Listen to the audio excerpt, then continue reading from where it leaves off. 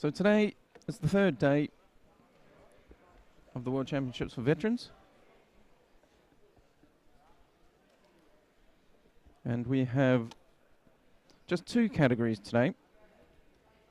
We've got the men M4 and the men M5. So as we've said on the last 2 days, the veterans competition is broken into both weight categories and age categories. And today we have the M4 and the M5. Now, as with most days, we're going to stay here on mat 3 most of the time. But there's 5 mats in operation. And you can follow all the action that you want to watch just by clicking on the buttons on the left-hand side there on ippon.tv. So the action, just to let you know what's happening, on mat 1 we'll have M4 men, and that's the under 73 and under 81 kilo categories. On mat 2, again M4 men, we're going to have the under 90, under 100 and over 100 categories. Mat 3, and that's where we are. We're looking at mat 3 right now. We're going to have the M5 under 81 kilo, the M4 under 66 and the M4 under 60, which suits us. We've been on some of the heavyweights most of the week so far. Mat 4, we've got the M5 men again, minus 73 kilos, under 66 kilos and under 60. And on mat 5, M5 men under 90, under 100 and over 100 kilo categories. And the way it'll work, we go through one round. Generally, we'll go through first round of the under 81 kilos, then first round of the under 66, first round of the under 60s, and then round 2 through the cycle like that. So if you're trying to follow along at home, that's the way to do it. That's what you can expect.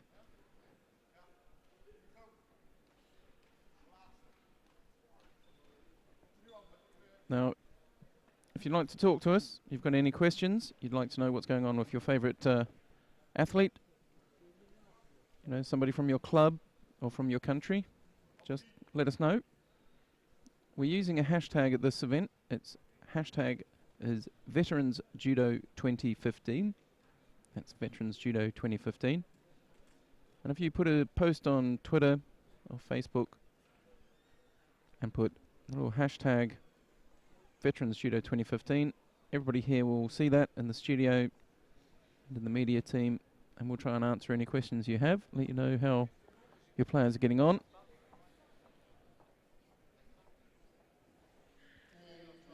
So the competition is just about to get started. One of the organisers just wishing everybody luck. The referee is just coming to the tatami now.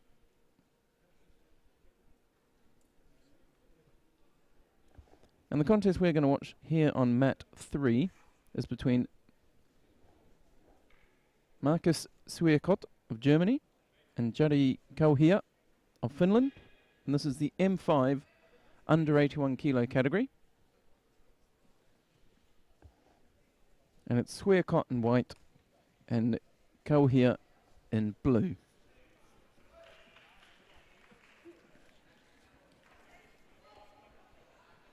And that was a quick one. Straight away, Ippon may get it reassessed. Not sure if that was a referees commission. Just want to take a look at that before they award the Ippon. Referee in the middle, a little quick off the mark.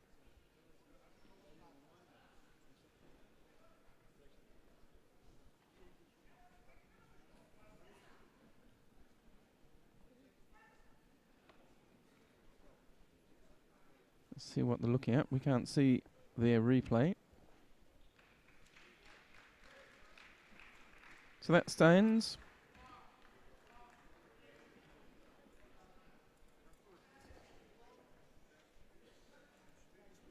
And Kauhia of Finland goes through to the next round. So the next one will be between Kenneth Larsson of Sweden and Paul Cummins of Ireland. Again, M5 under 81 kilos. It's quite a large category, so it'll take us a little while to get through it.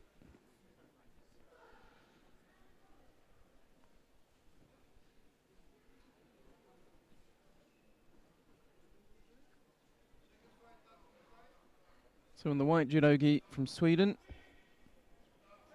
that's Kenneth Larsson, and the blue judogi from Ireland, Paul Cummins.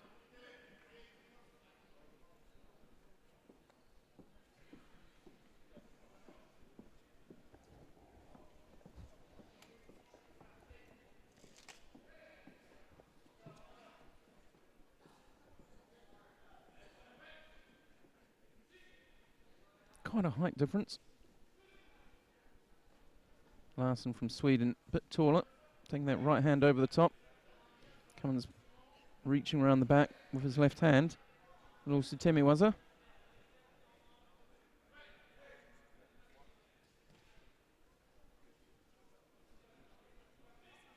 Sliding out to the corner. And see that low grip on the sleeve.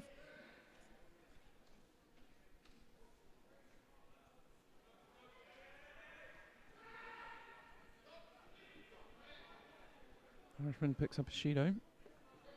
Slips behind his Swedish opponent. See a nice shot of them there, just getting those lapel grips in. And they both change sides.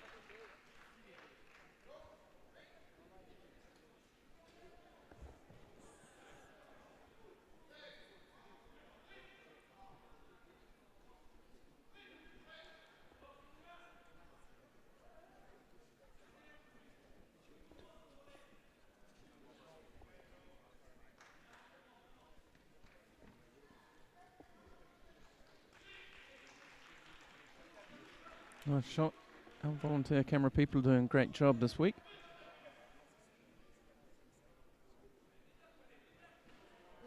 Working with the local organisers. Cycle through our camera people. You can imagine it's a long day for some of them, a long week.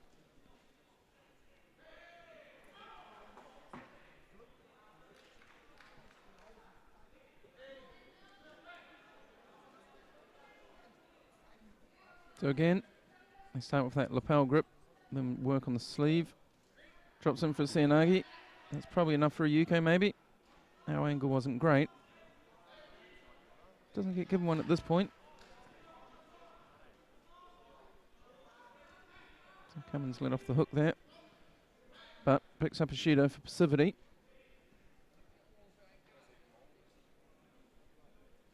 You can see there, they've switched from having the lapel grip in there and then switched to the other side. Jumping in for a Taitoshi.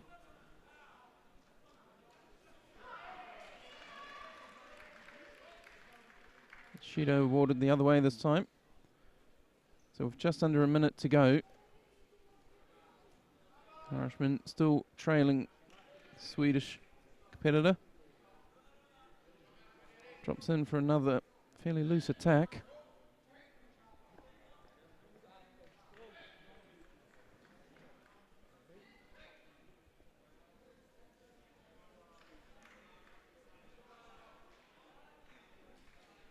Okay, 38 seconds to go.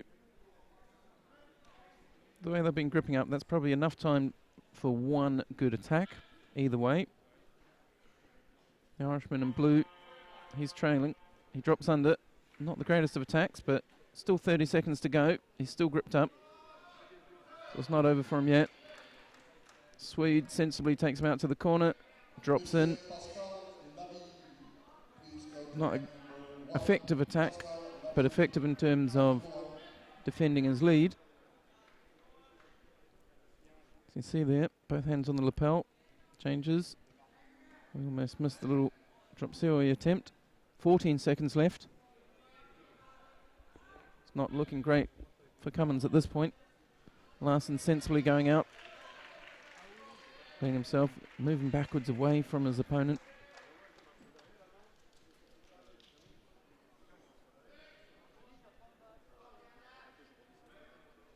So 1 second, Mate called at 1 second. Cummins picks up a Shido, but it's not going to make any difference. He was trailing already.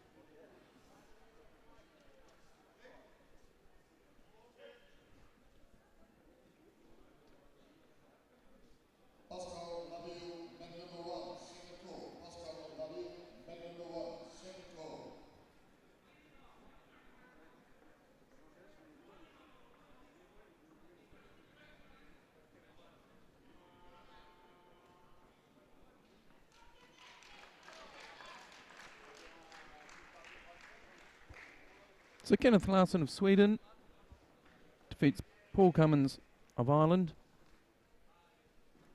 We're in the opening rounds of the 2015 World Judo Championships for veterans here in Amsterdam in the Netherlands.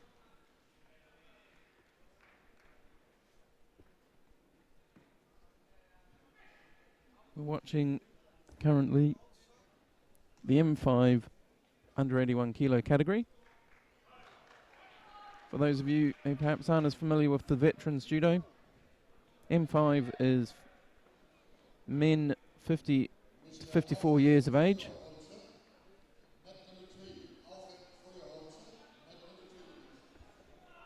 And if you're looking around, if you're looking for action, there's plenty of it. We have 5 mats running at the same time. We have down on mat 1, John Larson of Denmark just beat Stephen Bowles of Great Britain. Literally just as we said that. And then on mat 2, Frédéric Salvary of France is on the mat with Ian Kelly of Great Britain, and that's in the M4 under 90 kilo category. Mat 4, you've got Johan Lambrecht of Belgium against Tigan Galiev of Kazakhstan in the M5 under 73 kilo category. And all the way up on mat 5, just doing some groundwork as we speak, you have Yuri Plaustiuk of Belarus against Andrei Kalinin of Russia.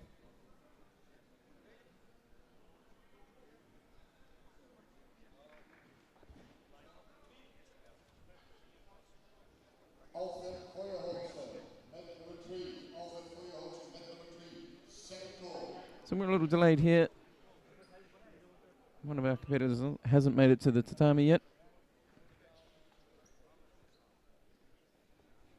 We are due to watch Francois Boulet of France versus Alfred Feuerholzer of Austria, and it's Feuerholzer in the blue judo gi, who's just looks like he's just arriving now,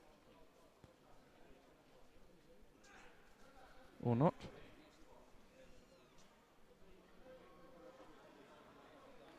And Boulier of France, he's just outside your shot on the left-hand side there.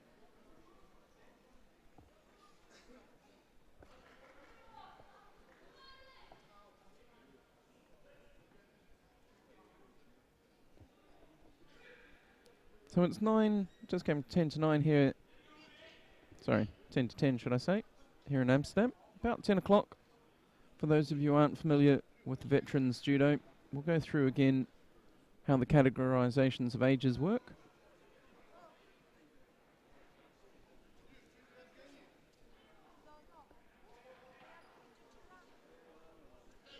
If you watch Ippon.tv pretty often, you'll be familiar with how the senior categories work. A little simpler than the veterans. Veterans a bit more complicated due to the age categories.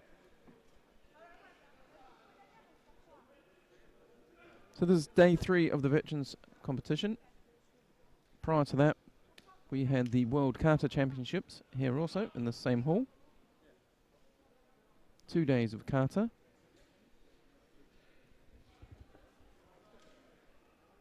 I'm not sure how many competitors and the veterans were in the kata as well. But on Saturday we had the Nagano kata and the Katami no kata and the Juno kata. And on Sunday, Kimi no kata and the Kodokan Goshinjutsu. There's some footage of that has been recorded. I'm not sure when it'll be put online.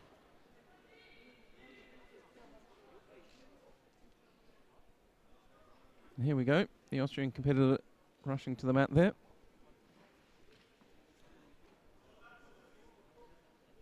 Sometimes it takes the start of the day, a few hiccups and getting people to the mat on time.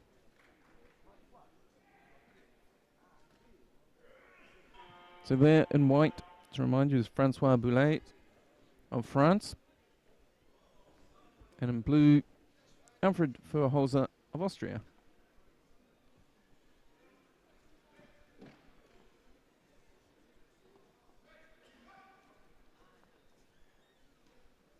Nice Uchimata. Oh. Right off the mat. into the advertising.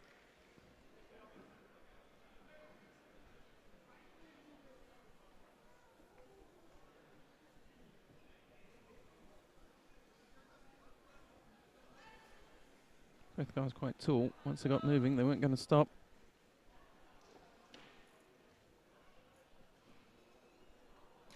You see them on the near side, both of them trying to control the lapel here on the near side. And see now as they've rotated around, I'm trying to find the sleeve grip that suits them.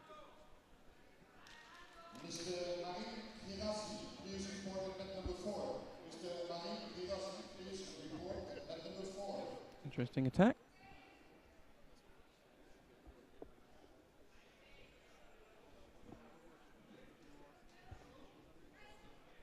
So Fuhlhauser picks up Judo. 2 minutes left, just over 2 minutes. One Judo only. That's all there is in it so far. Quite cagey. Some good attacks.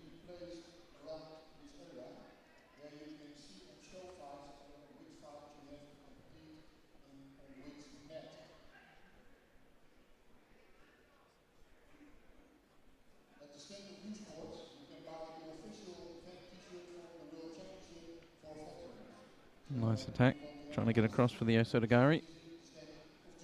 Good use of the tatami. One of the patterns I've seen over the last couple of days is the great use of the contest area. Perhaps a lot of these guys are fairly experienced. Maybe used to the older rules where we used the edge a lot. We sort of come back into vogue.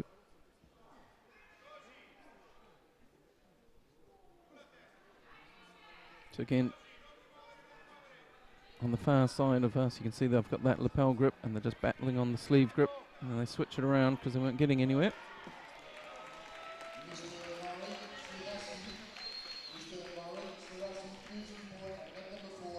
Drops in for the drop seaway, not quite enough rotation.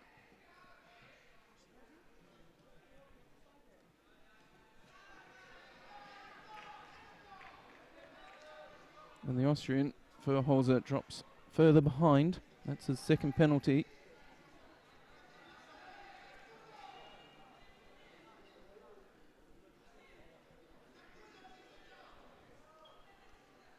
.40 seconds left.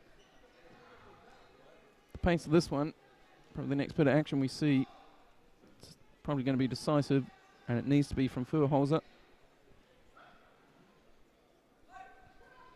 Otherwise, Boulet of France is going to walk away with this one. Down to 22 seconds. Mate called. That's a third penalty against Fuhlhauser. Awkward time for him. 15 seconds. He's not been able to make anything so far. Let's see what he's got left.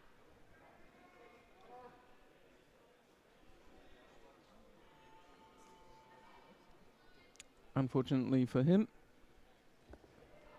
Francois Bouliez of France just works him off onto the edge of the tatami, prevents him really making anything happen. And it's Francois Bouliez who will go through to the second round.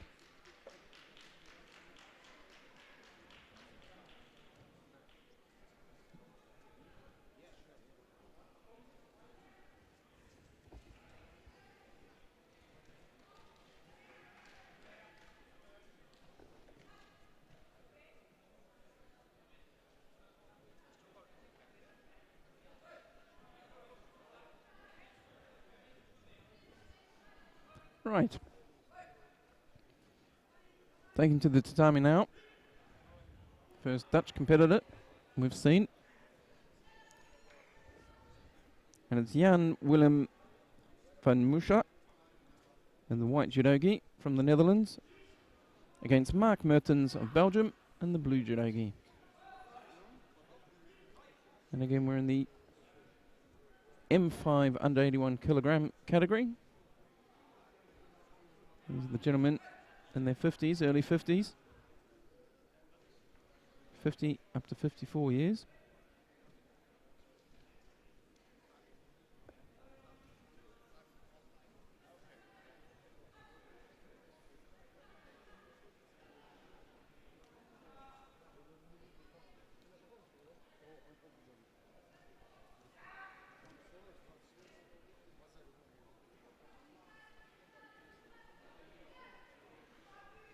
Nice stabs at Ashiwaza.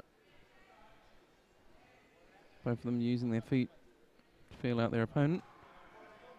Both of them having a shot at Seoinage as well.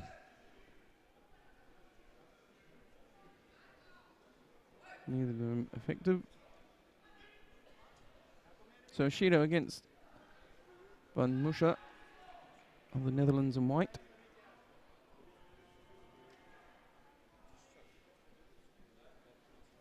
And moving his left hand up around the shoulder. And then go for a high collar grip. Gets caught, goes across for the Osotogari. As the opponent lifts his leg and counters him. Picks up a Yuko and then gets him into Osekomi. But Van Musha is able to turn out of that one. This is a nice little counter. The Osoto was probably just a touch loose. But it could have been worse. He managed to get out of the Osekomi. Didn't give away any points on the ground. Let's see, he's going to have to tighten up. Van Musha is going to be a little more, has to be a little more decisive with his attacking.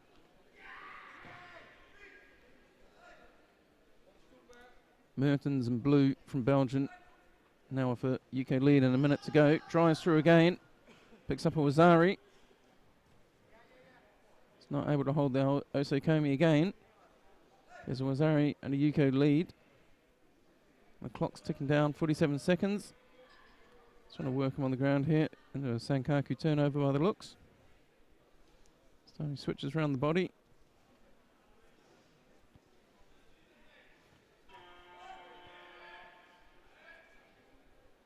Defends now. So 2 good throws. 2 good examples of Ashiwaza, really, from Van Musha. Oh, sorry, from Mertens, should I say?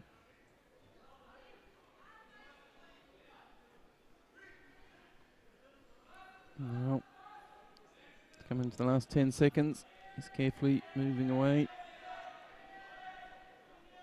Unusually in ways he's defending, but with his back to the outside edge. Most people go the other way around. Okay, and the clock runs out.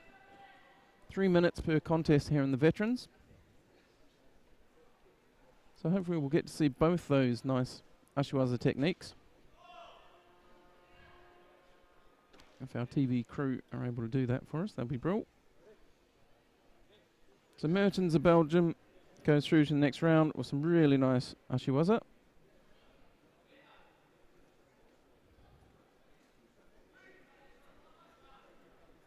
So here we see it. Counter drives through. That was really nice.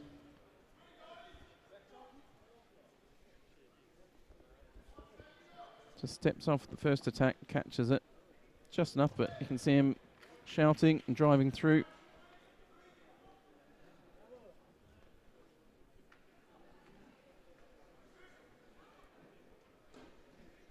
Really following through. Okay. We come to the second quarter of the under 81 kilogram category. In the white judogi from Great Britain, Ian Hay. And in the blue judogi from Russia, Kirill Ionov. That's Great Britain in white, Russia in blue.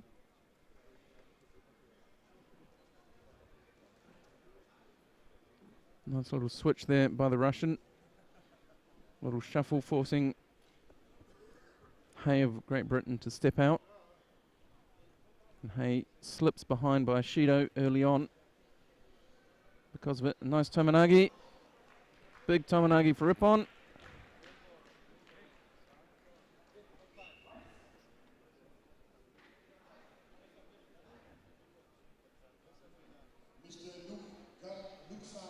I'm sure we'll see that one. That's one for the highlights reel. Really nice Tomonagi. See here, just moves, drops under. Controls it all the way.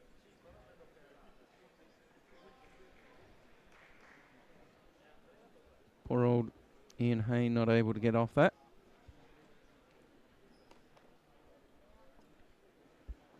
So an ippon to start us off into the second quarter of this opening round.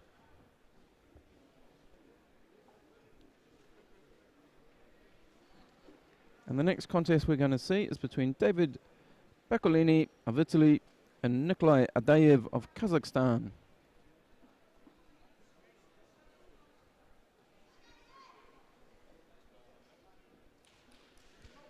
Referee invites him onto the contest area.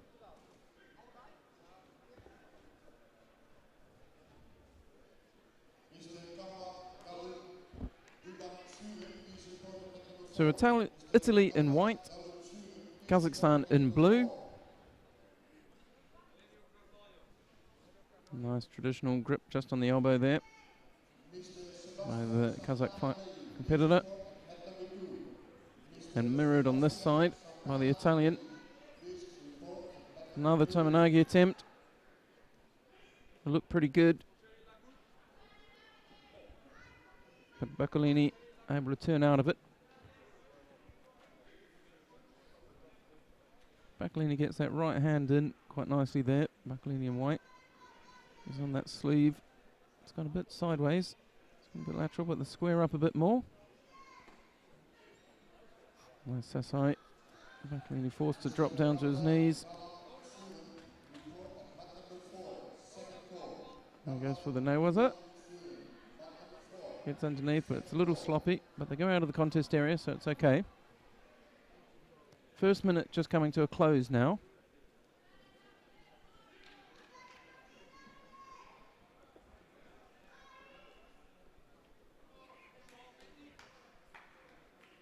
First attempt, Bakolini with the ippon seoinage. Osotogari, really good example.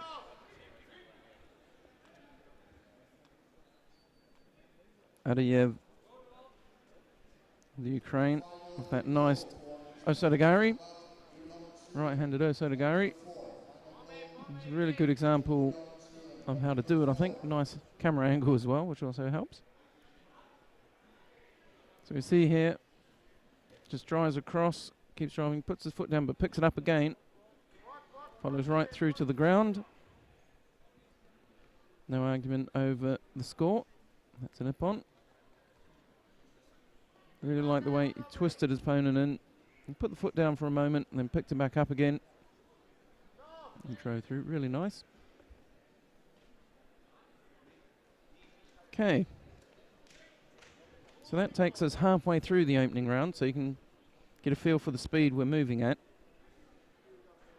One player we're not going to see straight away is Joseph Ragan of the USA. He's got a bye. And as one of the players cleans, just fixes up the mats. Like being at a kids' tournament. Yep, so the athlete's fixing up the mat. Nice smile from the referee for the help. So like I say, Joseph Ragan of the USA, he gets a bye. We go down, and this is the last contest in the first half of the elimination round. And this is between, just check I'm right, yes, Olaf Roderwald of Germany and Jean-Francois Rigenbach of France. There's Roderwald of Germany in white, Rigenbach of France in blue.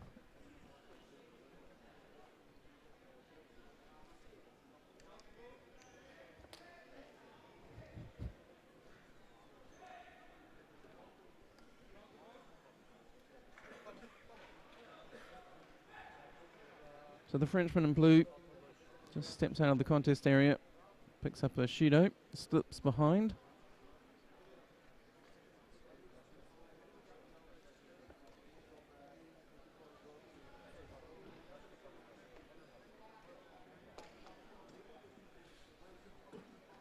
You see lots of pressure being applied on that sleeve. Pull and turn, almost, but the German able to ride that one. You could see where he was going with it.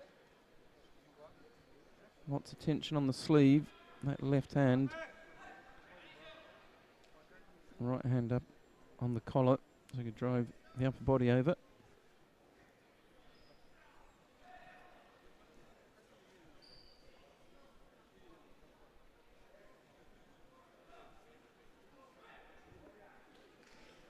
Ringenbach picks up his second Shido. He's really slipping behind now. First minute's gone. He's already 2 Shidos behind. Now he's being forced along that edge. There's him pushing to stay in the contest area. He doesn't want to give away another one. See, forced to do a little drop attack. Try and get any attack in rather than step out. Still gets penalised for stepping out. But I think the referees commission might step on that one. That one's going to get reassessed. They take away that penalty and they give a Shido against White, against the German, for just pushing isn't Judo. Just a little excessive in his controlling of the space. He needs to put in some attacks as well. It's good that he uses space like this. A little twist there.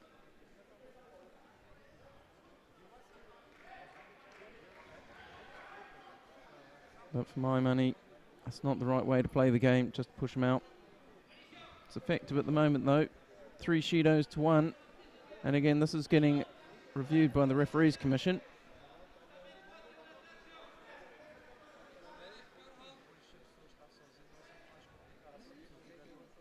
So the referees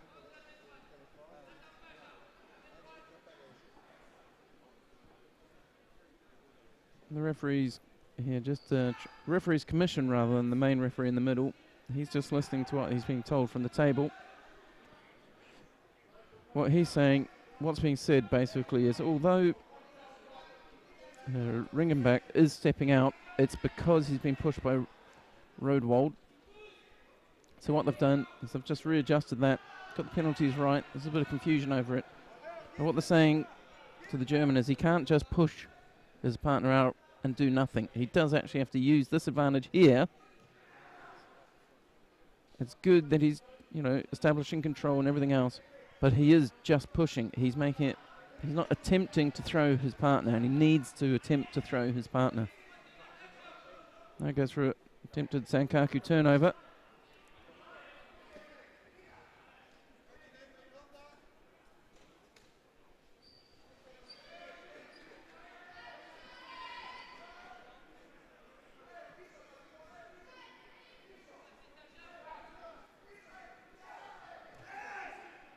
So there's 47 seconds left on the clock. There's 2 Shidos apiece.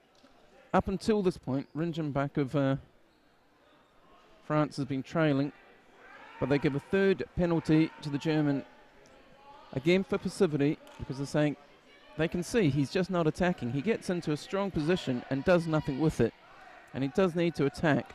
Which you see there, the Frenchman, Ringenbach, even though he hasn't got the greatest of grip and he's in a bad position, is at least trying to attack.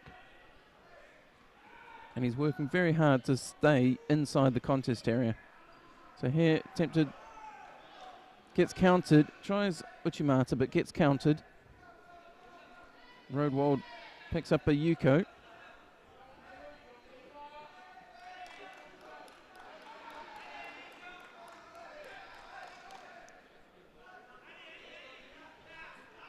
Ringenbach coming forward. He's got to give it everything he's got. He's got 10 seconds left to try and change this, but again, just driven into the corner. Manages to swivel out, but can't get a good attack in. 2 seconds left. And the clock runs out. Unfortunate for the Frenchman.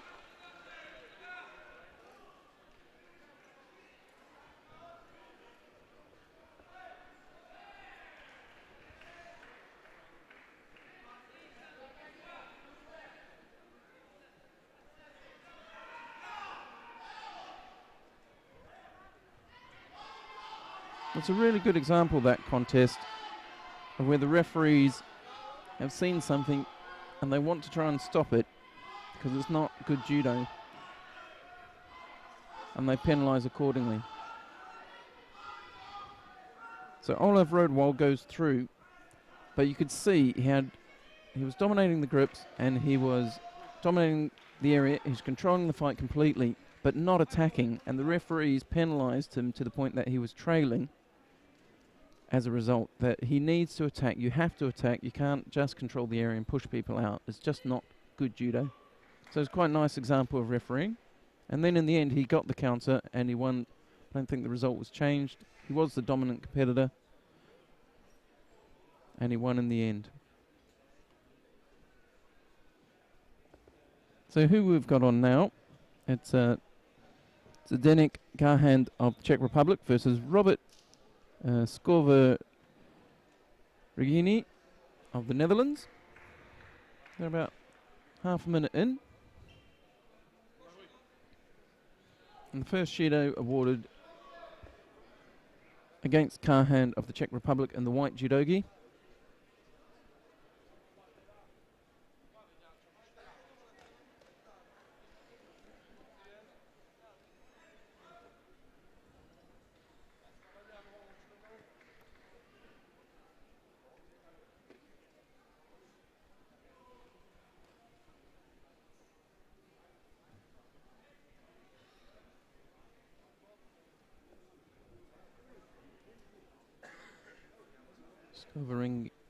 Scover, how do we say this?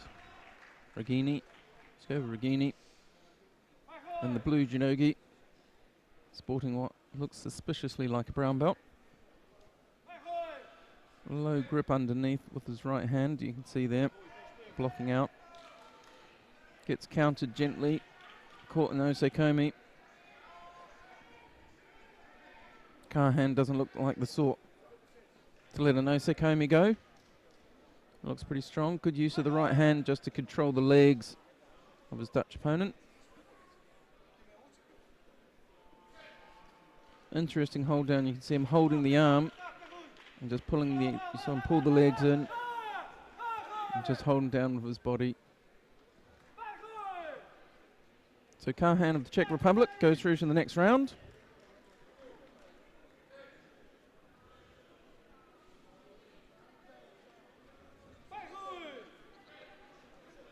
And the next contest we're going to have will be between Jean-Michel Nagaro of France, who will be in the white judogi, and Maro Koshinov of Kazakhstan, who will be in the blue judogi. And this is the elimination rounds of the under 81 kilo category, men in the 50 to 54 age range.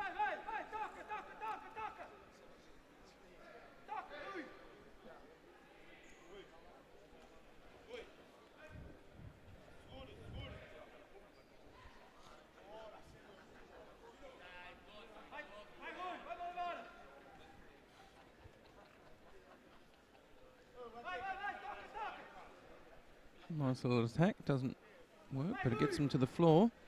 Let's try a nice roll now. Wouldn't know, was it? Not sure if he's got the shimmy wazzer on or not from here.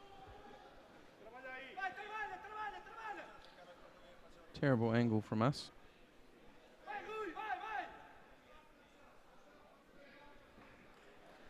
So he survives that one. 2:27 on the clock. No scores on the scoreboard.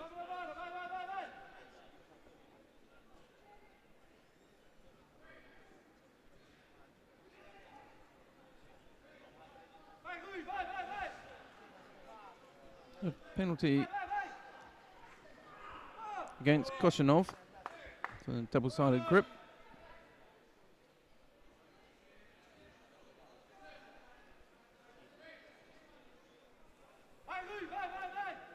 I like Koshinov's judo.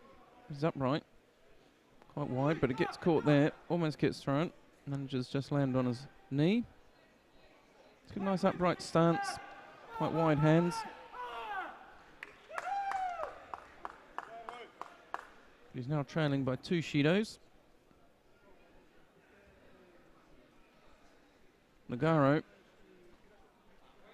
It's got that high grip. You can see that right hand comes across, quickly grabs the sleeve just as he turns his hips in. If you watch them as they grip up next, you'll see Nagaro, he's much more side on, puts that grip in on the right there. Then looks for a sleeve grip, and he's going to throw that hip across. Quite bent over. See him just feinting with the hip.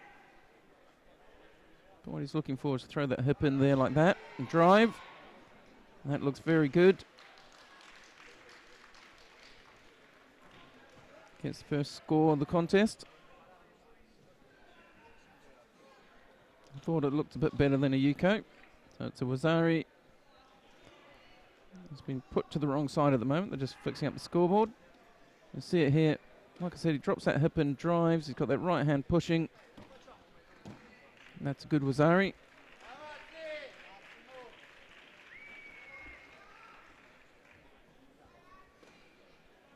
So Koshinov, he's felt that throw now. Nagaro knows that it works.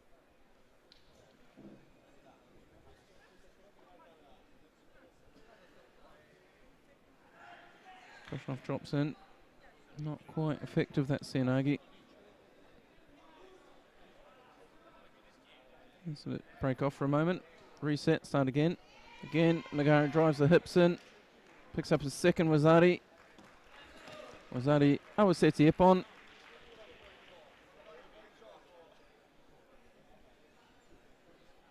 Goes to show, even if you know it's coming and you've felt it once, if it's good, it's good.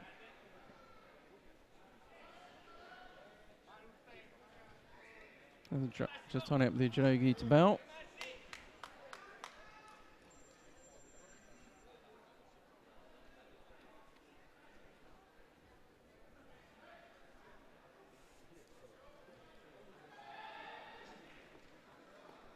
Up on mat 5. Be very naughty and say to all the British people, if you want to tune and watch now, John Thacker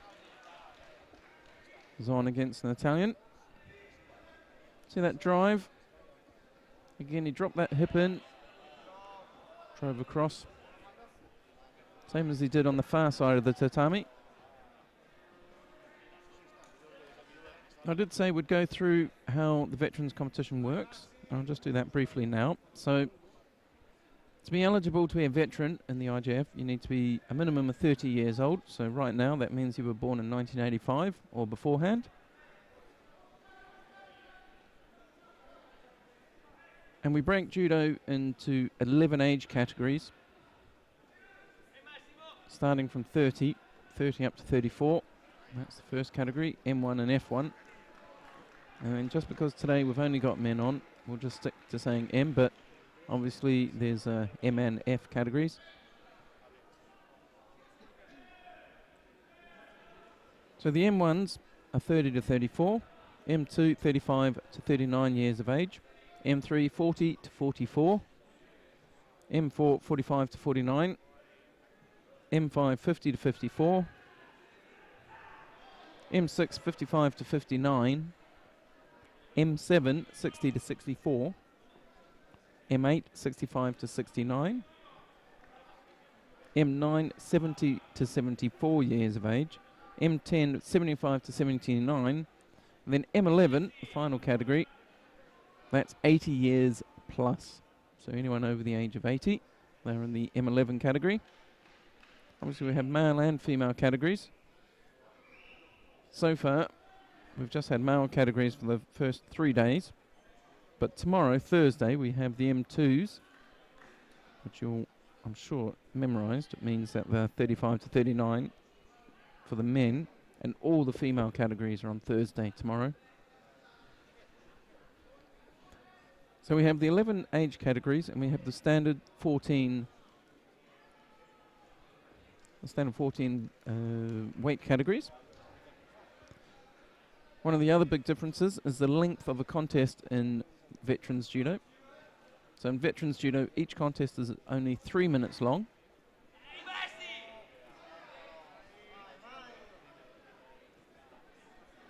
And if it's a draw at the end, it goes to golden score. And the golden score, just like in senior judo, is unlimited time. And that just carries on.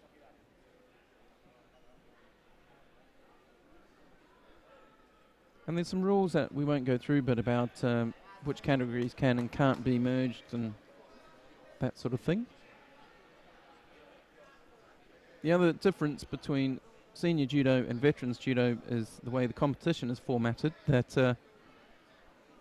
for example, if there's 2 entries only, it'll be a best of 3.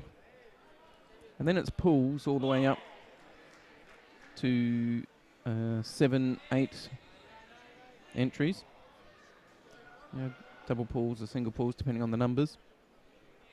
And then from 9 entries and more, it goes to a knockout system, but it's a compound knockout with double repechage, which again is different to the senior judo. So everybody's guaranteed 2 fights at least. If you go out in the first round, you still get to compete again.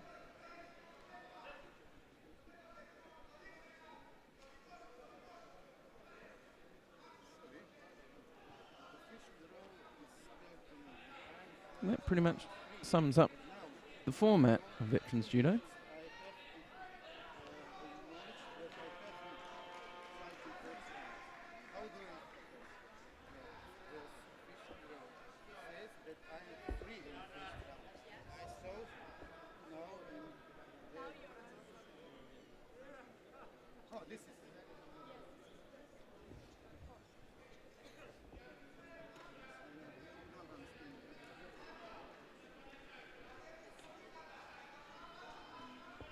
So with that out of the way, let's carry on. I'll tell you about what's going on in this mat. So this is a contest between Russia and Brazil. We're a minute 32 into it. Again in the M5 under 81 kilo category. And it's Nikolai Igrushkin of Russia and Marco Aurelio Trinca of Brazil. And it's Trinca in the blue judogi and Igrushkin in the white judogi. Igrushkin in white, slightly taller. Nice move there. Igrushkin trailing by 2 Shidos so far, with a minute to go.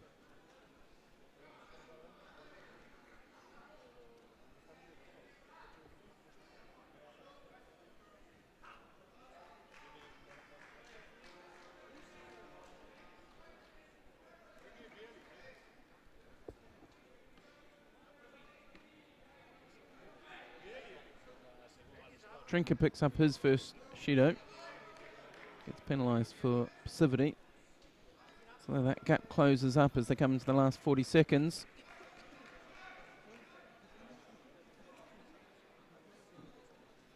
Trinca's leading, but not by much.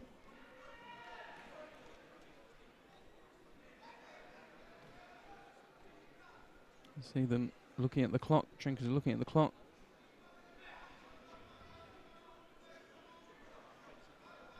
He's got to stay positive. 20 seconds. That's long enough to get a penalty. Don't want to do that. Got very close to get turned there by the Russian. Trinca just managing to stay on his front. He's getting in trouble here. Very close to getting caught in Osekomi. But now he's going to work on the ground. But risky near the end there for Trinca.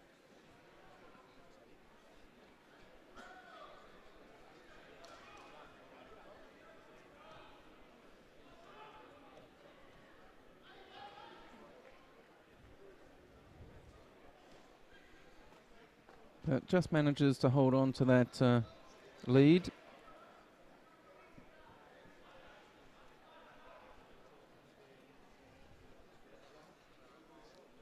And Bushkin just not quite able to catch up.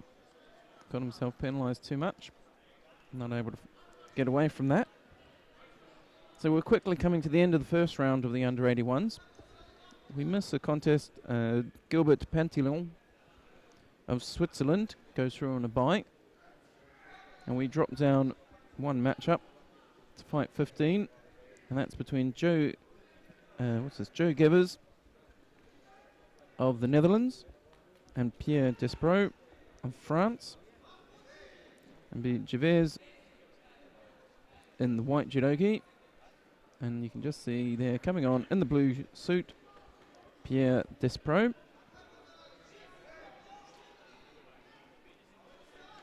Three minutes on the clock. And off they go. These guys a bit more active, quite bouncy. Both look fit and strong. Skipping along the mat.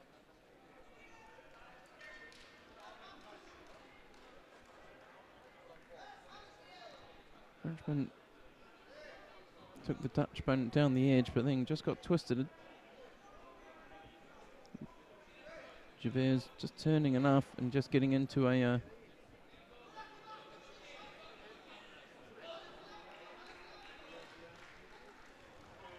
Javers just getting turning just at the last moment, applying some pressure in the corner. Little pause. There was a Asakami creeping onto our mat, so the referee just holding off for a moment. Some nice strong grips, lots of movement, and again you see Javers turn, control that edge. Comes in, little Kouchi attempt, but Despro has taken a hit to the face. Lost a contact lens or something by the looks of it.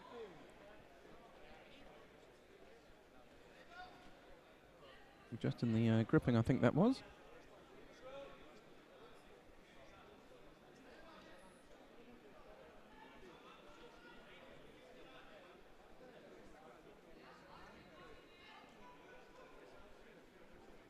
They're off again.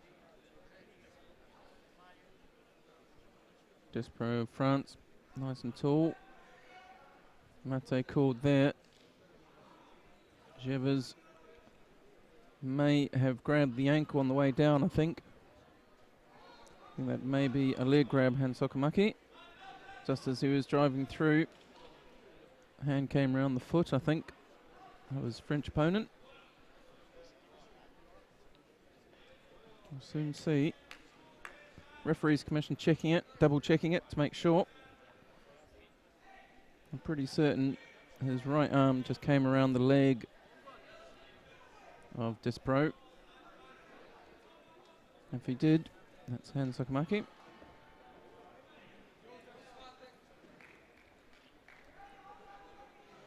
But apparently not.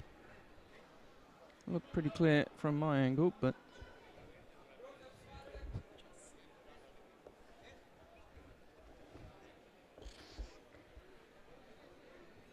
we'll get that one clarified. But I got looked at by the senior referees, so you're right. And I'm sure there are, perhaps a little looser of the rules given the age groups involved.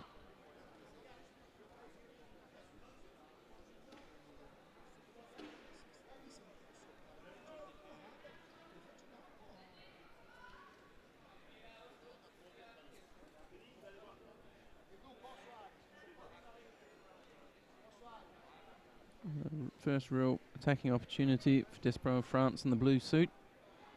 Attempting some nail was it, but Javers' defense up to the task.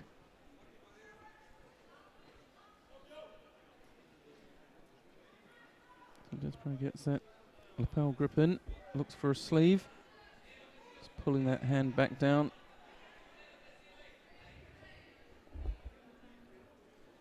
Joe Gavers, Kouchi again. Despro penalised for a Shido passivity. But if you watch that Kouchi Joe Gavers is doing in the white judogi, that hand does come off the lapel. He does tend to let go and looks suspiciously like he wants to grab the leg, even if he doesn't actually grab the leg. At a guess, I'd say that was something he did previously, before the rules changed. It's a hard habit to break once you've got it.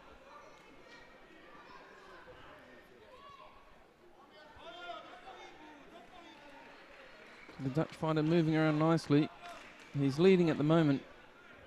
Despro slipped behind by Shido only.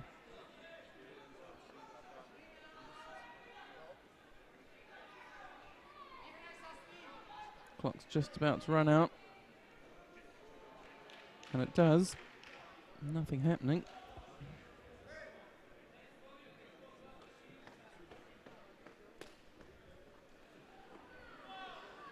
So Joe Gavers goes through to the next round. Arguably lucky. He was very close to getting penalised for a leg grab, and that would have been Hansokamaki and all done. I think just near the end, just pro gave away a Shido, didn't put in enough attacks. Joe Gibbers of the Netherlands goes through to the next round. Okay, and this brings us to the last contest in the opening round of the M5 under 81 kilo category. And we've got Jürgen Wagner of Germany in the white judogi, and Ara-Pekka Nieminen of Finland in the blue suit.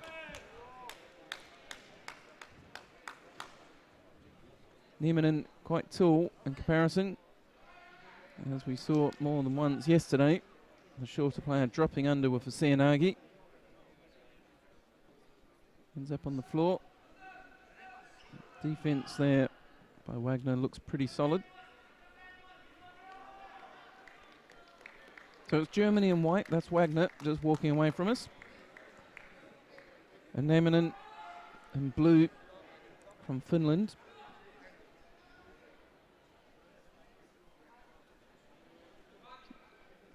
Again, lifting Wagner, trying to find some chink in his defensive armour.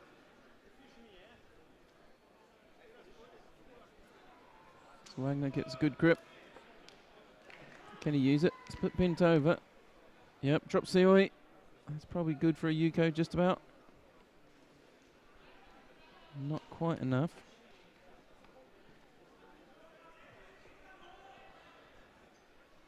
That's the first time I've really seen him establish a solid grip first.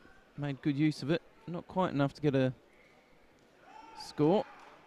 And he counters Nieminen straight into the Osekomi. Loses it.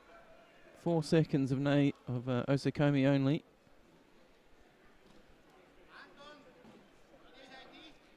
So Wagner looks pretty handy in Newaza. His defense has been solid. First time he gets a chance really on the ground, makes good use of it. We're just coming to halfway. And it was all Nieminen to start with, but Wagner's put in a couple of good attempts so far. That wasn't one of his best.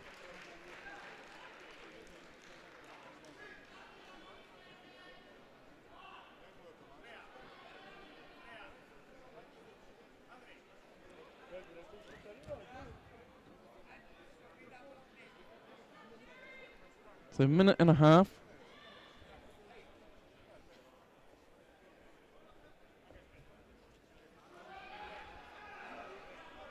Wagner very bent over, low grip. Tries to go with a Kosoto Gaki. Sort of a drop Kosoto Gaki. Doesn't work. Ends up Nieminen on top of him. Oh, we've just lost our camera. Sorry, we're just having a camera fault there. Just check the connections there. Having some issues with that camera right now.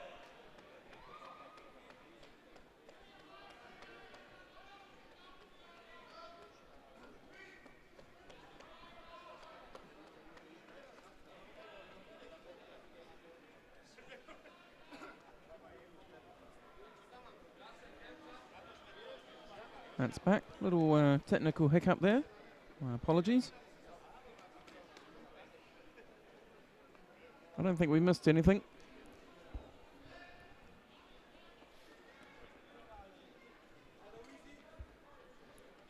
So Jürgen Wagner and the white judogi from Germany.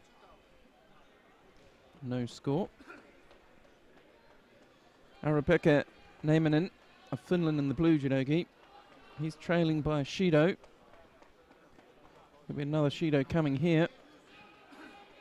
Double-sided grip.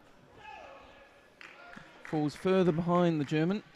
Nieminen really having to work now. 20 seconds left. He really needs to get a score on the board.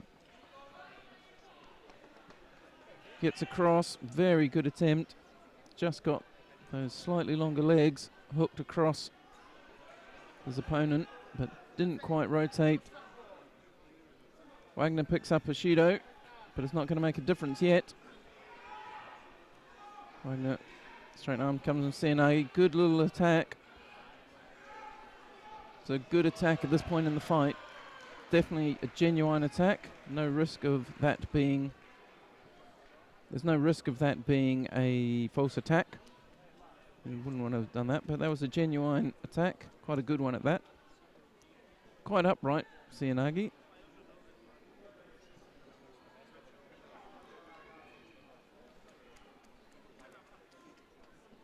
But with 6 seconds left on the clock, Nieminen trails by 1 Shido.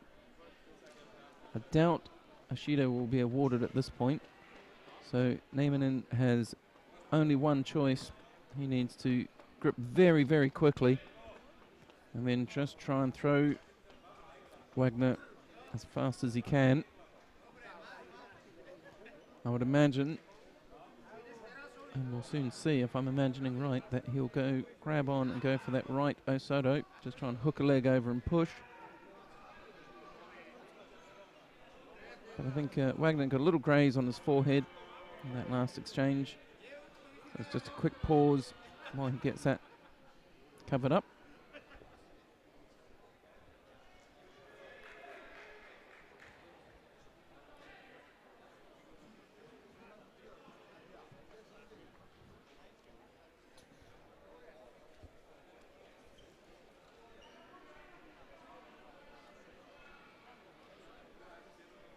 It's actually getting a little crowded over there where they're doing the first aid. You can't see it, but there's another player, just another follically challenged man with a graze on his head.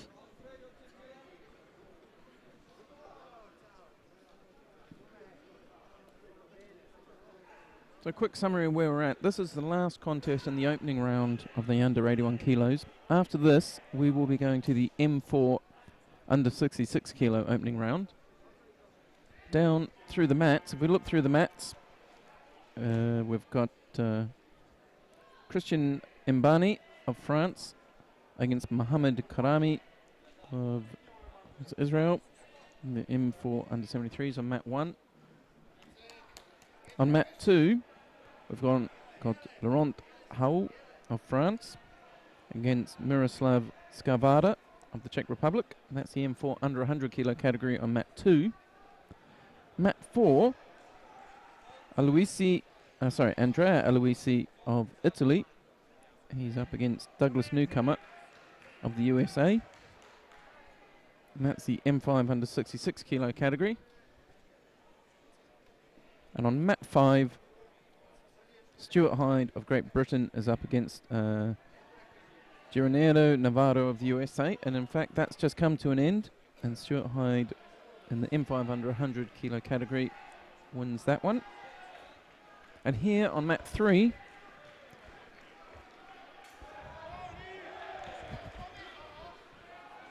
we've got Jürgen Wagner. He's just come back on the mat. You can see he's now sporting a nice headband. And Arapeka Nieminen.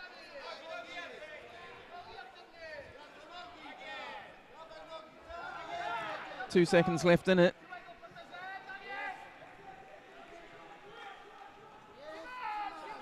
Nieminen not able to catch up. That single Shido difference. So Jürgen Wagner goes through just on Shidos. He did show hints of having a quite nice Cianagi hiding under there. We didn't get to see it. So that's the closing of the first round of the under 81 kilos. And we will go on to the under 66 kilos now. And this is M4, so that's guys in their late 40s, 45, 46, 47, 48, 49 years of age.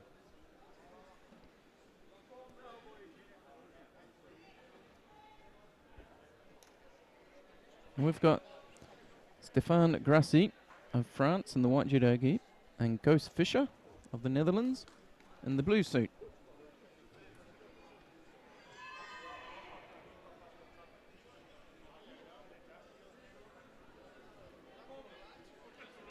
It's a smaller category, this one, than the last one. So the opening round won't take overly long. There's only 4 or 5 lots of people with buys in the opening round.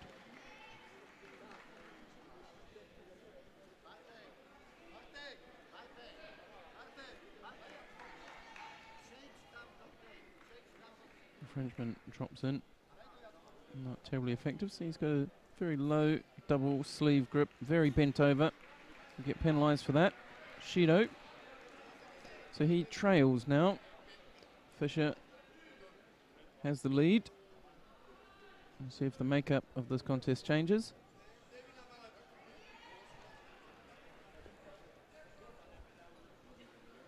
Straight into Newaza.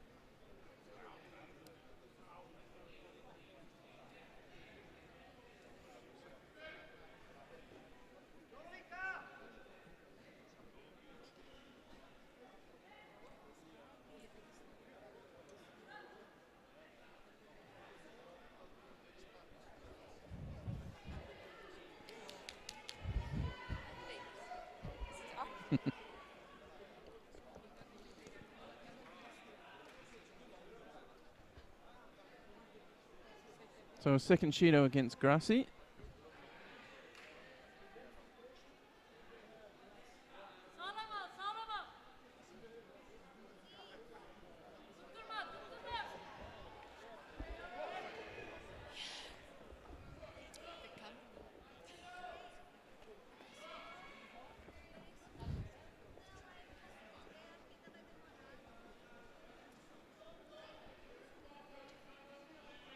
So we're just coming down to the last minute of this contest.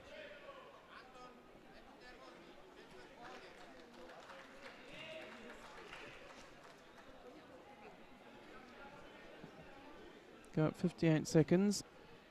2 Shidos against Grassi. Nothing against Fischer.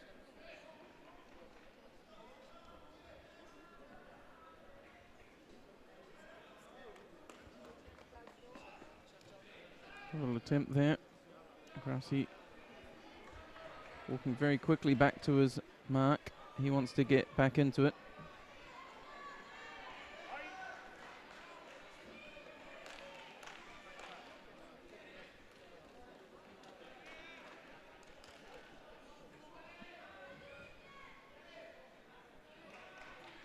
Pushing really close to the edge. I don't think that's a good way to spend your time at this point. He's trailing by 2 Shidos. Just trying to push his partner out isn't what we need at this point. He needs to really be trying to throw. Fischer does pick up a Shido though, but with 12 seconds, I think it was the right strategy to employ.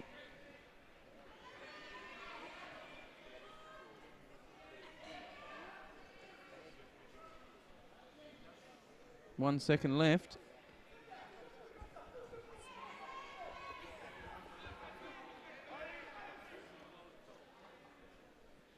Okay, so the time runs out on that one, and it's 2 Shidos to Grassi, 1 Shido to Fischer. So, Ghost Fischer of the Netherlands, he'll go through to the next round.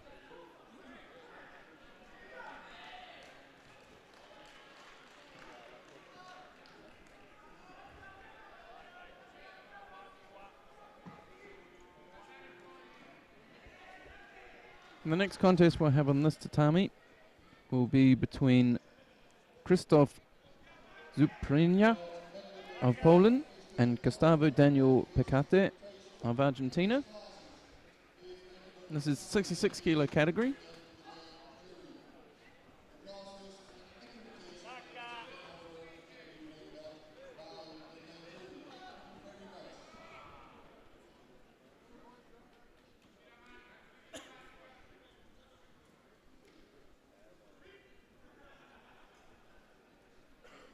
First 15 seconds gone.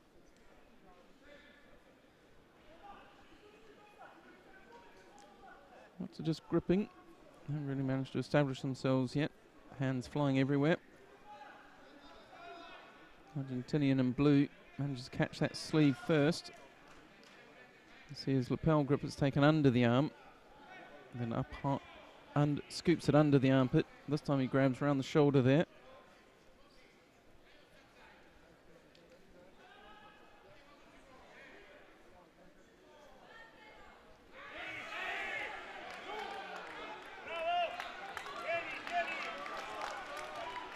Suprinya, Poland gets Shido, passivity. Kosodaga from the Argentinian.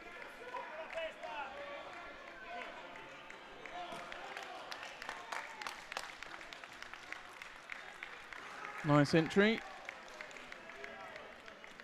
They're calling that Wazari. I've given the Argentinian a Wazari for that, personally. I thought it was an attempt at a Sitemi, was it?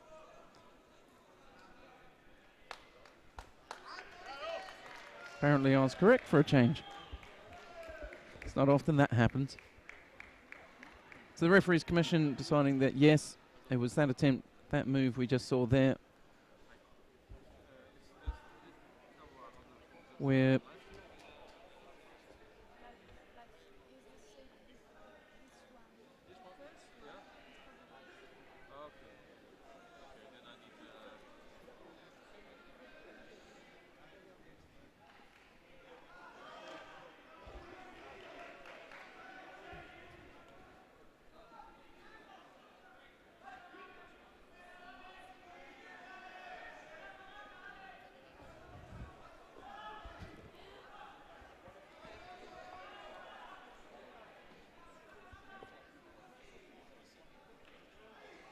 so right out on the edge. Another good attack by the Argentinian in the blue suit.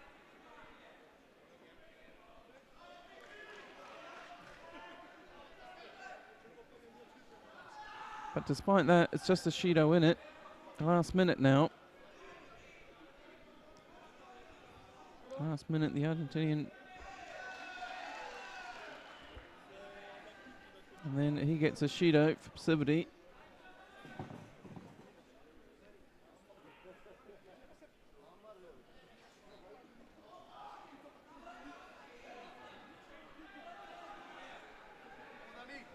So the scores are tied.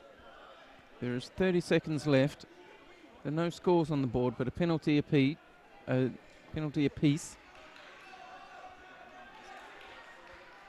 28 seconds left. The clock starts going. Mate called. Referees commission looking at something. They decide to clear off the Shido against the Argentinian. I thought it was a bit harsh because he'd just done the attack in the far corner, far left-hand corner. And they immediately gave him a Shido. Happens sometimes if they have an attack for a long period and they're just about to give it and they do an attack instead of a half attack, but I thought it was out. So he's now leading with 10 seconds to go.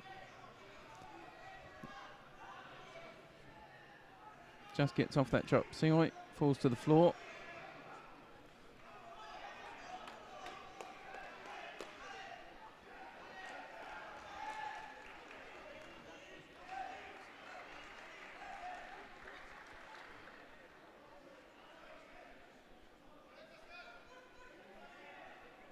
So the clock runs out. Suprinya not happy, a little disappointed, especially once that Shido, he tied it all up. And then the Shido got taken away after quite a long delay.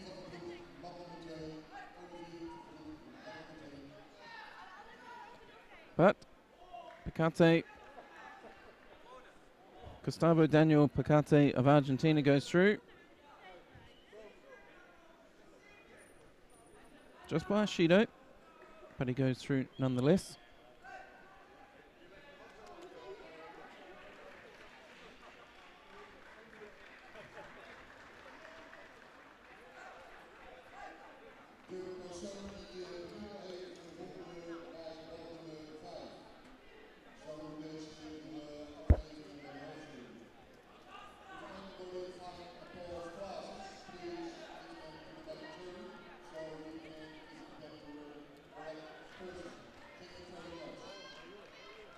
So just coming onto the mat now, we have Frank Navarro of France in the white judogi and Alessandro Casarin of Italy in the blue suit.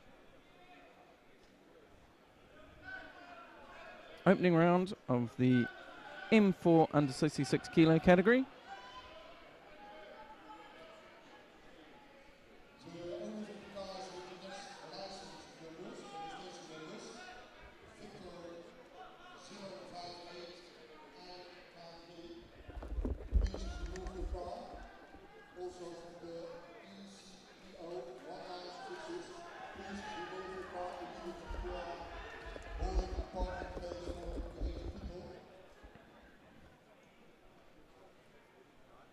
So, first 30 seconds gone, no scores on the board yet. Navarro in white from France, Casarin from Italy in blue.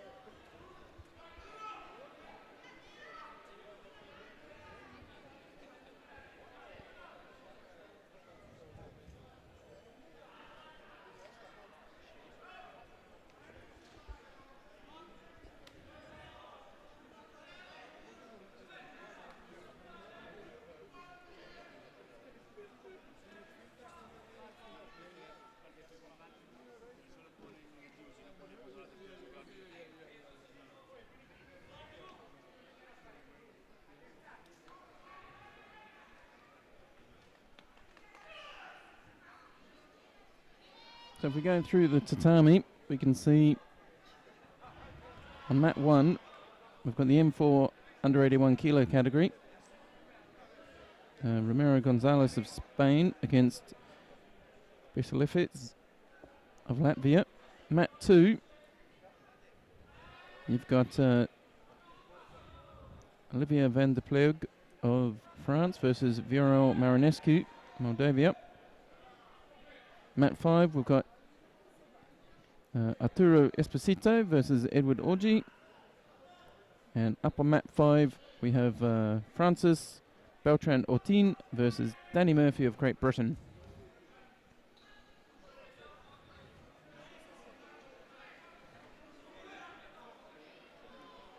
In this contest between Navarro and Casarin, 1 minute just ticked over into the last third. Navarro's leading by Yuko. He does have a Shido against his name as well. Casarin, no scores, but no penalties either.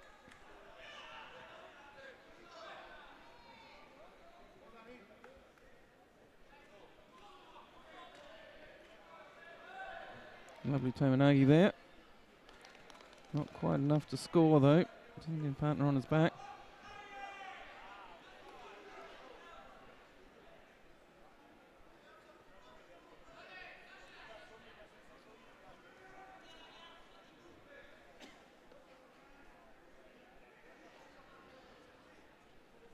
Danny.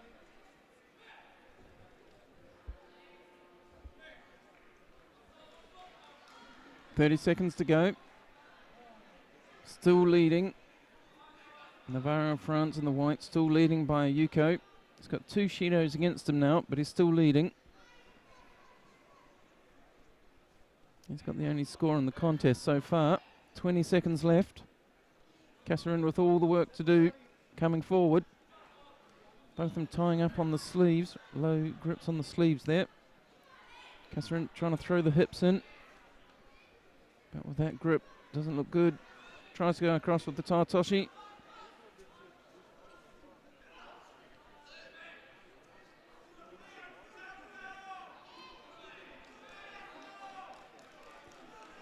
The time runs out.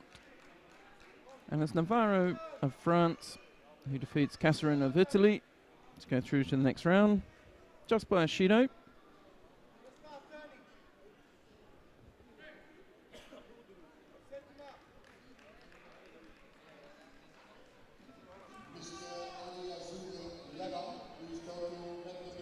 Okay, so with that we change category again. That's actually all of the opening round of that category. Lots of buys in that round because of just the numbers involved. And we go back and we're going to see, for the second time today, we're going to see Jari Kauhia of Finland and He's going to be up against Kenneth Larsson of Sweden. And this is the M5 under 81 kilo category again.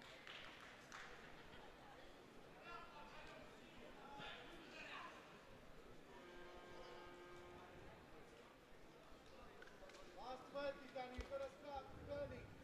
Yes, all the way. So Cohere beat Marcus Swierkot earlier on through Swierkot for Ippon. Larson beat Paul Cummins of Ireland, but it was just by a Shido.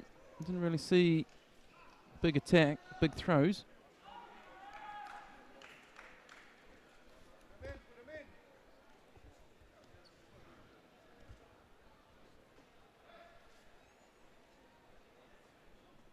Turn.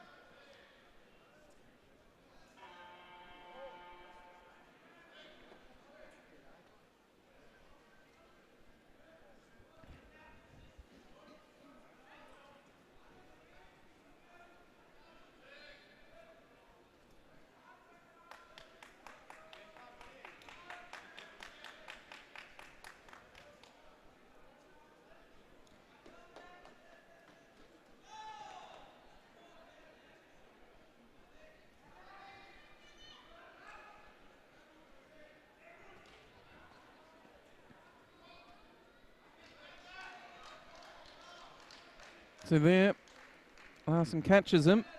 Ippon scored. Very slow getting up. That was a solid one.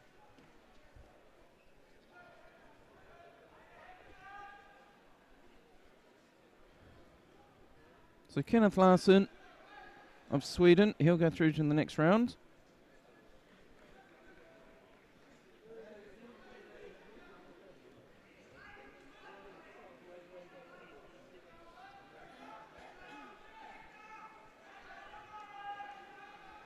We're in round 2, so we're seeing some faces we've seen before.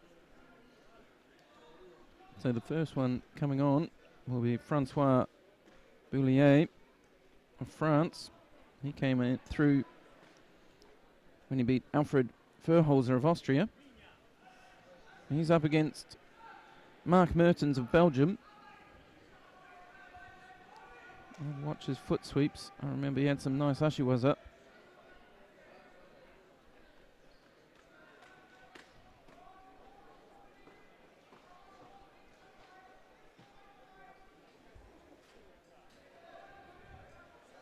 So if we look round, most of the mats are now, we're actually getting ahead on mat 3 a little bit.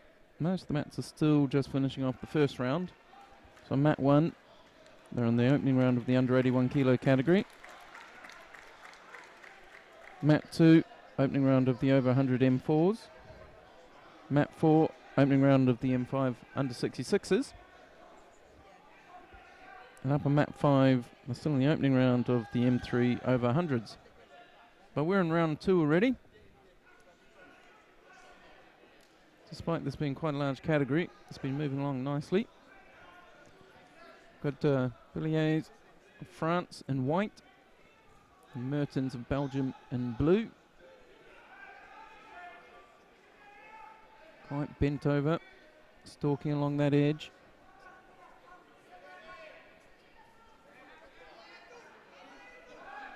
Scrabbling, trying to get that right hand over the top of Mertens. Mertens drops that CO8, but probably more to do with being on the edge and losing the gripping battle a bit.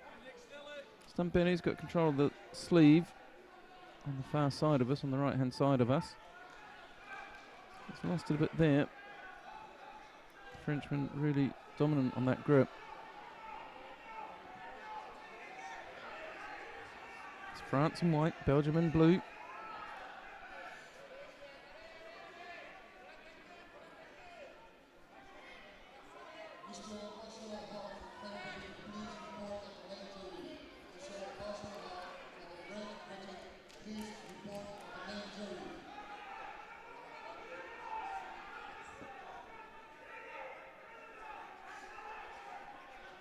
So we see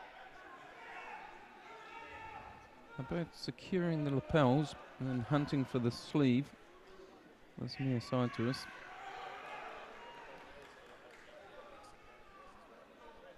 That time, Villiers dropped the hand up, got it up on the collar.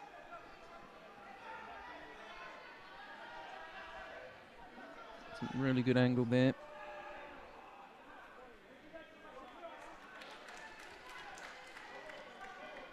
So the first movement on the scoreboard, it's a penalty against Villiers of France. Passivity.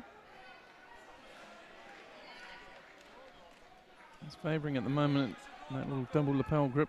You can see his left hand there really putting lots of downwards pressure. And he's using his right hand to really drive Mertens' other arm down. And once he does that, he's just slipping that hand up by the head.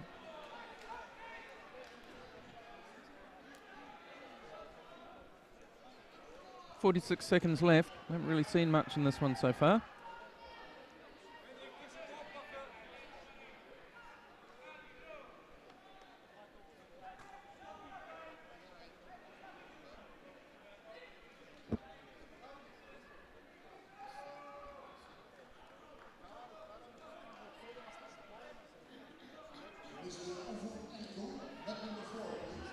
So the last 28 seconds. 26 now. Liège and France was trailing, but now it's all evened up with that Shido. So one Shido apiece.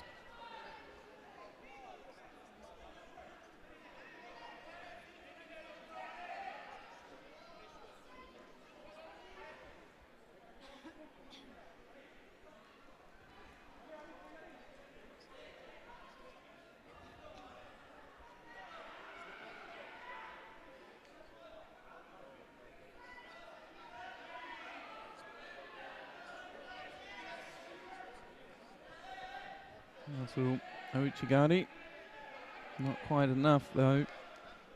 1 second left on the clock, but the scores are tied. No scores to either player. One Shido each. So this will go into golden score.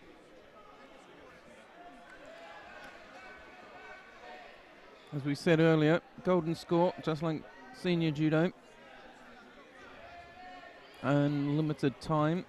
So no time limit on that. That will go. First score will win it. First Shido will lose it.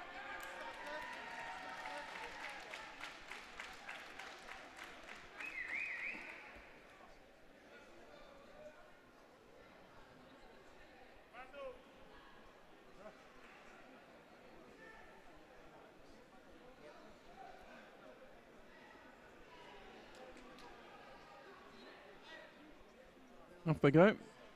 First golden score of the day.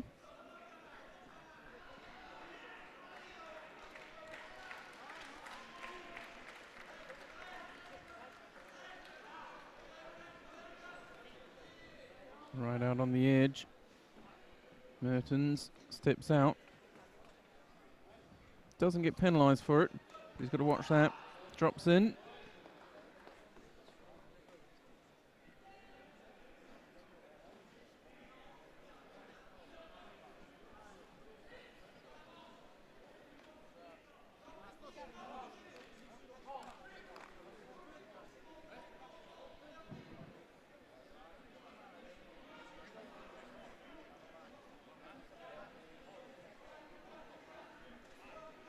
Shuffle along the edge of the tatami. 45 seconds of golden score gone already. And here's high grip, starts wrapping under that arm. Stands up tall, tries to grip over the top. Mertens drops down to Cianagi. Here goes for the no-waza. Can't quite see what he was going for. Both men very tired now. Minute and 8 seconds of golden score gone. Mertens, you see he's suffering. Slow to get up, very tired. Half a Cianagi attack. Dropping in on to one knee. But really not moving Villiers of France at all.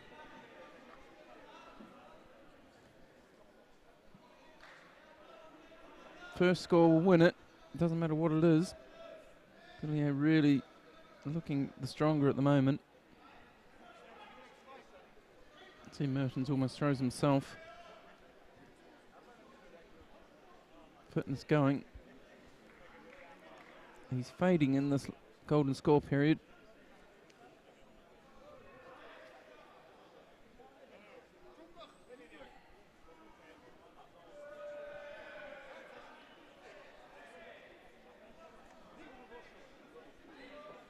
Slowly comes back. Minute 45, golden score.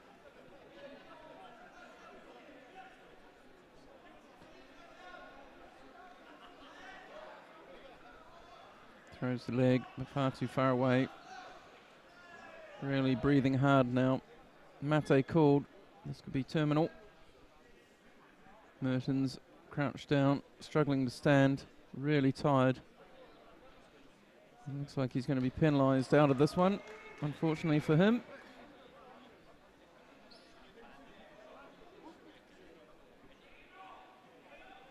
Yep.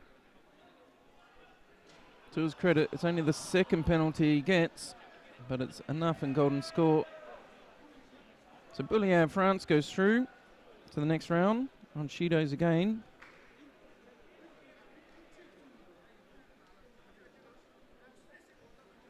And despite the valiant effort, Mark Mertens of Belgium, he goes out into the repechage.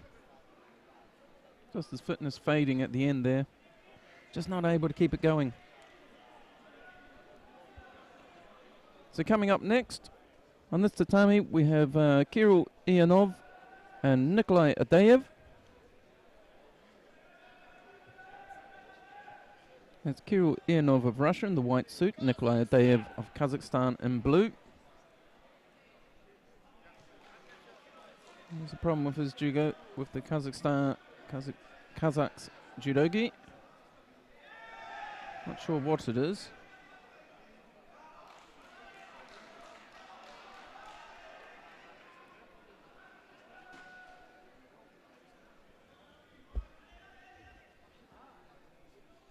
I think it's a case of that his back number's not been, his back patch hasn't been attached properly. Or it's going.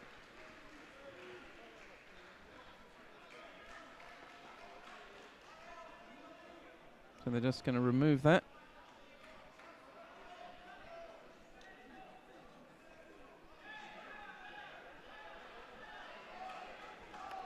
Excuse me for 1 minute, we just have a technical problem with the camera.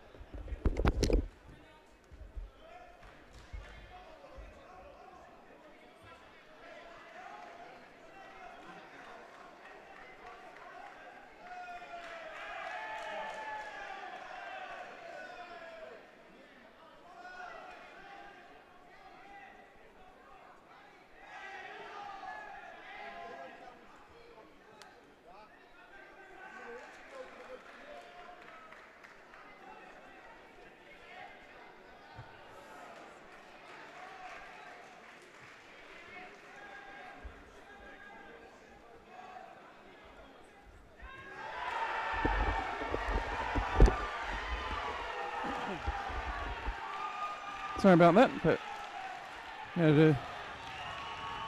having some issues with this camera.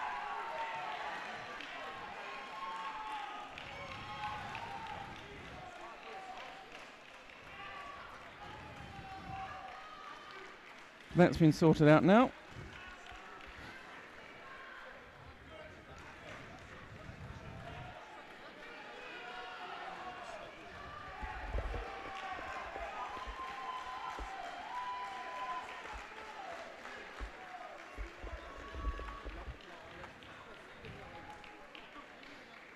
Okay, so now we're going to see the first appearance of Joseph Ragan of the United States of America in white. He had a bye in the first round, so we didn't get to see him. And he's up against Olaf Rodewald of Germany, who we did see. Didn't see much, he just came through by a Shido. It was a close one. And it's Ragan of the USA in white. Rodewald of Germany in blue.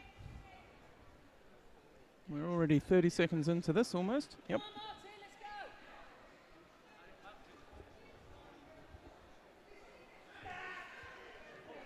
Let's see what the American has to offer.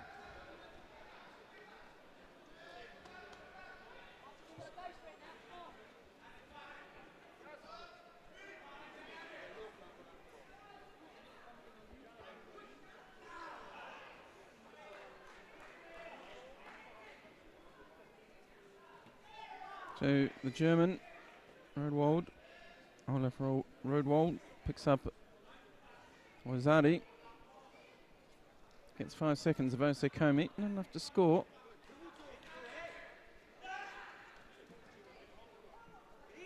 But a good start against the American.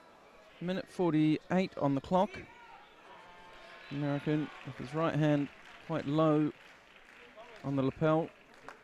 Both of them looking the sleeve on that right hand side that we can't see very well. Oliver Wald with that high grip. He's got a good grip up on the left hand.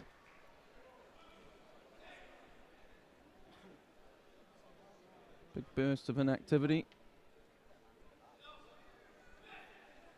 American picks up a Shido for passivity. Slips further behind his German opponent.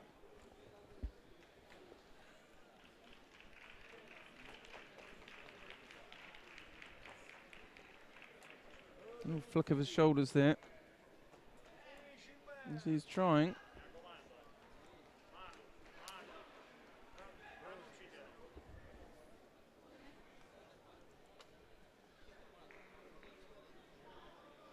And slows down again, the pace drops.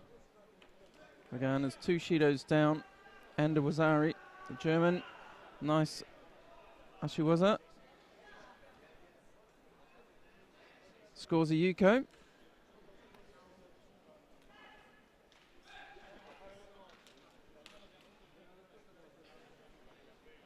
So down to the last 40 seconds. Joseph Ragan in the United States in white needs to find something, and he needs to find it now. The German's got really strong grip. He's got the lead. He's controlling the space nicely. Defends that attack.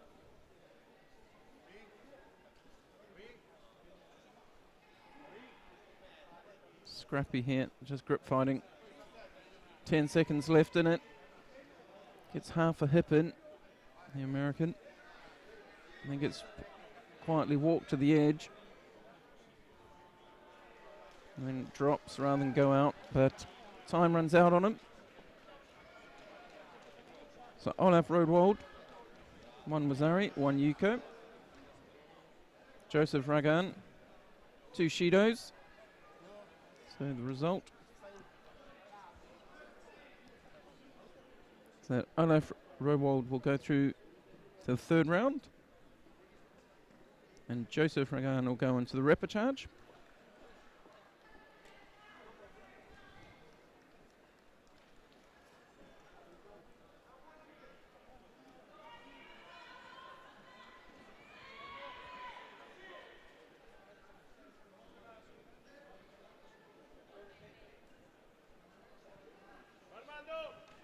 So we get to see another new face here. We're going to see for the first time Mario Sierra Olmo of Spain, and he's up against Zdeněk Kahan of the Czech Republic. Kahan held down Skoborigini of the Netherlands in the opening round to get to here.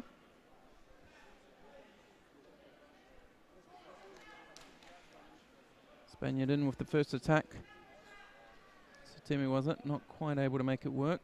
Persists with it though, and works into Osekomi was it. Almost gets himself caught on his back though.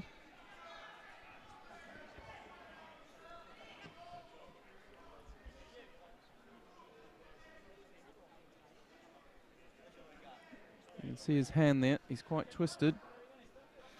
Rolls there. He's safe from Osekomi was it, but that shimmy was threatening. Pulls, turns on top. Couple little changes in this one. Ties up the upper body, grasps his own hands. He's trying to get his legs out. You can't quite see it from here, but he's working hard to get the last trapped leg out. Rolls to his side, tries to get it out. And a change of position again. Kahan decides he's had enough. Manages to get himself onto his feet and starts standing. Mate called. Sierra Olmo and White from Spain. It's big right hand grip on the back. Tries to step in for the Uchimata, but Kahan drops first.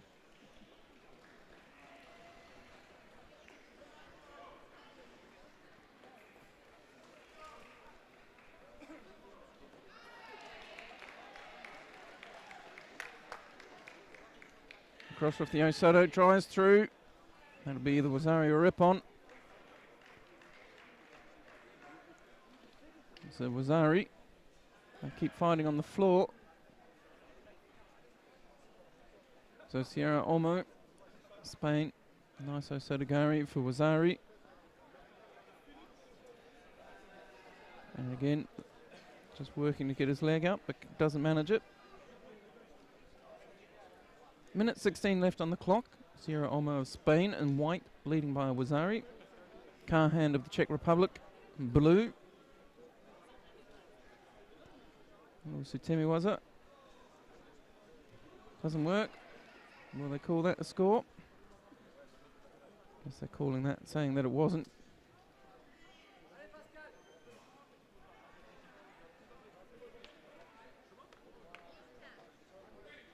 Interesting little turn there into Osekomi.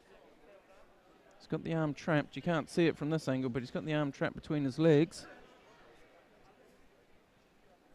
Just about out. Just needs to get a little bit more purchase on there. Get his arm out. You just see there as he stands. Sierra Olmo had Kahan's arm trapped between his legs and was just applying downwards pressure there, forcing him onto his back. That's what the Osekomi was.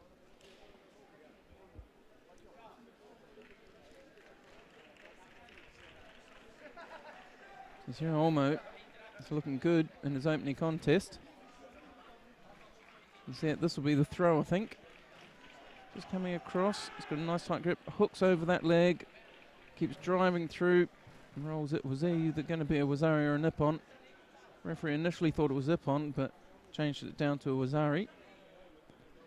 One to watch out for, that Osoto. And then good Newaza as well.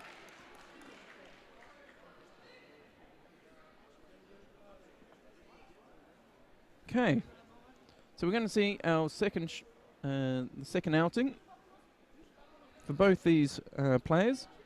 Jean-Michel Nogaro of France is in the white suit, and Wayne Dixon of the United States of America is in blue. Both of them won their previous contest, no problem. Just being a little interested in that corner.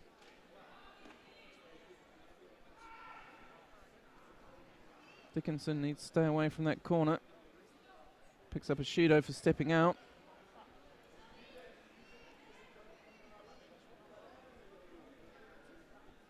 Seem to recall Nogaro worked the edge well last time as well.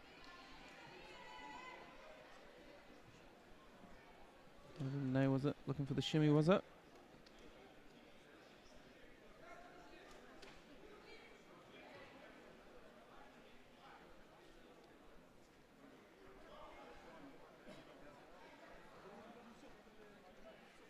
So head to head, working tight on that grip.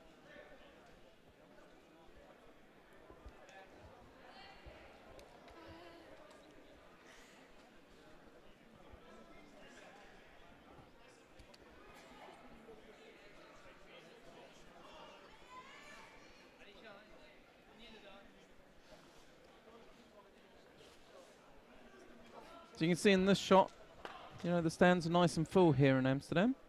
Lots of people around. A lot of competitors from the earlier days or tomorrow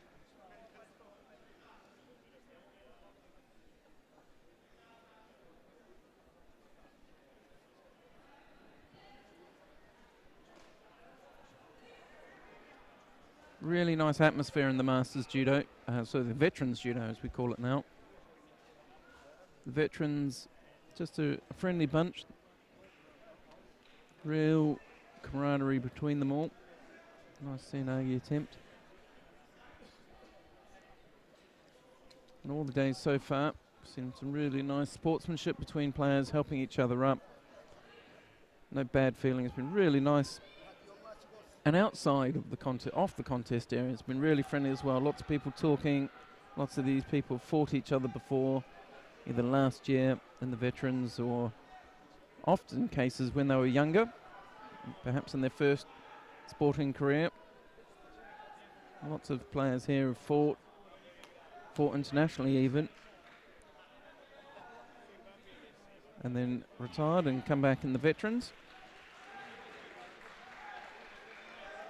So often there's friends I've had for many, many years. I only see them once a year here at the World Veteran Championships. Dickinson with 43 seconds.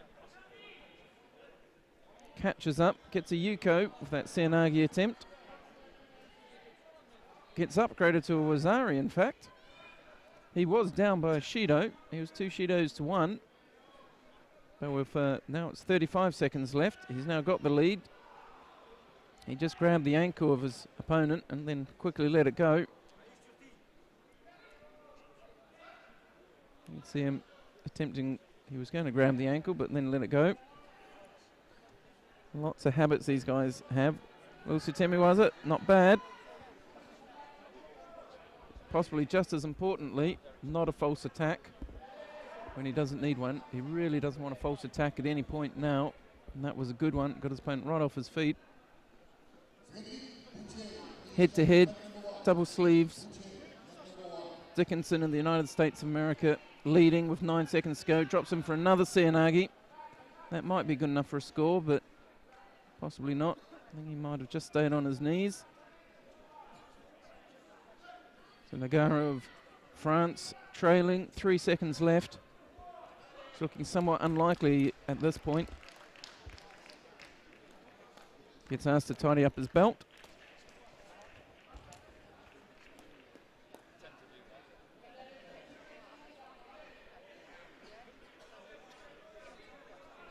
So 3 seconds left. Dickinson cagily backs away. So the result of that one, Wayne Dickinson of the United States of America beating Jean-Michel Nagaro of France. Dickinson going through to round 3.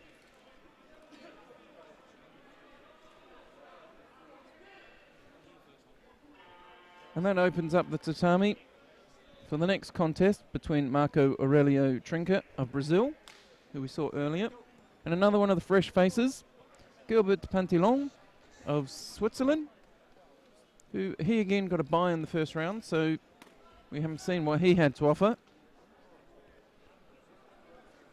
Equally, Trinca, we didn't really see, we saw a lot. He only won his last one by a Shido, so it's Trinca, Brazil in white, Pantilon of Switzerland in blue.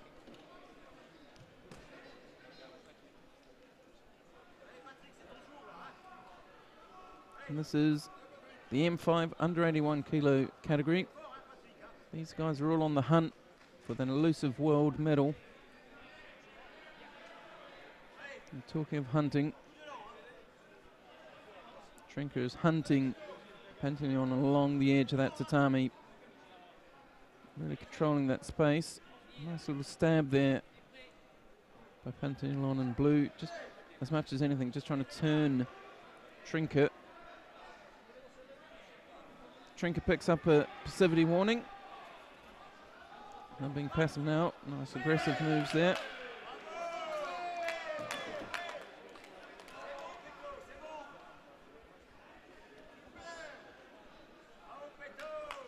So 2 minutes. First third of this contest just coming to a close. KG1 in the corner here again. Koichi through for a bit of a look at Uchimata, but not enough grip.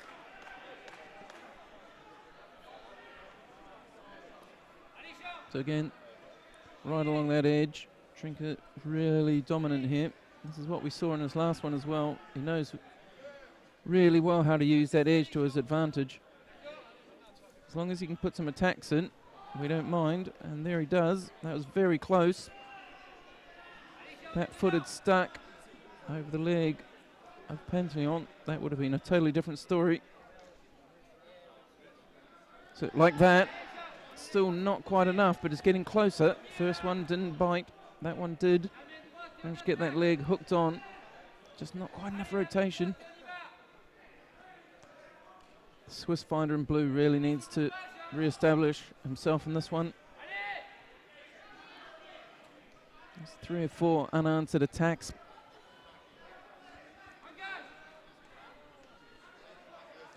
Coming into the last minute. That wasn't a great attack. That might be enough to get a drop. It is. So Trink has done very well. He's taken this one back. He was down by a Judo. He's been dominant for the last 30 seconds or so. And coming into the last minute, he's in the ascendancy. Force Pantaleon to a point where he just drops. Again, moves him in. Nice Uchimata. No upper body though. Trink is a stocky chap. Trinker coming forward. Always to the edge. Drops under. Just enough to get him off his feet, but not to win it. He breaks off the grips again. Coming forward all the time. He'll settle into this corner. You can see it every time. Gets that quite normal grip, standard right-handed grip.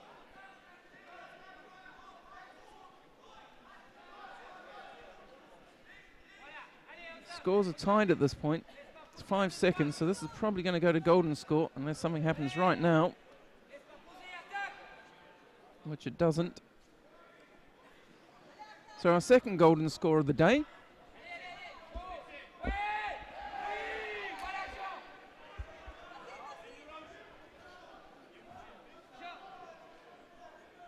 Trinket for a moment, for a minute or so in the middle there, really gained the ascendancy. Pantaleon came back though. That could be it though. That might be enough for a score. It is. That's a Yuko score. Trinket picks up Yuko score in the first 15 seconds of the golden score.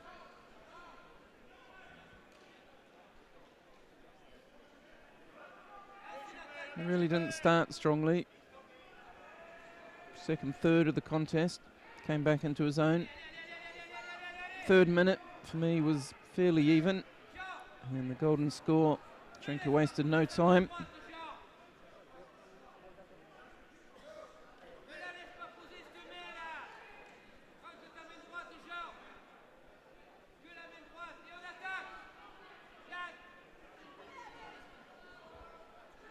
So another good contest, that one. Not the highest scoring event, but a good contest to watch. I really enjoyed that one. So now we get to see 2 gentlemen we've seen early on. This is the last contest in the second round of the under 81 elimination rounds. We've got Joe Gevers of the Netherlands in white, and he's up against Jürgen Wagner of Germany in the blue judogi. Wagner still sporting the bandages from his previous contest where he got a graze, and that's a nip-on. You can see Wagner disappointed. Knows he got caught clean.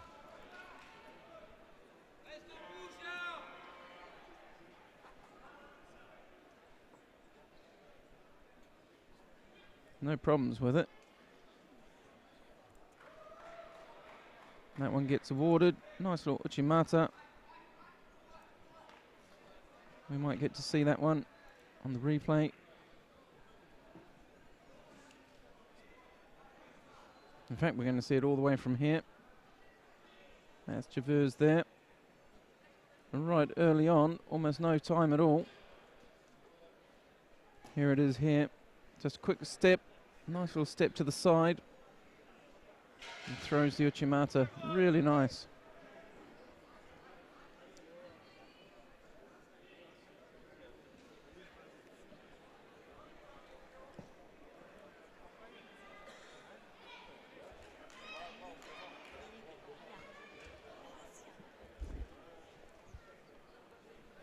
Okay, so we'll leave the under 81 kilos for a little while. And we'll go back to the 66 kilo category.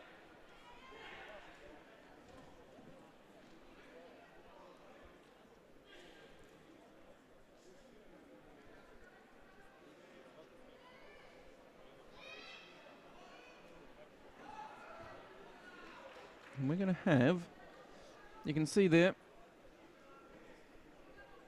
Armanak Madroisian of France in the white judogi, and he's up against Eric Garcia, also of France. Now I didn't actually see the opening round. Madroisian was due to fight Gert Vos on the Netherlands in the opening round. I didn't see that one.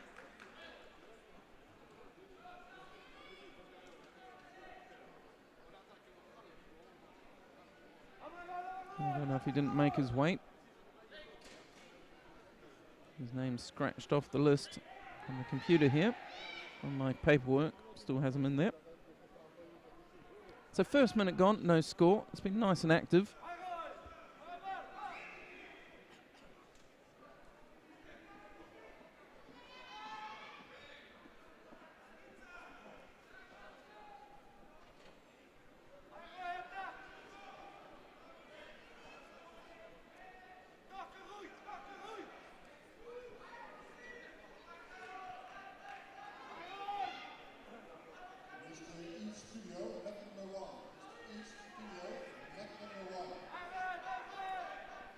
And moving out to that edge again.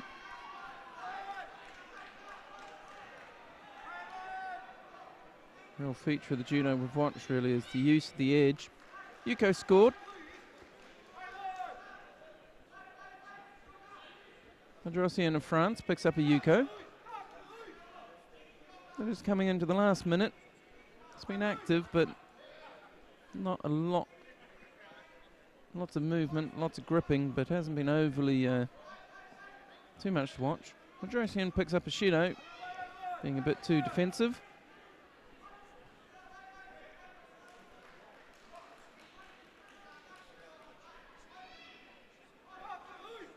Throws the legs in a couple of times. Madroisian in white, he's got the lead.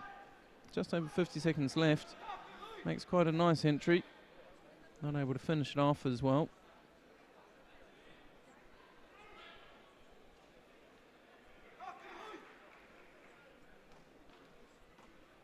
Again, Madroisian on the attack. That's going to be a Yuko. It is. That's two Yukos. With 30 seconds left, that's looking pretty handy at this point.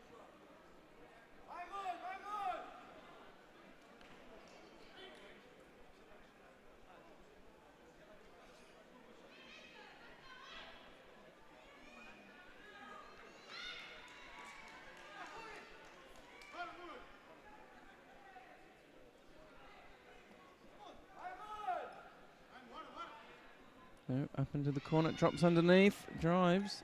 Not enough this time to score.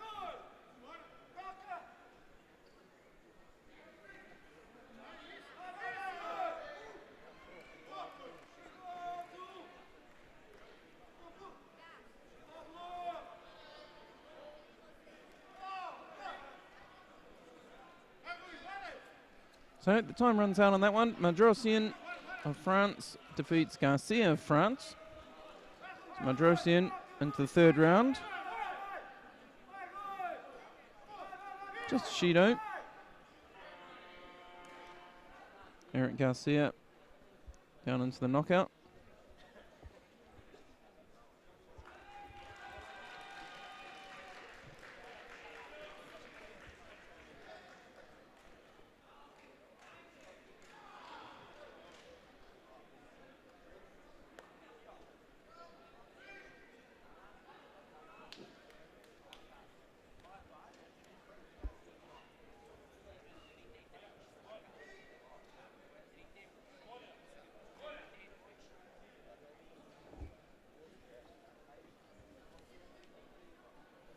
Okay, just to answer a question, at Wissa on Twitter asks where the M4 under 60 kilos is. The M4 under 60s are scheduled to be on this tatami. Haven't seen them as yet, and they will be commentated. But I haven't seen them as yet. It's quite a small category, so perhaps they're just being held off for a while. Nice to have you watching and listening.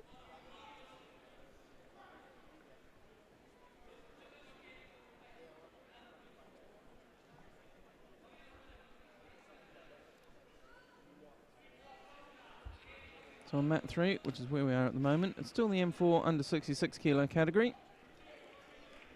You have Thierry Lenezet of France, and he's against Axel Metzdorf of Germany.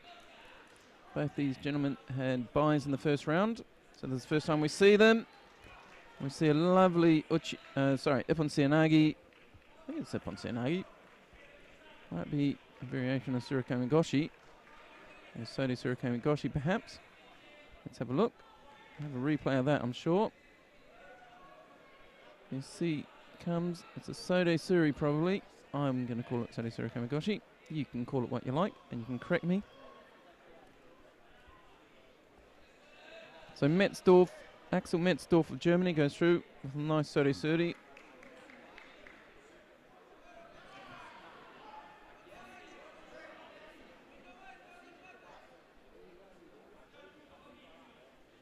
Good start to his day, not so great for the Frenchman.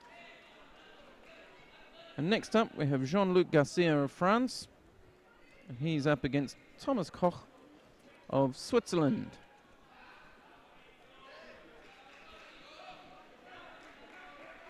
That's two Garcias from France in this category. That'll get confusing for me.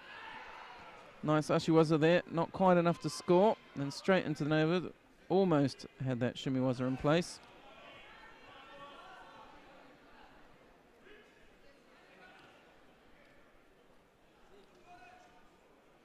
Two minutes 30 left.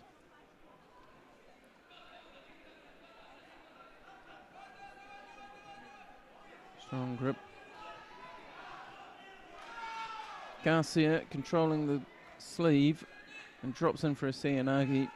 Doesn't secure it properly. Ends off going for a run almost onto mat 4.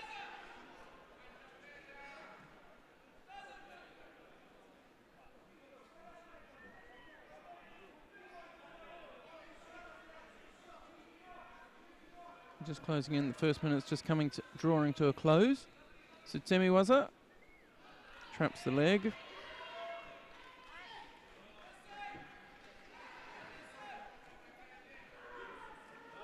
So Jean-Luc Garcia of France in white. No score. Thomas Koch of Switzerland in blue. Also no score. Minute 50 left on the clock. Strong grip there. Nice entry for Seoinage. Frenchman ends up with Koch wrapped nicely around his back. Isn't quite able to rotate enough to get the score though. Shido's going against the man from Switzerland, however. He slips behind Garcia.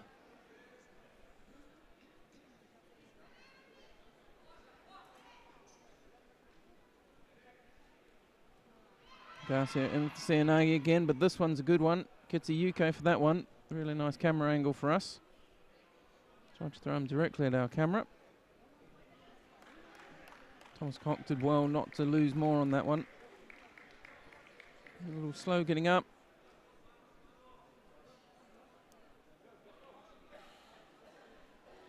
There's a little more impact to that than we saw from our angle.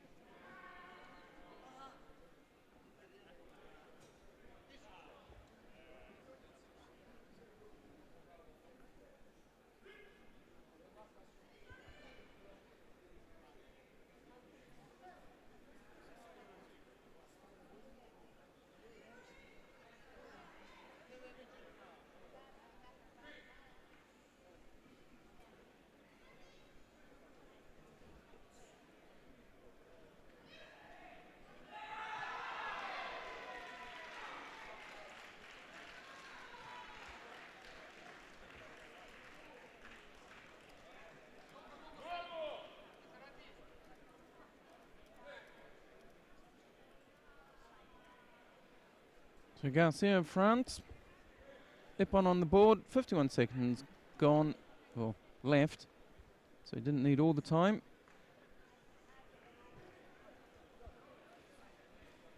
I'm sure our illustrious replay operator has got that one for me. Breaks off that grip, drops in. 2 hands on the lapel, drives through. It must have been third or fourth attempt to that. Throws with a lovely Ippon Seoinage.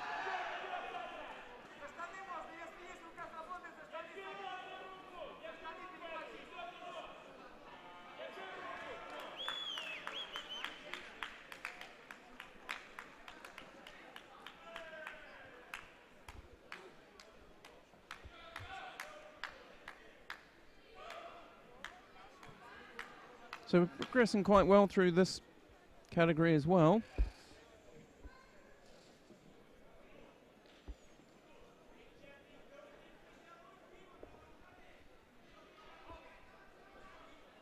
Coming through quite quickly. So just taking to the tatami now, we have Ghost Fischer of the Netherlands. And he's up against Giorgio Milimaghi of Italy.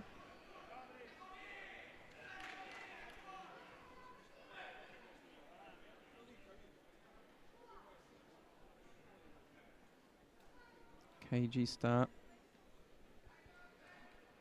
They closed quickly, but really taking a while to get to grips. Straight into a nice left-handed grip. Both of them holding left-handed. Moving nicely around the tatami, both of them.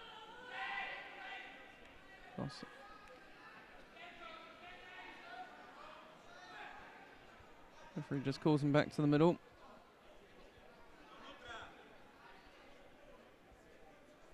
Netherlands in white, Italy in blue.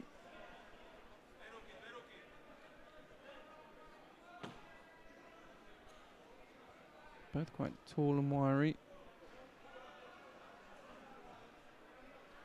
Really moving nicely around the tatami, the two of them. Now they're just bending over a bit, really trying to get their grips secured. See what they can find.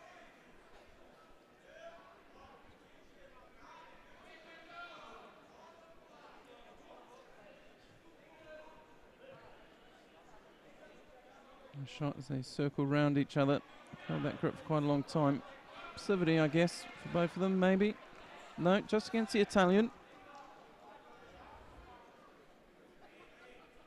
So Milimaghi slips behind by Judo.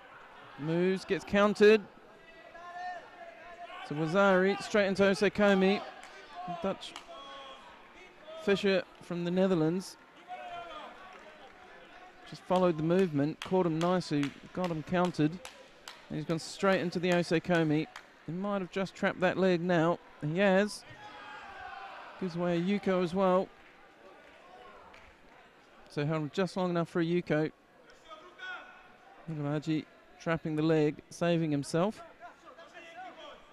There isn't many seconds left before that was going to be Wazario set to Bon.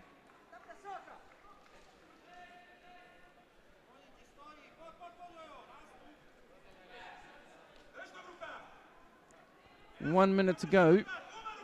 Fischer, the Netherlands, leading by a Wazari and a Yuko.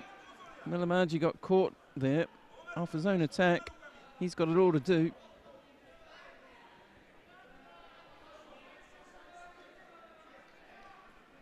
It looked really positive from him. It was a counter, not an attack by Fischer. The Italian may have the judo to do this. Just has to get it in. That's not the way to do it.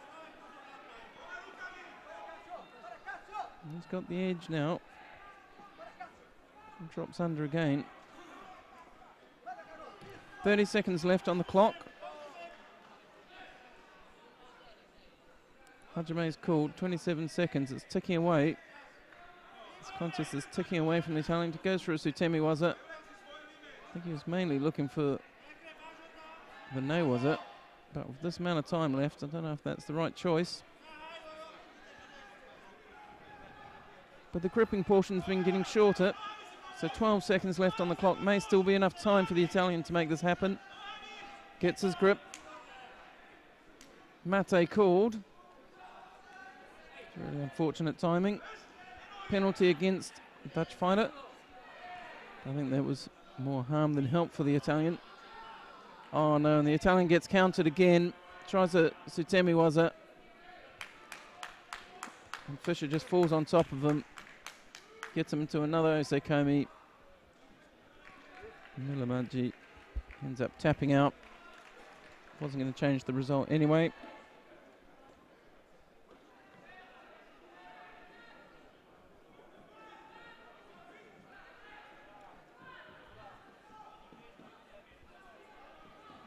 Nice handshake and embrace.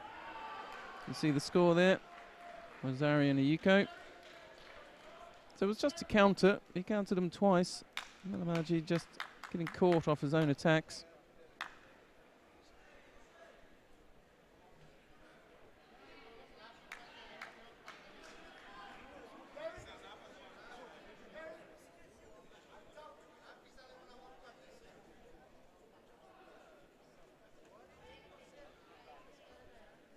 So that takes us halfway through the under 66 kilo category. Little problem here with the scoreboard. We've got our first view there in the white seat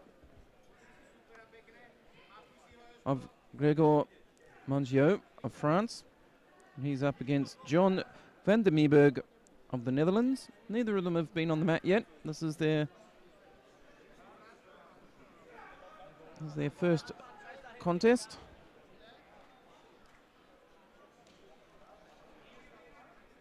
Mongiot of France in white. Van der Meeberg in blue. Get that sorted out, the clock sorted out. Let a little bit of time run on before they're called Hajime again.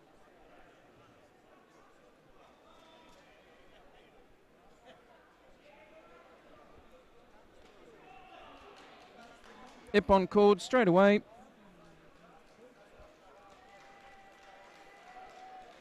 Let's see what that looks like on the replay if we can.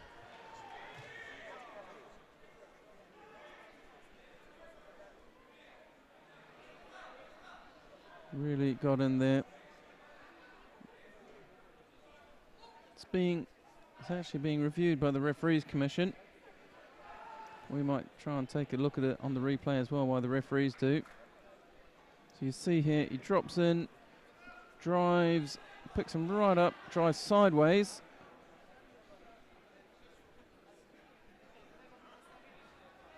Let's see what the referees think of that one.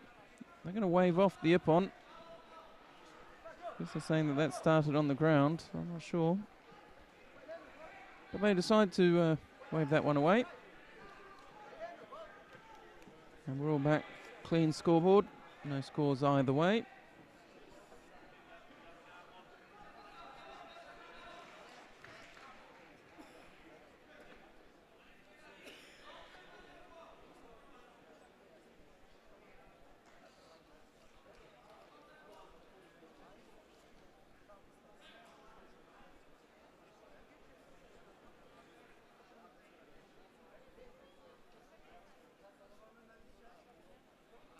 Just coming in. It's the last 2 minutes. First minute's just ticked away. Again, Van der Meeberg with that dropping Seanagi. Rosari scored off this one though.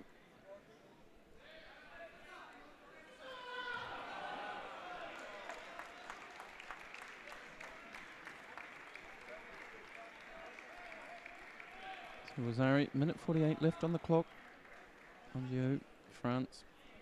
The white judogi, Van der Meeberg of the Netherlands in blue. He's got the lead. He's got a minute and a half to go.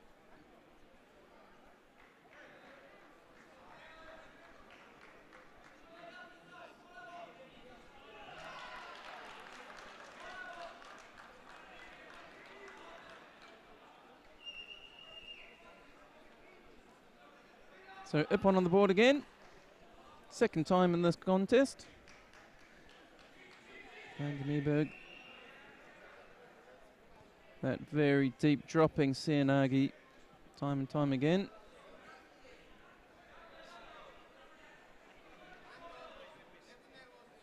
Let's take a look at it. This is the third or fourth one of these he gets. This one he gets it just right. Lovely little up on Seoinage.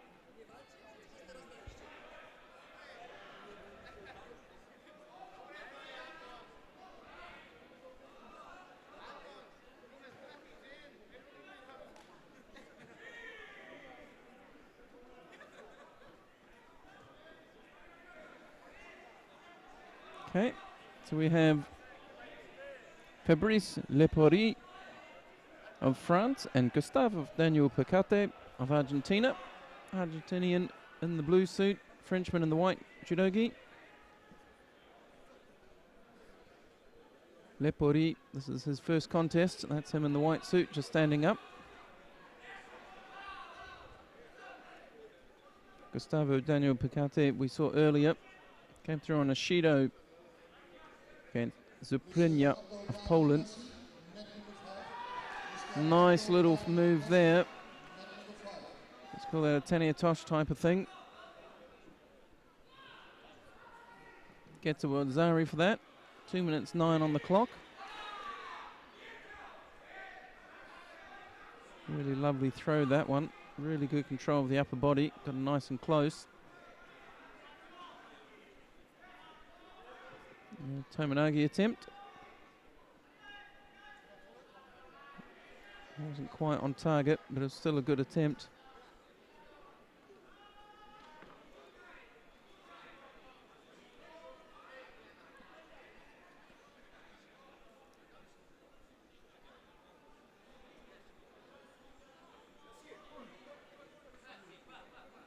That Tominagi was preceded by the lovely throw.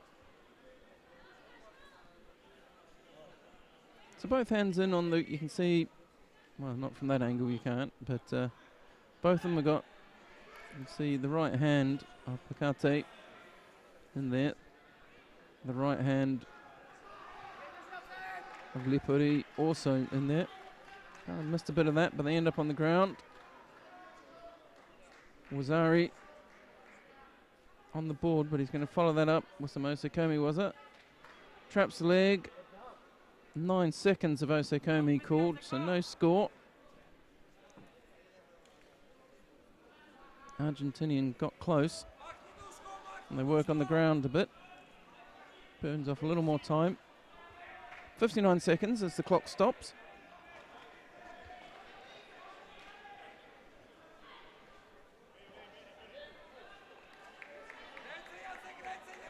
Seen 2 really great attacks from the Argentinian in blue so far. That wasn't his best attack at all. Lepori of France and white, we've not seen really put an attack together yet. He's going for a nice Juji Katami type turnover here, but runs out of tatami.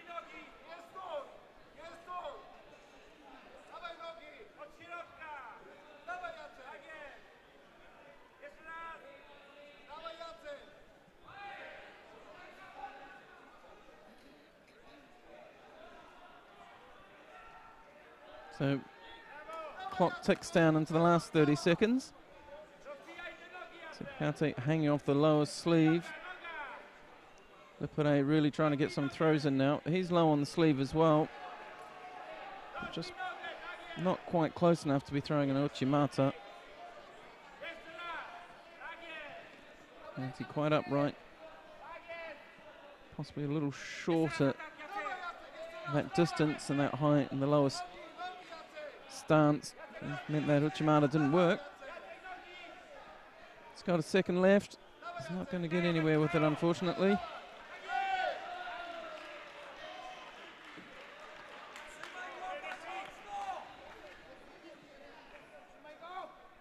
So a better outing there for Gustavo Daniel Picate. Only a Shido in his last one made the difference, but this time, nice throw. Wazari. Lepori's day doesn't start well. That's his first contest. He'll be going into the repechage, but not the start he wanted.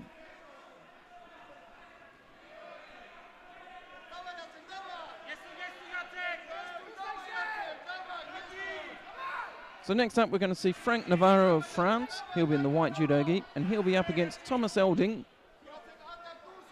of Sweden. Navarro in white beat Casarin of Italy in the opening rounds. Elding in blue, this is his first contest, in the first round. So he's coming in fresh up. Hope he's ready for what's about to happen.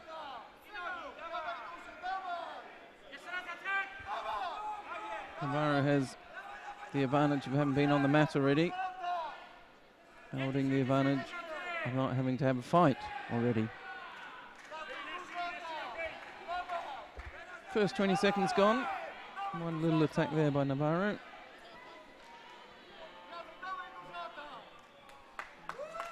Cross grip there by the French, by the Swede. Drops into Sumigaeshi. It doesn't work. There's good use of that grip. Navarro blocking out with that left hand and low on the lapel. And climbing up the body. Now going across. Elding tries a little throw. It's not a good one.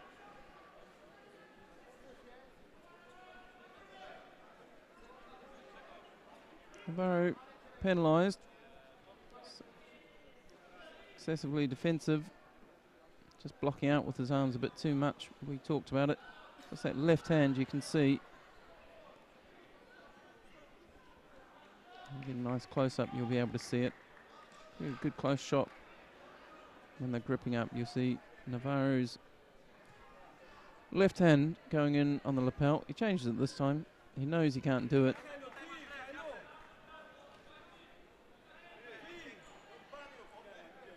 Holding half an attempt at a Seoinage, drops on one knee. Side sits not on. Nice counter. So Navarro, under a little bit of pressure, Judo down halfway through the contest, decides he has to do something, wraps up the leg. Is it a Koishigake sort of movement? But Elding of Sweden read it nicely. I can't wait to see this one. Maybe it's a Kosoto, make a bit of sense. Okay, so they take that off. That's going to be a Wazari. We'll have a look at that after the contest ends. So it's a Wazari, so Navarro gets to breathe, fights on.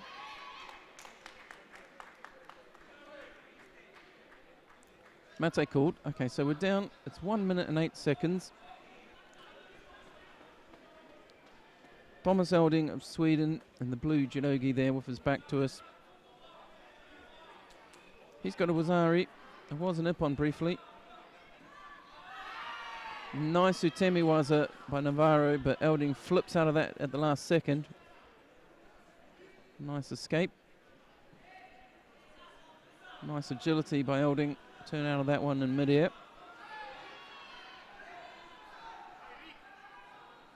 So they settle in the middle of the mat. Then they get moving again.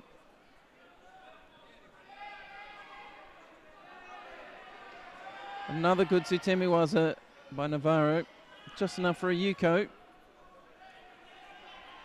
Now he's looking for the Juji Gatami. Does he have time? Has he got it right? No. 23 seconds. He's looking threatening. That's two good Utemi Wazas he's done. First one didn't score. Second one did. Zelding fading at the end. Another Utemi Waza. Not anywhere near as good as the first two. Elding tries to get over onto some Newaza. Referee calls mate before he has a chance. 11 seconds left on the clock. Elding in blue still leading. Navarro's been threatening in this last minute. Another little stab at it, but probably would have been better off with that Utemi Waza. The Tomonogi is used so well. You see Elding.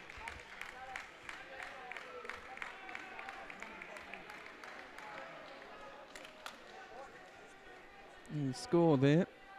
Elding of Sweden, should I say. Wazari was briefly a nip on. I'm sure we'll see the throw at the end.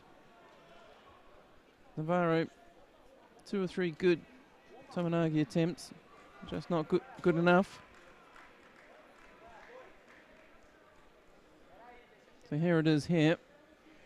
I was right, it was a Kouchi.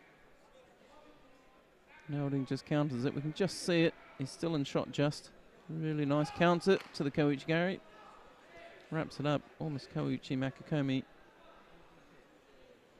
Elding manages to get his left foot back far enough that he can rotate and do his own Kouchi counter.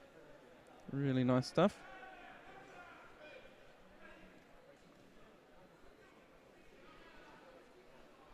Okay, so coming on to the mat now, in the white suit from France, we have Frederic Lin. And in the blue suit from Russia, we have Ilya Ogorodnikov. A lot of letters in there for my head to cope with this time of day. So it's Russia in blue, France in white. Ogorodnikov, taller of the two, taller of the pair.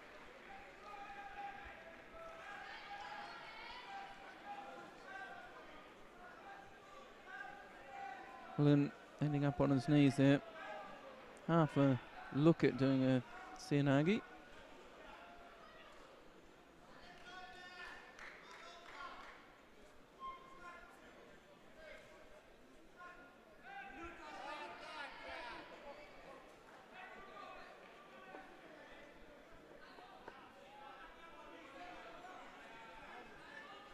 Judo against the Russian.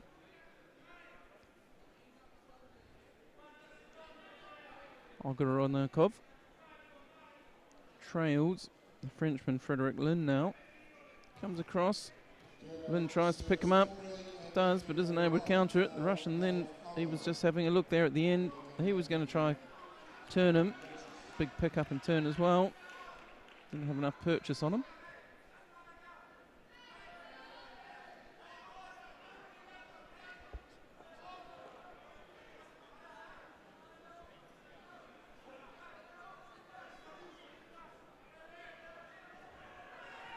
So after this contest, there'll be a break on this mat of 30 minutes.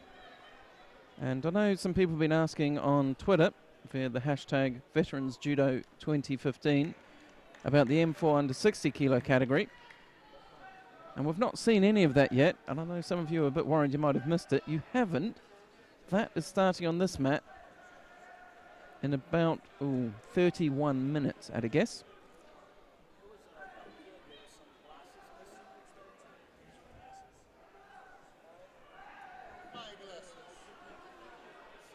Ooh, lots of pressure there. So like I say, in a moment we'll be taking a break of about 30 minutes as we come to the close of the 66 kilo round, and after that we've got the semi-finals and that sort of thing. The repechage to worry about. But at the moment we're into the last minute. It's France versus Russia. No scores, just a Shido apiece.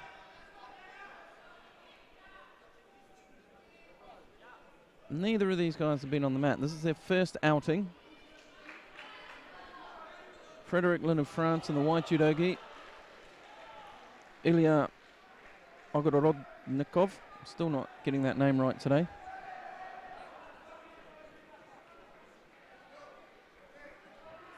That was an interesting one.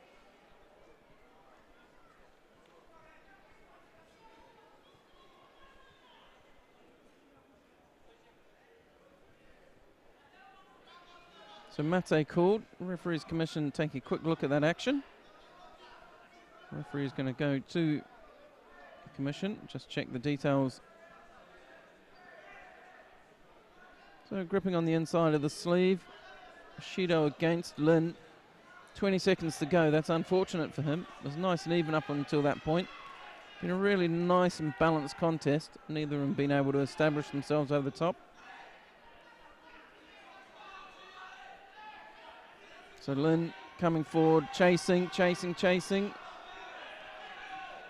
walks him off the mat, starts appealing, foolishly so, with his hands, while his opponent's got his hands on him for the Shido, for the step out. Referees commission look at that as well. No Shido given.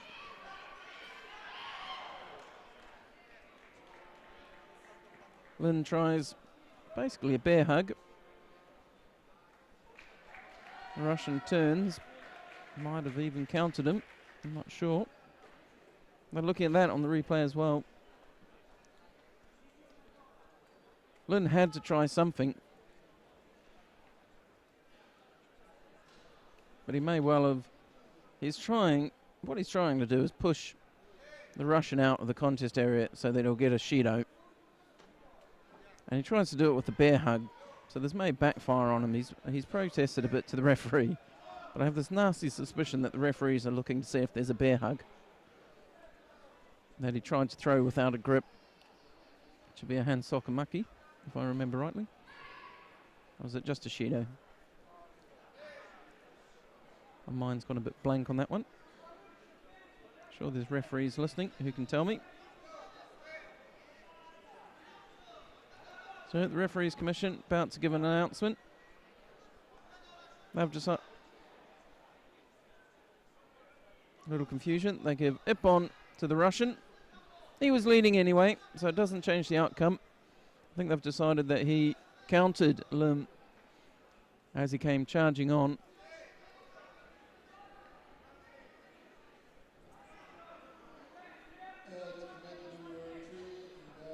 Not sure if we've got this one. Have a quick look. So as he drives there, you can see Lin, and then, yeah, that's an Ippon. They're in the contest area. He's got control, full speed and control on his back. What else do you want? Right, so as I said, Mat 1 is taking a break until 12:35 our time. Mat 2 is going to continue for a bit longer. Mat 4 and 5 are continuing also. But here on Mat 1, we're going to take a break. It's going to be about 30 minutes, and we'll be back with you at 12:40 our local time, and that's about half an hour from now. So thanks for joining us for the opening elimination rounds, and we'll join you for the repechage and then the final block.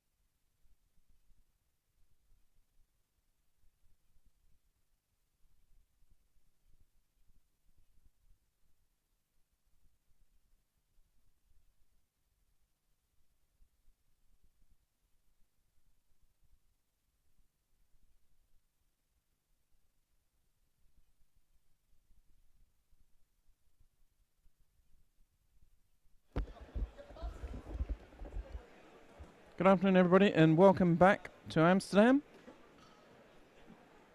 You're watching day 3 of the World Judo Championships for Veterans. My name's Lance Wicks. It's been my pleasure to be with you all morning and to bring you the coverage we have of this fantastic event. I've really enjoyed it so far. The first 2.5 days have been brilliant. Really nice feeling in the Veterans Championships. It's great rivalries, but some great camaraderie as well.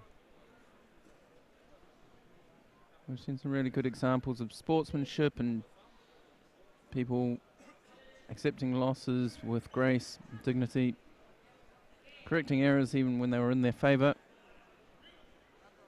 just generally enjoying playing sport, and in particular our sport.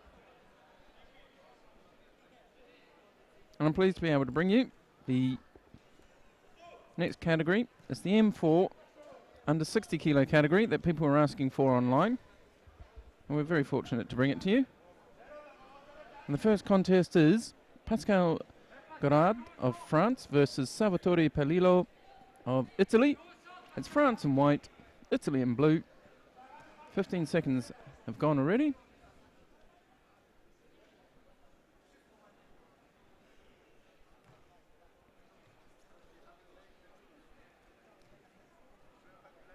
As you'd expect with the under 60s, fast moving. See if our camera person can keep up with them.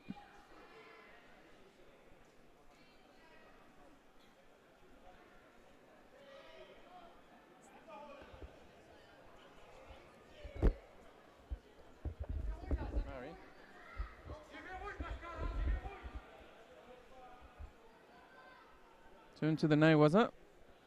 Turns over. Now he's just going to try and get that leg free. Oh, just turns out just in time. Just Gorard of France.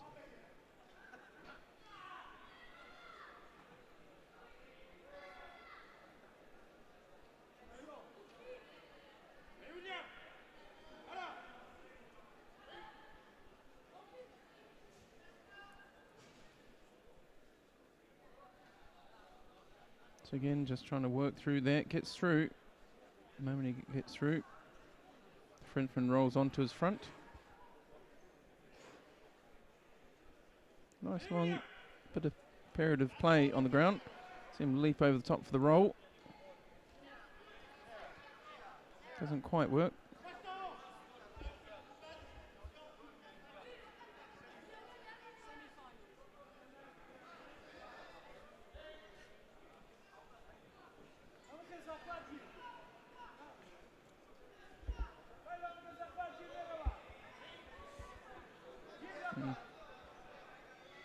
Oh, lovely. It's a really nice technique.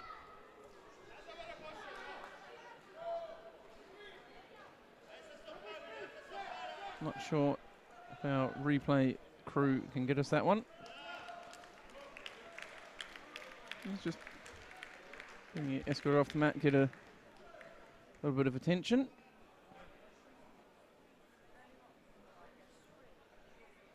Let's see if we can see that one again. No, we can, that's good. So he turns here over for the Makakomi. Really nice throw. Lands on his side, so Wazari seems fair.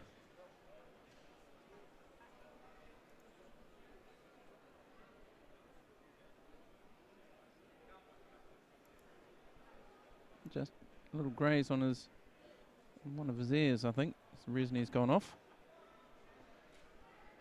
Nothing more serious than that.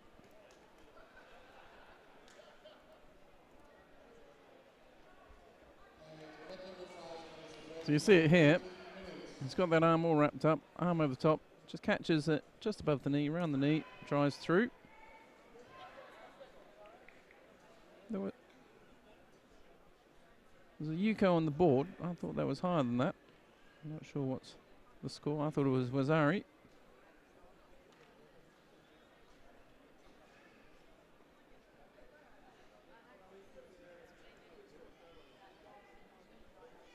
Just putting a little tape around the head of Pascal Godard of Paris. That's Paris, of France. Just one of his ears suffering a bit from that throw, I think.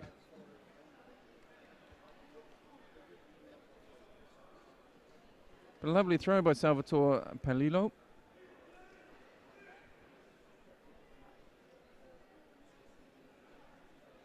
Now there's only 10 competitors in this category.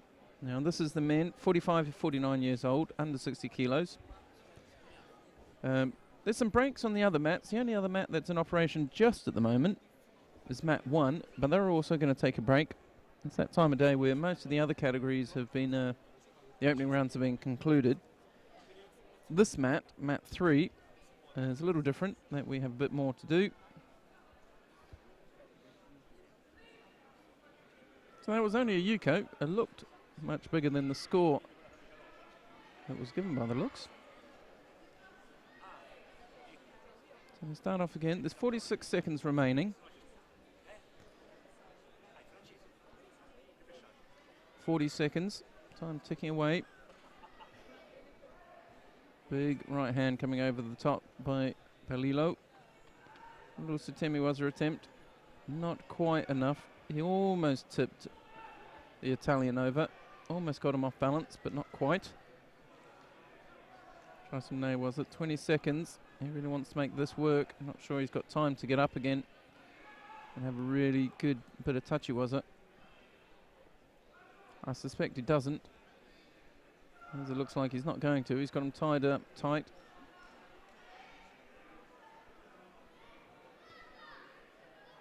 Palillo wouldn't have been complaining. It's chewing up time for him as well, and he's in the lead. He's got that Yuko on the board, one Shido apiece. Time runs out. They shake hands. It's going to be the Italian, Salvatore Palillo. He's going to take that one and go around through to round 2.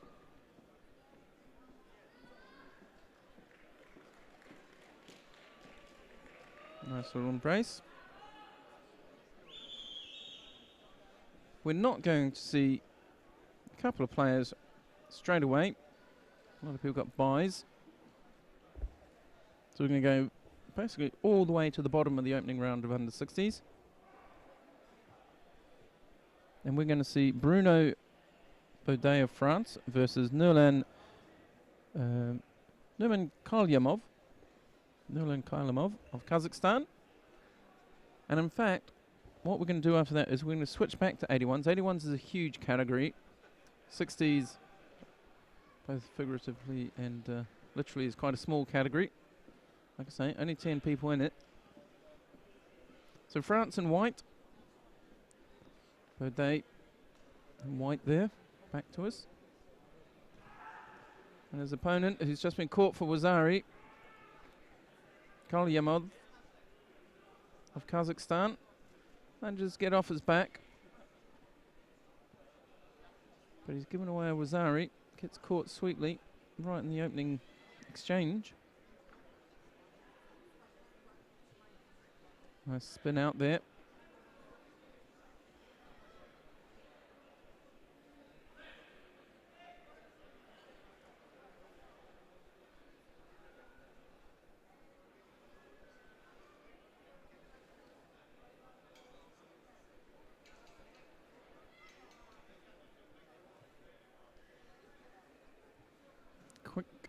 Quick feet, these guys. Obviously lightweights, fast movers. In for the Uchimata, just loses his hands.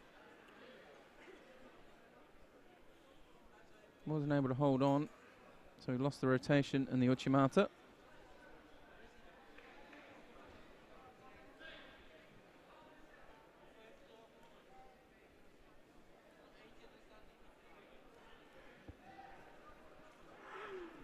That looks dangerous. Wazario was set upon for the Frenchman. Looked like he was trying to counter.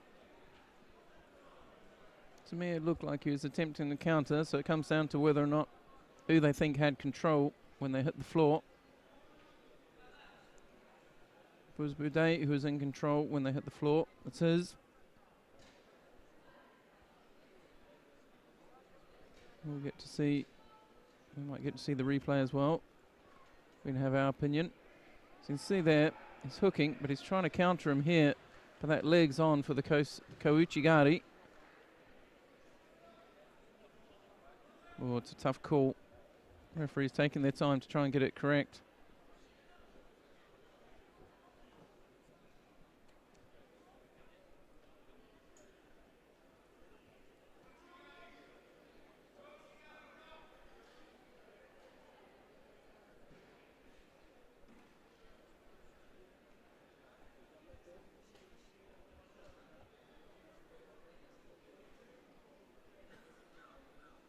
Still being looked at. So I think he'll take the Wazari and wave it away. But they were still leading. He already had one Wazari, so it doesn't change the lead. But it does give Kalyamov of Kazakhstan and the blue judogi another chance.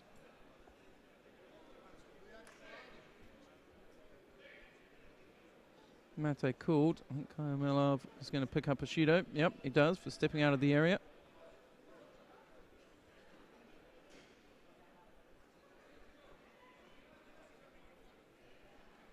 Little drop Seoi attempt. Only halfway in on it though.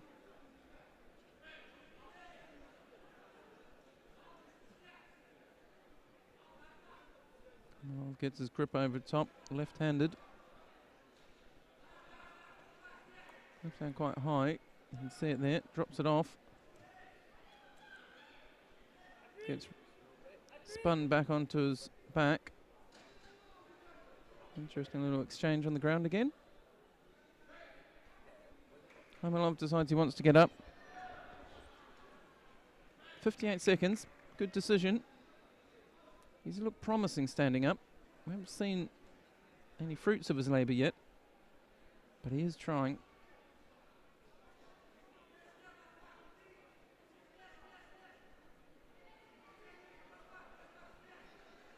Gets trapped on the edge again. He's going to end up getting penalised again. 36 seconds left. Doesn't pick up a Shido for that one. But the thought's got to be there in the referee's mind, so he can't afford to just step out again. Playing on the sleeves of his French opponent. He's got the sleeves, got one sleeve. You can see the left hand just on the outside of the tricep there. Right hand down low on the sleeve. I think he's going, that's not what I thought he was going to go for. I thought he was looking at an Uchimata. Makakomi, and not a great attack.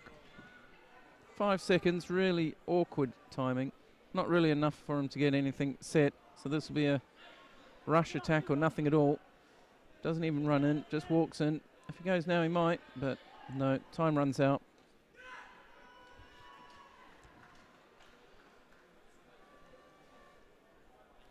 So Bruno Baudet of France takes that one. It's only a Wazari. Was an Ippon briefly off the second Wazari. And that's all we're going to see. That's the opening round of the under-60s.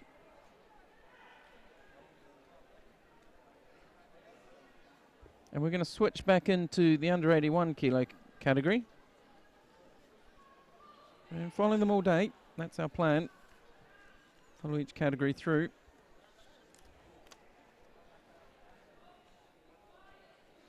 And we're going to watch the contest between Kenneth Larson and Francois Boulier of France.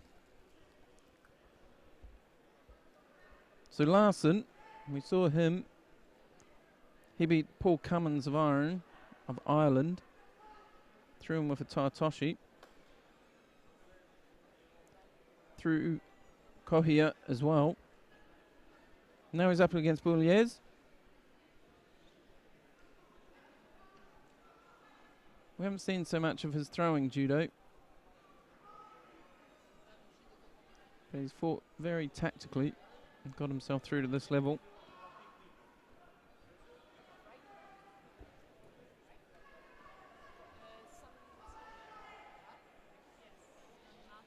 So just to keep you up to date,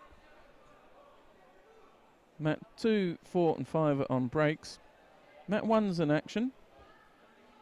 And mat 3. And that's where we are. That's where we're going to be most of the day. We're not moving around too much today. Trying to keep it consistent. Trying to bring you a whole category so you can follow it. And let you know what's on the other mats so you can watch them. And there's somebody you want to watch. Don't forget you can get in touch with us. You can use email. There's a link there on the right hand side. If you're on social media, that works quite well. Say hello to us via Twitter. The International Judo Federation's Twitter account is @IntJudoFed, INTJUDOFED. You can talk to us that way. We have a hashtag running for conversations around this event, and that's Veterans Judo 2015.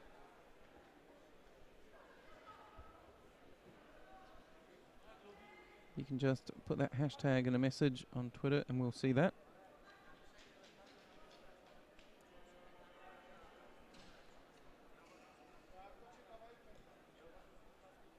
So the referee comes to the tatami.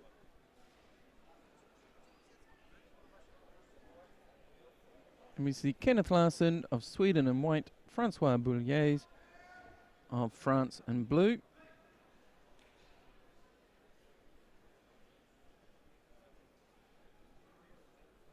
After having watched the under-60s, these two look like giants in comparison. It's only under 81s though.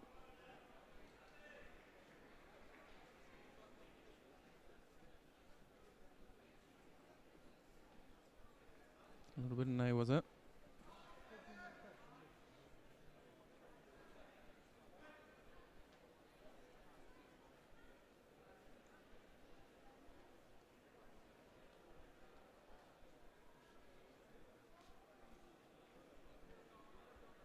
Quite nice shot there.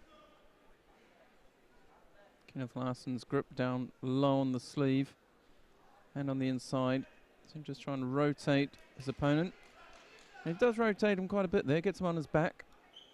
I think he does. He picks up a Yuko.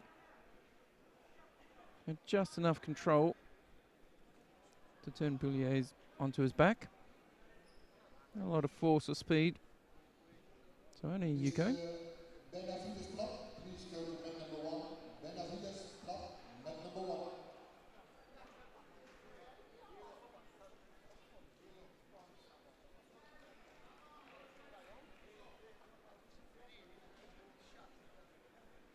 Larsson tries to drop under for Seoinage. That's good enough for another score. That's a Yuko. So he takes a 2 Yuko lead. And you just see him coming round. Trying to see if he can find an opening, and no, was it? But the Frenchman in blue able to defend that one.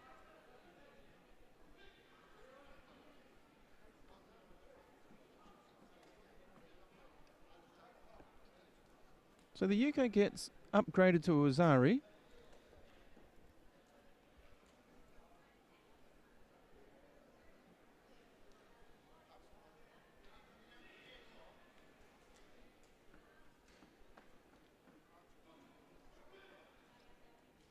You can just see from that angle, that grip, both of them on the lapel grip is quite interesting, just tucked up underneath. End up back down on the ground.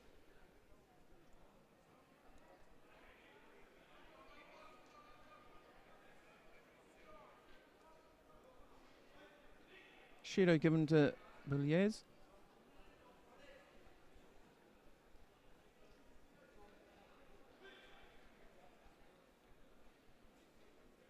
You can see there as they come around here. Yes, that's the hand that they have an issue with. Just driving with that right hand. Been blocking out the shoulder with it. They're both bent over there, dragging each other down. So Larson picks up the Judo for it. He's still got a Wazarina Yuko lead, so he's not worried. 37 seconds. Mate called. Before he went to the floor. They're off again. 30 seconds left on the clock. Yeah, he's trying to find something. Larson drops under. Keeps driving. But doesn't get any rotation.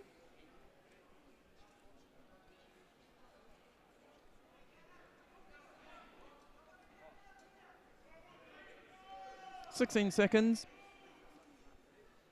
This is going to be Boulier's last attempt at this. He needs to find one good strong attack. That's not a bad one. Oh, that was close. That's a big ask. Need really to pull an Ippon out of the bag, but that was his best attack. Nice Tamanagi.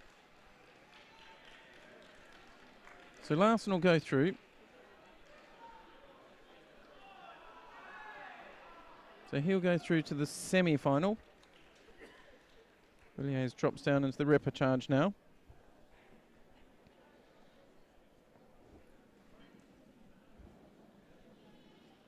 We have the next contest in that pool. So we have Kirill Ionov of Russia. He's in the white suit, and he's up against Olaf Rodwald of Germany in the blue suit. They're just bowing on now. Ionov in the first round through Ian Hay.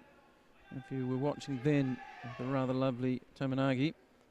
So the man in the blue in the white suit. Watch out for Sutemi Waza.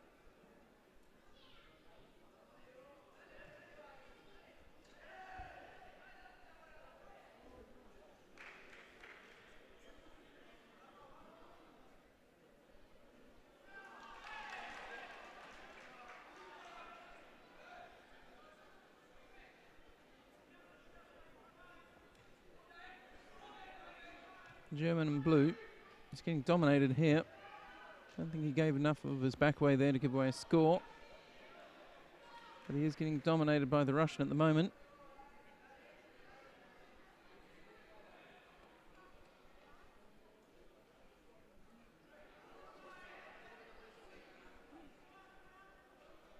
Russian in with the right hand. In on the sort of around the collarbone. Nice Kouchi. Again, not quite enough to get the score. But does get Rodwald off his feet. Rodwald also picks up the passivity penalty. Mainly because Ionov isn't giving him a chance to do any attacks. They settle into their grips. Once they get their grips settled, Ionov is generally the one going first. Like that. Nice Uchimata. That'll be Ippon. That was a really lovely Ippon Uchimata by Ionov of Russia. That's two Ippons we've seen from him today already.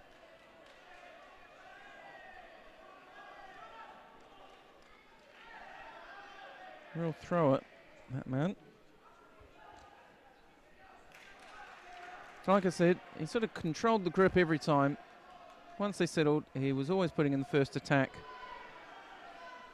And that's what got the penalty against Rodwald, was he just wasn't getting a chance to attack. And you see here, he pops him once, gets that hip in properly, then drives with his leg, hops, follows through. Lovely Ippon Uchimata. Checks the clock. So it'll be Larson and Ionov in the first semi-final. Now we're going to see what Sierra Olmo from Spain can do against Wayne Dixon of the United States of America. They come running in on each other. Higher work rate. The pace is a lot higher already than that last contest. Dixon tries to slide into a Cianagi. Sierra Olmo rolling him over.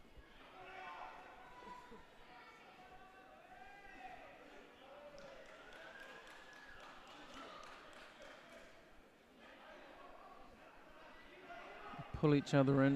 You see that right hand really pulling Dixon in. Turns out of the attempt at Sutemiwaza.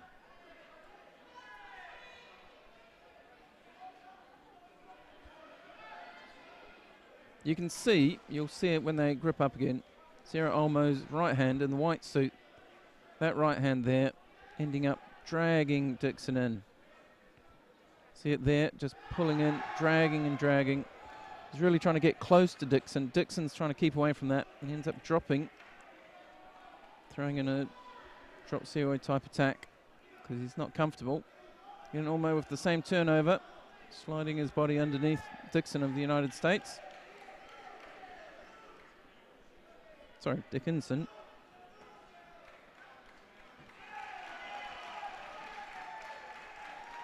Okay, so Shido goes against Sierra Olmo.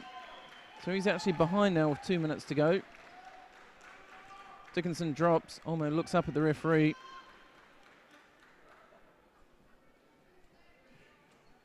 So again, that right hand pulling in.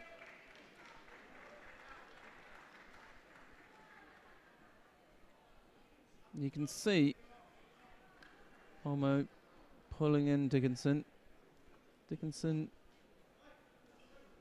frustrating Sierra Olmo a little bit.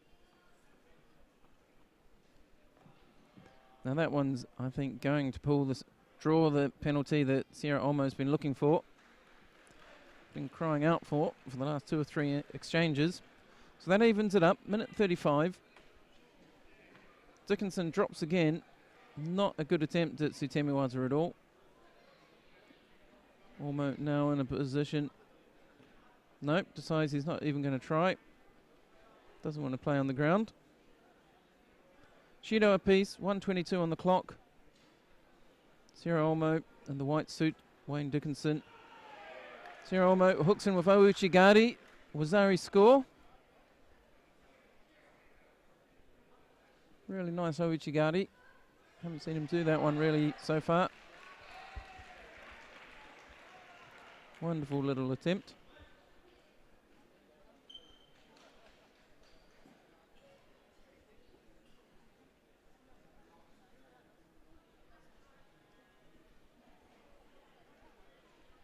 A lot of Dickinson's attacks are quite loose, whereas Sierra Olmo's really trying to pull Dickinson in, get a good grip, get him nice and close to his body before he attacks. Wayne Dickinson in the United States, his attacks are looser, they're being fired from further away. They're really not working against the more compact Sierra Olmo very well. He's getting dragged about a bit now.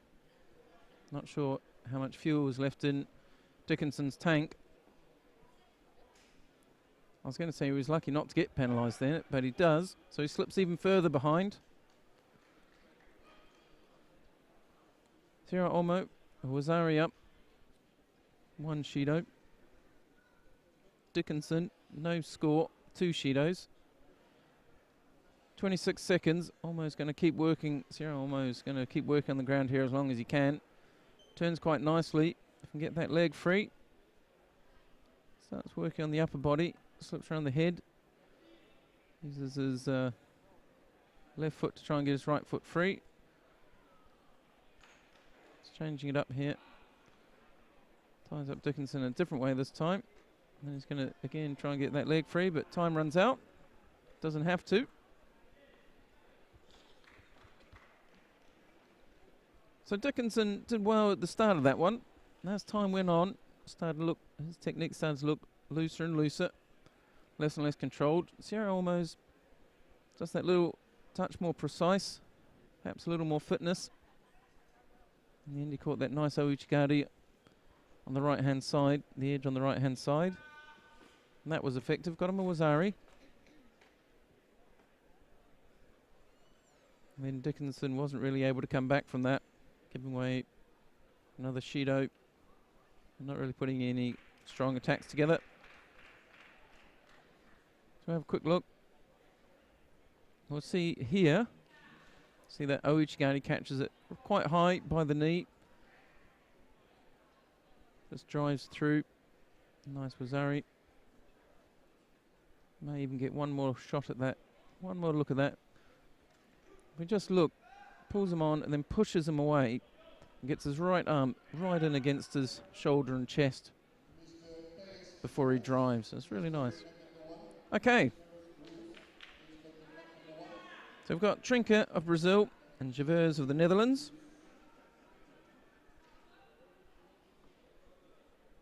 One of these two will meet Sierra Olmo in the semi-final.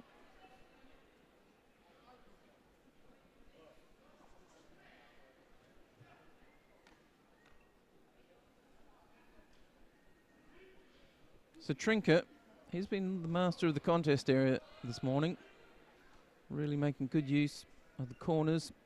Seems to be really good at just manoeuvring his opponents towards the edge of the mat and into a corner. Javers has also been pretty strategic in his fighting. You see there, Trinca again just nudging all the time towards the edge. It's a little more even. Couple little foot sweeps. Settles down a bit. Really heavy grips.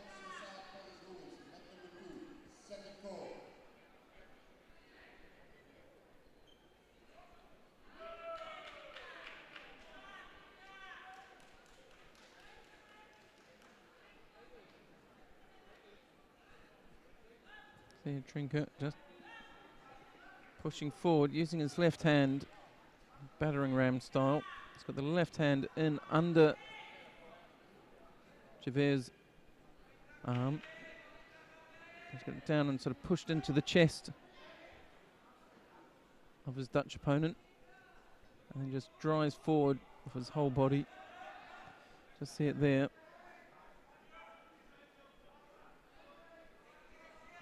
Drops under, a little messy.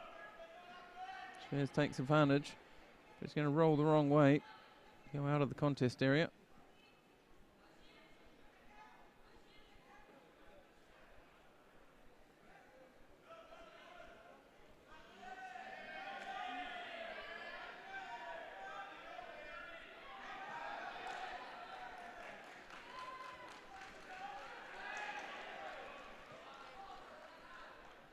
So the shimmy was applied.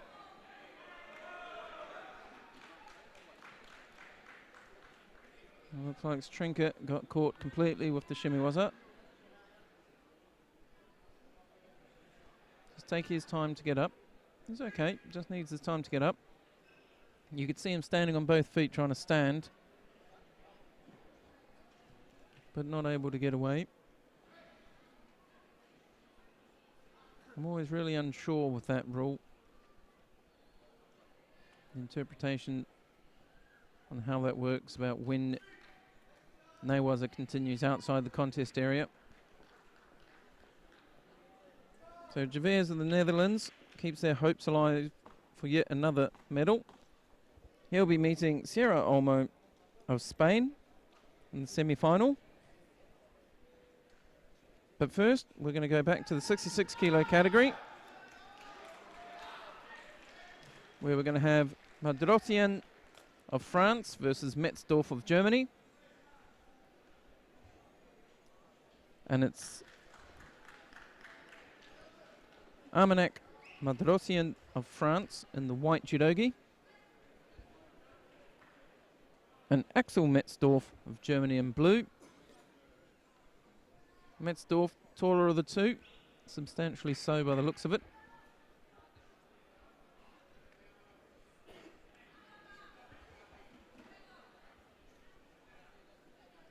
Madrosian ended up with a bye in the first round. He was due to fight Gert Vos of the Netherlands, but that fight never happened. He went through with the bye. Beat Eric Garcia just by a Shido. On the other side, Metzdorf, you'll remember, nice Sodi Sudo Komigoshi against Lenezé of France.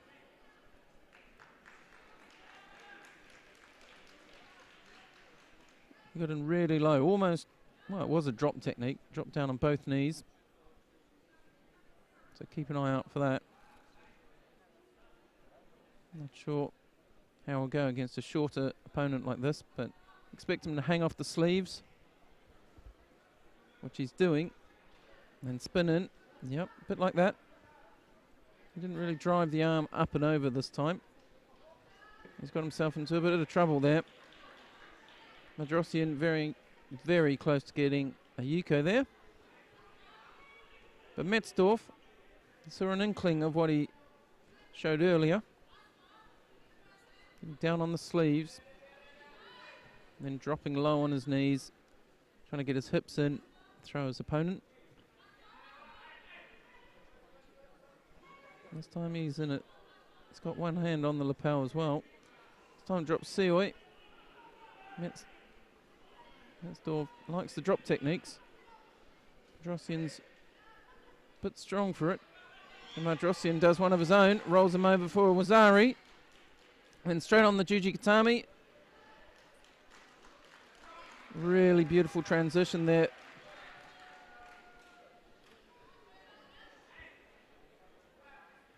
None of the attacks that Metzdorf had done had really threatened.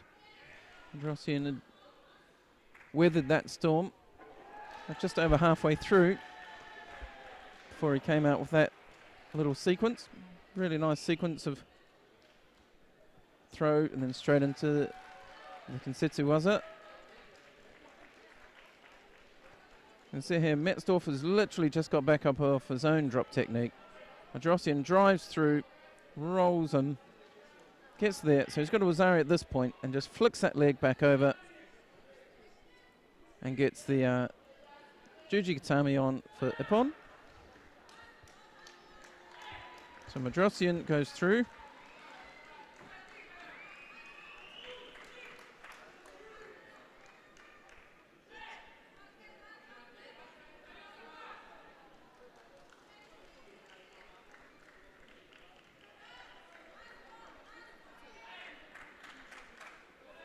Okay, so now we're up to Jean-Luc Garcia and Ghost Fischer. Garcia of France, Fischer of the Netherlands. And it's Garcia in white and Fischer in blue.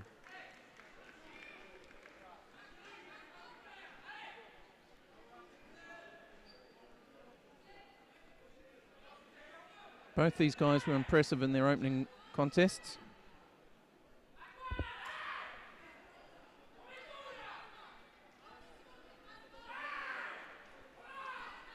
Garcia in white dispatched Thomas Koch of Switzerland. Beautiful whip on Sioi. And Fischer dispatched Mili Maggi. A beautiful counter.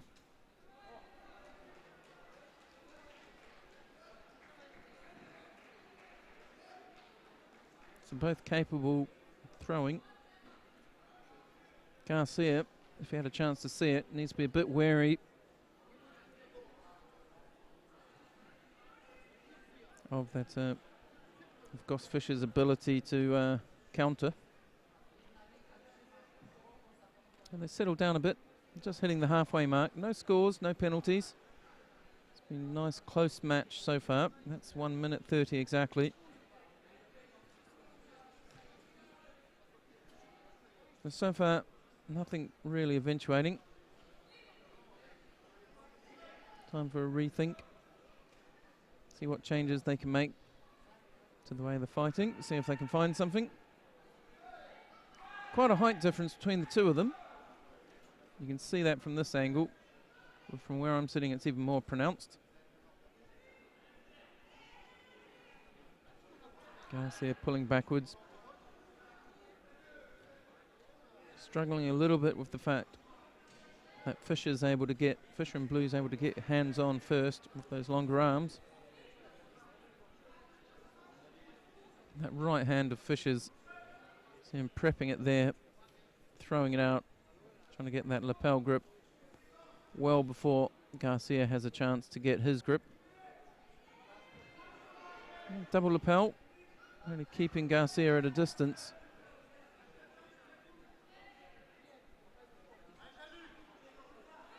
.30 seconds left, still no penalties. Still no score. Garcia tries to spin it. Really nice. Goes right twice. And then comes left. Just gets enough of Fisher's side on the ground to get a Yuko. Fisher thought he was on his front. Referees think there was enough of his side for it to count. From my angle, it looked the same. Nice drive to the edge. That's what you're going to expect from Garcia at this point. Just waiting for the clock to run out. Which it does right then.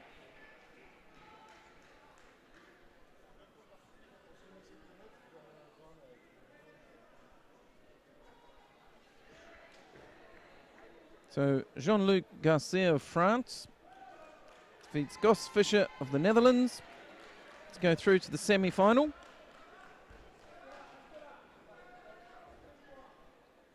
And next up, we're going to have John van der Meeberg. And he's up against Gustavo Daniel Picate of Argentina. So it's the Netherlands versus Argentina. Netherlands in white, bowing there. Just coming onto your screen. The Argentinian, Gustavo Daniel Picate. Another great Uchimata. Only gets a Yuko. It was very, very sharp. I'm guessing a little bit of over-rotation perhaps. Looked nicer than the score given. And he gets the Osekomi on as well, but only briefly, just a second of Osekomi. But the Uchimata was very sharp. Still only 30 seconds gone in this contest. Really sharp little Uchimata, left-handed. You see he's got that fist up under the arm. Low sleeve grip, grips over the top. Forces it again.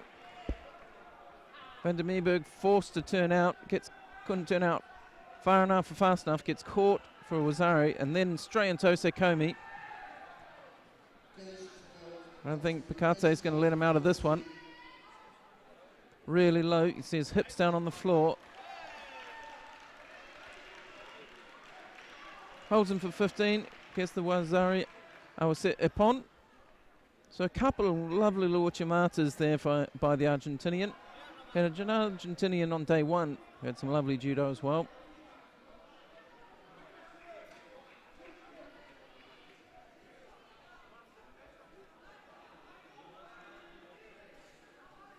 Award the fight.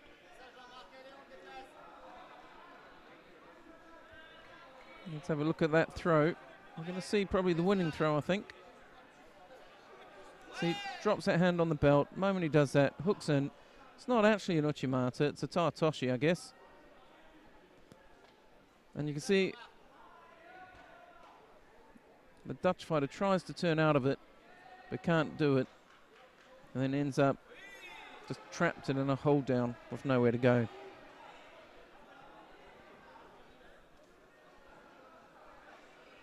So, an Uchimata and a Taio. Let's go with, I think it was the Taniatoshi he did in the first round. Picate's turning out to have some of the, quite a range of throws. And he's going to be matching up with one of these two. It's either going to be Thomas Elding of Sweden. Just got a finger in the eye there. Or Ilya Gorodnikov of Russia.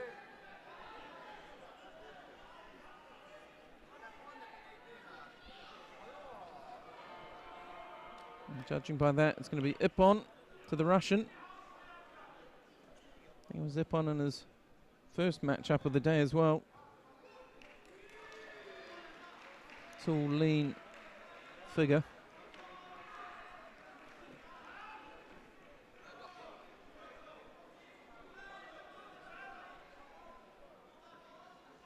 So, Gorodnikov is going to continue to test my tongue. Wins that one. He goes into the semi-final, and he'll be facing Picante of Argentina.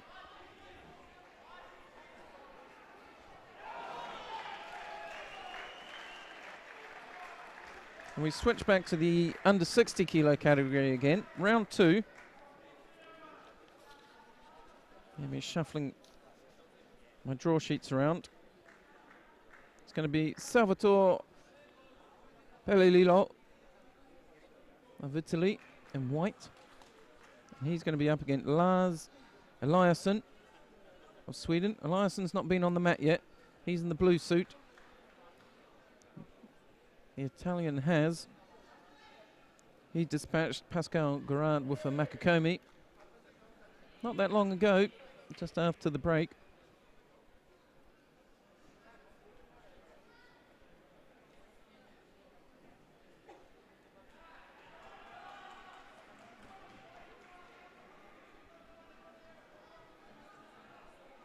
That was close. Eliasson able to turn out.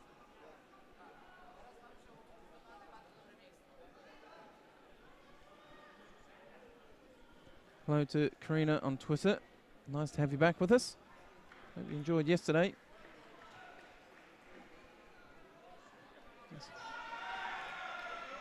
Interesting one there. Wazari's been scored. That's definitely going to go to the referees commission, I would suspect. Senior referee is going to take a look at that one and see what they actually think that one was. Was that a counter? Was that just the throw itself?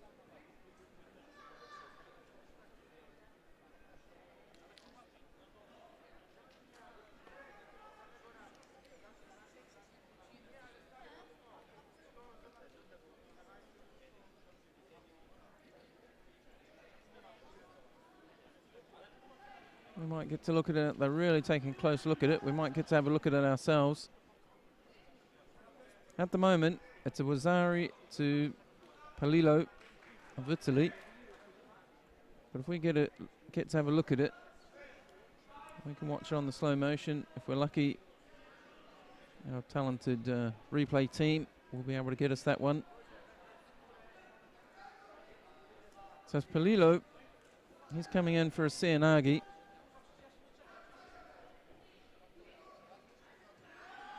Ooh. No wonder they're watching it so many times. I think we might look at it again as well. Referee's almost coming to a decision.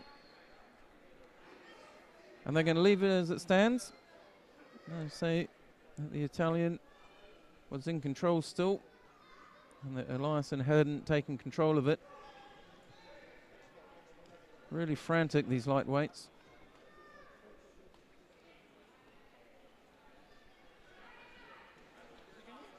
They haven't really settled into a grip yet. 1 minute 57 seconds on the clock. Eliasson, right hand in on the lapel, left hand quite high on top. Throws his arms into a Seanagi position. Doesn't really get his body rotated in, however. Bit of a push and a roll, and they end up outside the contest area. Aiming for our camera person.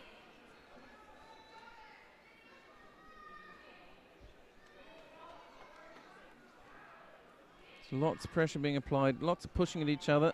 Italian just throws the hip, twitching that hip, and twice, does it a third time. Wazzari, that'll be Wazzari, I will sit Ippon. Eliasson gives Palillo tap on the back, says well done, before they even get to the end of the contest. He knows he's been caught sweetly. Really nice. You could see Palillo twitch his hips in a couple of times just beforehand. Once, twice. Then on the third one, it took. Committed to it. You can see it, a little twitch, and then comes right in. Just rolls him over onto his back. Really nice. He was just feeling it out. You could see him just twitch his hips in a couple of times just to get a feel for it. Felt good. Threw himself in fully. Nice Ippon.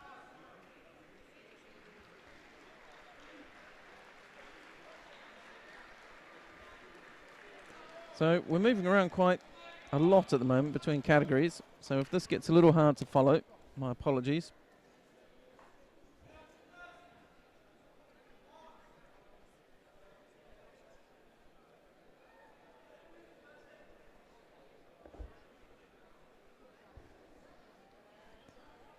Actually, no, we're still in the 60s. The computers are taking a while to get caught up here.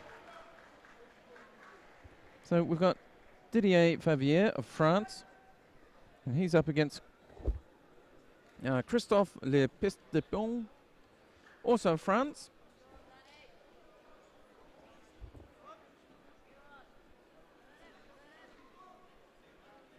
So 3-minute contest, as is all the veterans judo.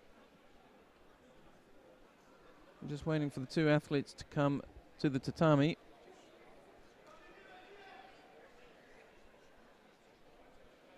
There might be some delays with the updating on the computers, and that's what's causing the issue here.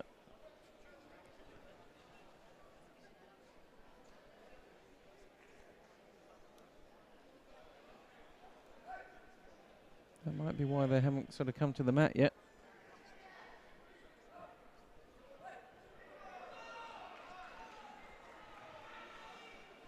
For those of you from Britain watching, Great Britain's Danny Murphy is on mat 5. He's up against Vasily Yavorsky of Russia.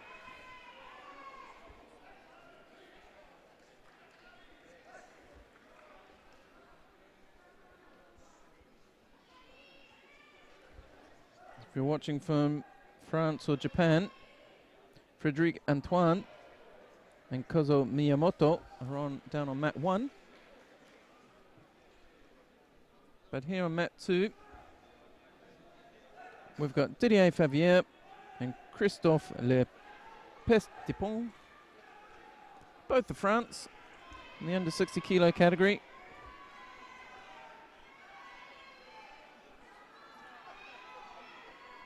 Half a minute gone already.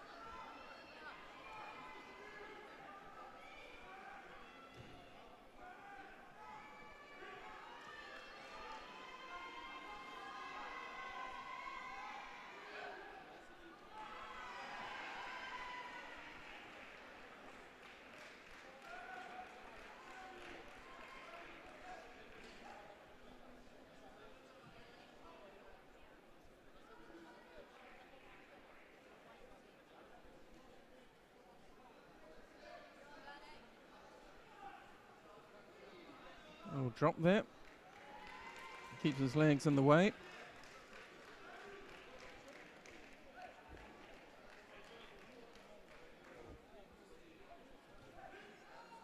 So Shido goes against Le Pestpiton.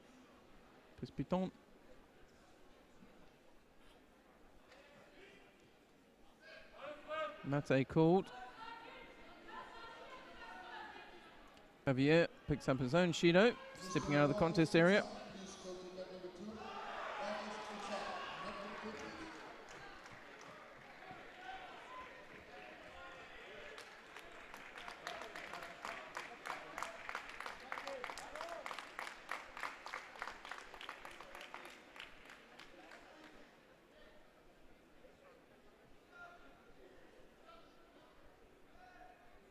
So Javier, hard to see in that camera shot, but just slow coming to his feet.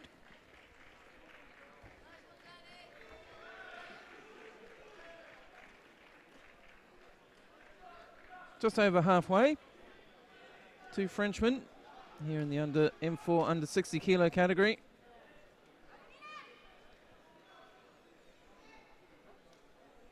That's Le Pistipon. I'll get it right. He's in the blue suit. Favier, he's in the white suit.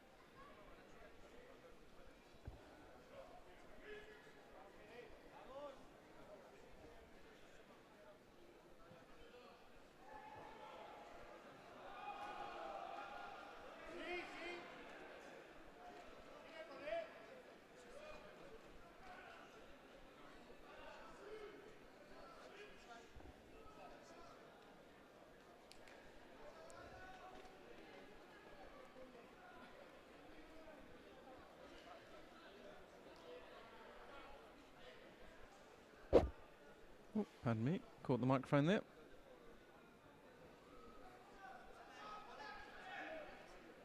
So while Didier Favier just gets his hand seen to, let's have a catch up of what's going on all the mats. So on mat 1, we have Marshall St. Just of France up against Angel Benavides Plat of Spain. And that's the M4 under 81s. M4 under 90s is on mat 2, where Frédéric Salveri of France is up against Marcus Utzat of Germany. Mat 4 in the M5 under 73 kilo, you've got Gunnar Heffermel of Norway up against Tlegen Galiev of Kazakhstan. And that's the repechage of the under 73s. And down up on mat 5, all the way up the top, in the M5 under 90, they're in the repechage there as well, and you've got Yuri Plausiuk of Belarus against Wolfgang Reis of Austria. And here on mat 3, we're currently in the under 60s. We're still in round 2 of the under 60 kilo M4 category.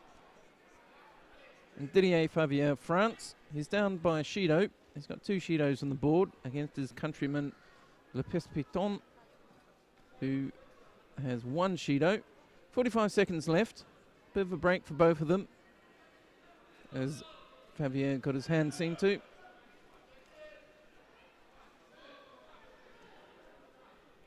Favier turns in for the Cianagi, but gets dragged forcefully backwards by Le Pistipon.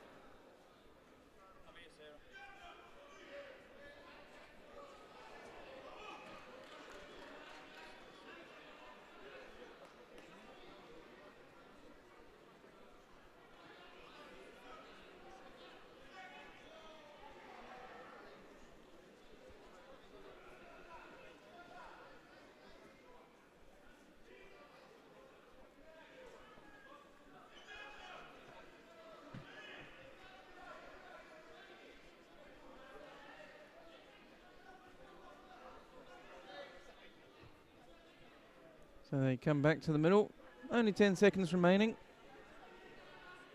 And at this point, Pistipon is going to win it.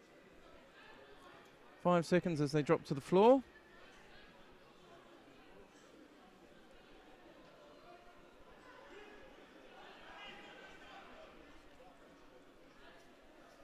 And the clock runs down, as is often the case between 2 people from the same country. Very closely fought. Guessing they've probably met one another at least once in their lives. That one goes to Pistipon of France, Le Pistipon of France.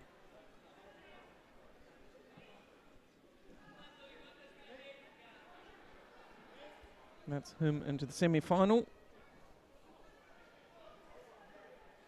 We go on to the other side. We're going to have Michel Conte of France and Fabrizio Moroni of Italy. And it's Michel Conte of France in the white judogi to your left, bowing on now. And Fabrizio Moroni of Italy in blue. This is round 2 of the M4 under 60 kilo category.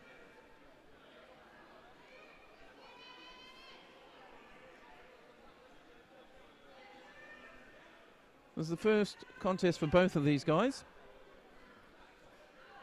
It's a small category, this one. So these guys both got byes in the first round. Draw favouring them.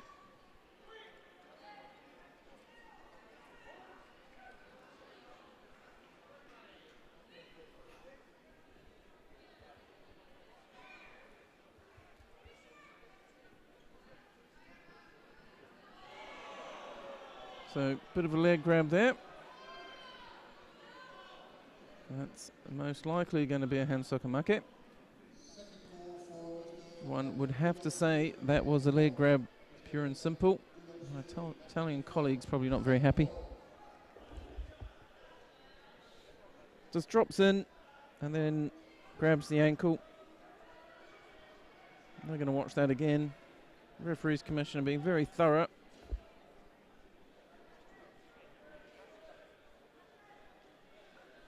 And yep, hand sokamaki, pretty clear cut. It's just one of those habits you develop. And he just did it without thinking about it. Unfortunate, but that's the way it is. Especially with the veterans, they've got years of practice under their belts. And the new rule, it's one I get caught with all the time. I grab people's trousers all the time. Can't help it.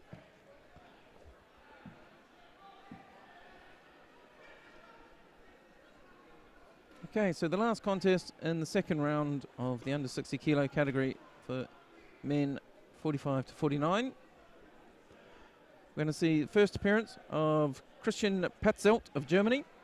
And he's up against Bruno Baudet of France.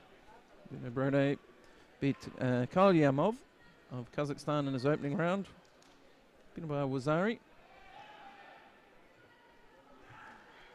Drives Patzelt backwards onto his back.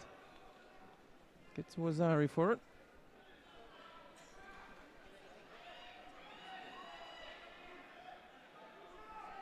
Working the nose up. Just trying to get his leg free. Starts trying to switch to the other side.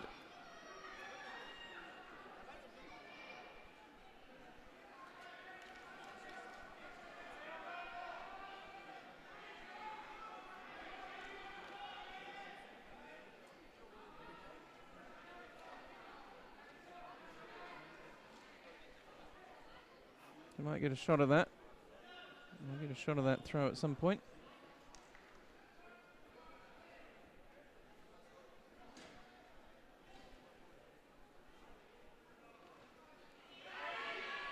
So Patzelt looks the bigger of the two, but he looks a much more compact body. Nice little attempt with the foot sweep by the Frenchman in white. Sorry, the German in white, should I say. Frenchman drops under for drop seoi. Wazari Awaseta Pon. It's another quick one. Minute 43 on the clock, so they didn't even get halfway.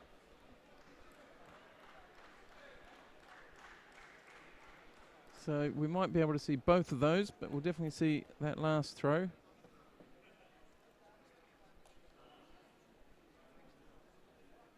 So he just tidies up his belt.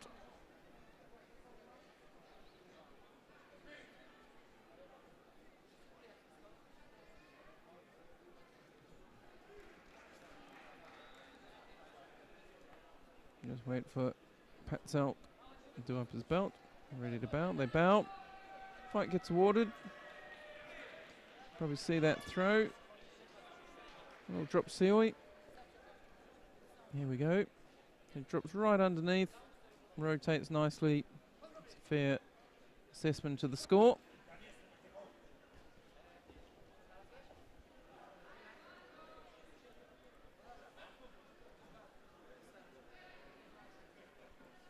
Baudet through. And then we'll go back to the under 81 kilo category, I believe. And we're going to watch the repechage contest now. And this is the repechage contest in 81 kilos, M5. And we're going to see Paul Cummins of Ireland against Jari Kohir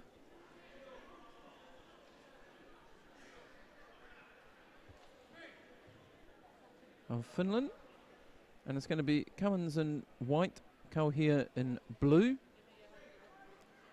And this is the opening round of the repechage. It's a double repechage in veterans. So even if you lose in the first round, like Paul Cummins did, you still get a second contest. And that's it here in the repechage. So even if you get thrown in the first round, you do get that chance to fight your way through to a bronze medal. A little different to the senior circuit.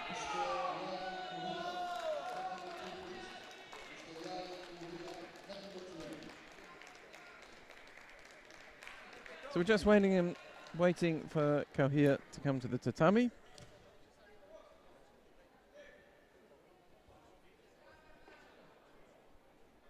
So for us, we're going to have the repechage fights for the under 81s for quite a while. We have 2 or 3 of those, and then we'll have the repechage fights from the 60s and 66s. Not necessarily in that order. I'm not sure if we've got a break between this round, or the repechages, and the actual medal fights. I'll try and get that information for you and let you know what the timings are.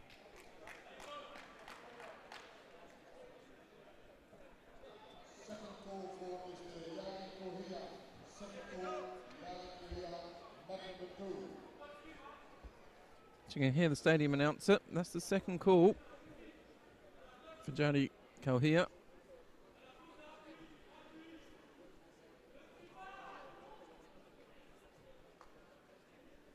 He needs to get himself to the tatami. It'd be a shame to lose out at this point just by not being present.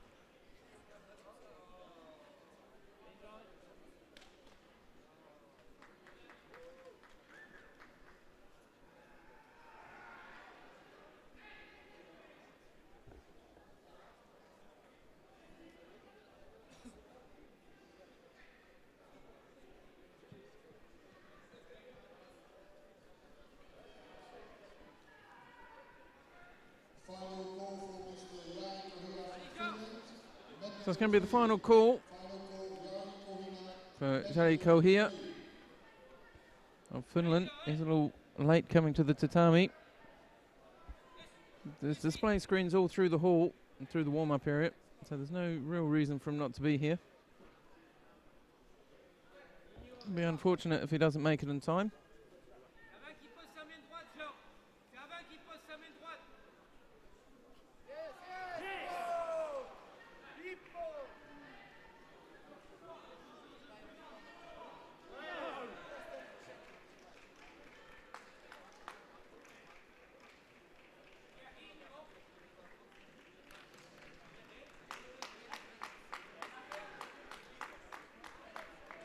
So, unfortunately, Jari Kauhia didn't make it to the tatami for that one, and it gets awarded to Paul Cummins of Ireland.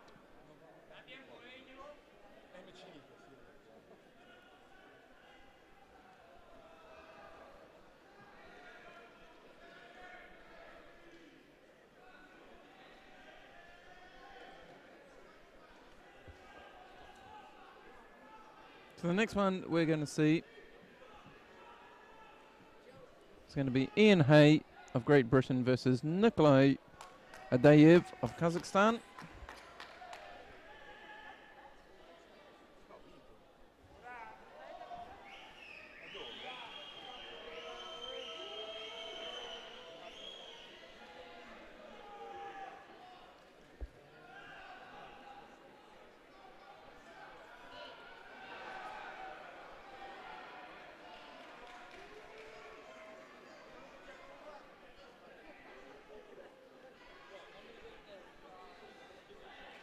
Right, we're just waiting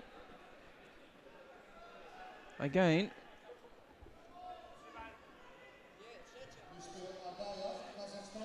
We're not having a lot of luck on this mat. Now Mr. Adayev of Kazakhstan isn't making it to the mat as well. Ian Hay of Great Britain's already stood there waiting, but Adayev hasn't made it to the tatami.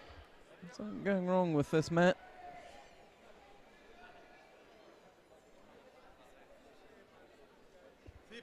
So we have to go through the 3 calls before they're going to award any of these.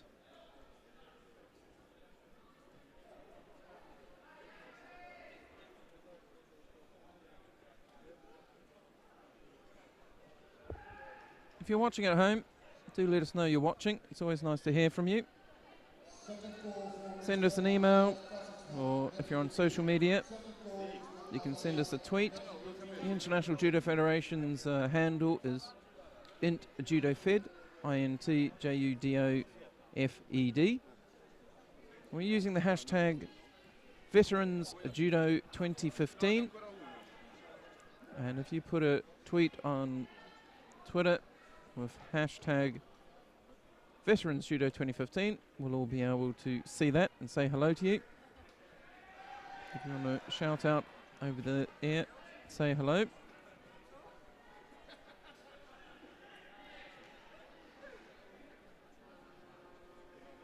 If you're on this commentator channel, you can always watch the other channels, the other tatami, whichever one you fancy.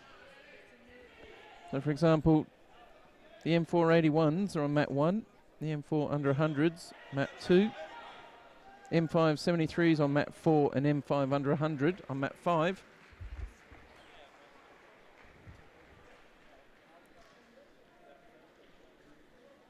So both Cummins and Hay, so Ireland and Great Britain, they get defaults through to the next round of the repechage.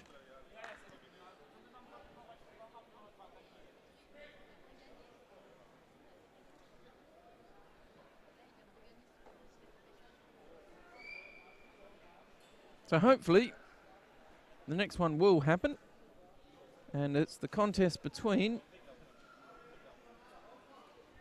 who have we got? We have got Pierre Despraux of France versus Jürgen Wagner of Germany.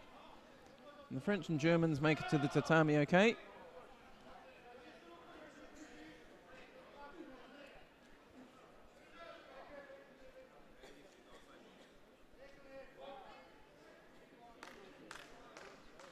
So they settle into this contest.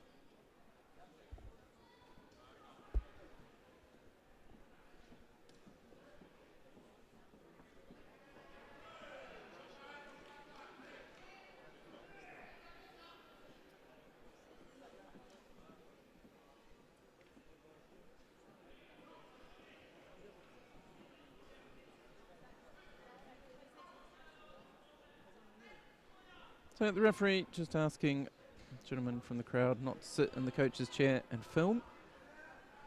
Actually, try and make sure that only coaches sit in the coach's chair and then they're actually coaching. Seems fair, doesn't it?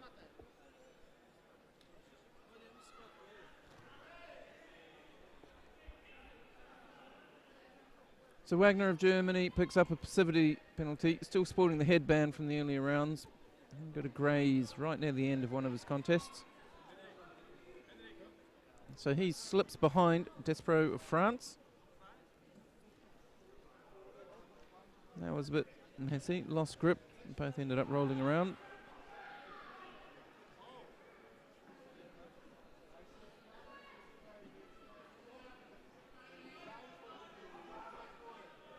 A little bit of no, was it?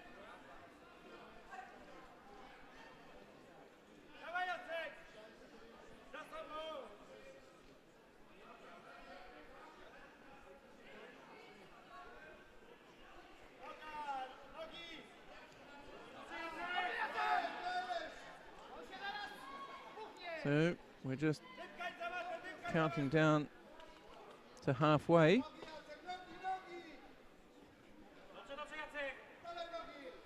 So it's a Shido apiece. Despraux of France in white, Wagner of Germany in blue.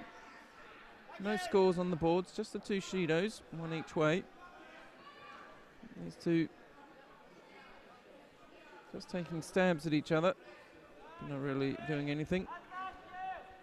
Wagner's attacks just that little bit more effective, and Despraux actually picks up a penalty.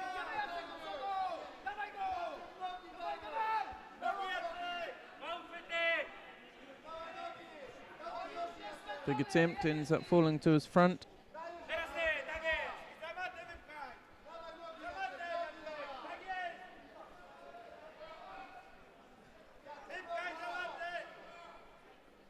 Nothing really happening on the floor.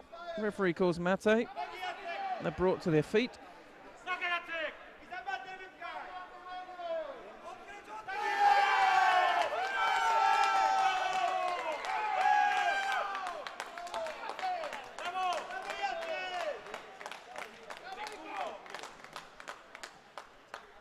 So another little burst of no, was that? Big chair there in the background. That's from mat 5. Somebody with a lot of fans with them.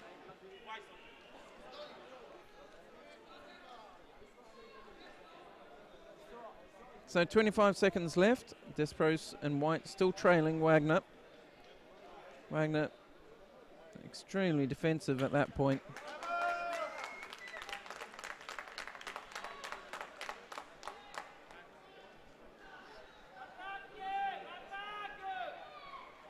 So 12 seconds left, 10.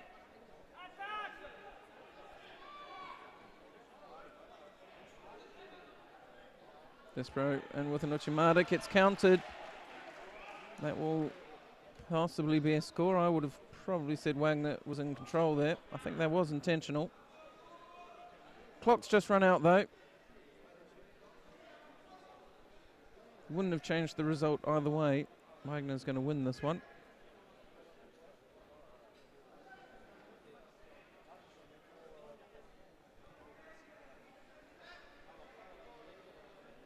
They do award the Wazari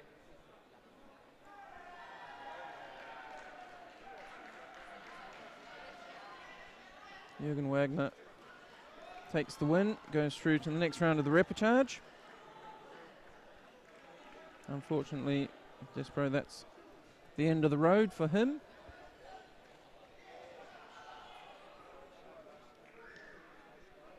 So the next contest, again, the next contest, we're going to move from 81s, and again, we're going to move down to 66.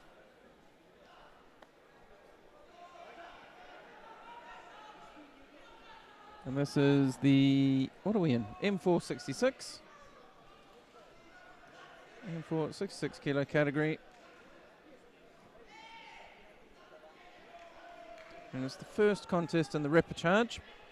And it's Christophe Zubrigna against Fabrice Leporet of France. And it's Zubrigna of Poland, Leporet of France. Poland in white, France in blue. Pole drops Siwe, comes quite high up, gets a Wazari.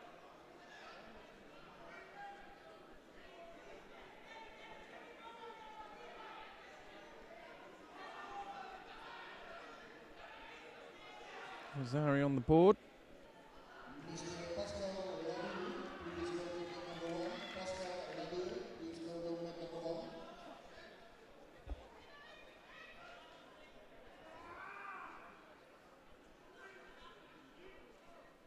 2:21 on the clock as the referee calls mate.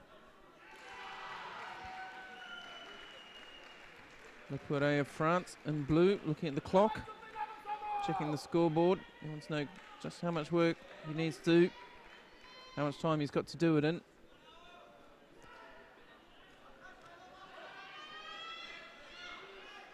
Zubrigna gets himself into a little bit of trouble. But managed to get back onto his front and safe, but it's not all safe yet. Leporet is still trying to work on the arm, far side of us.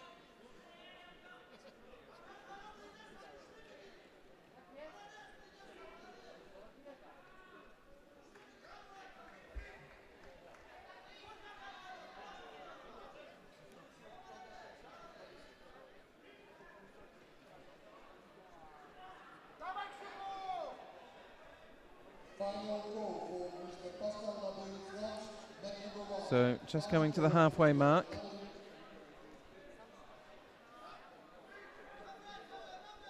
Zubrigna of Poland and the white judogi is leading by a Wazari.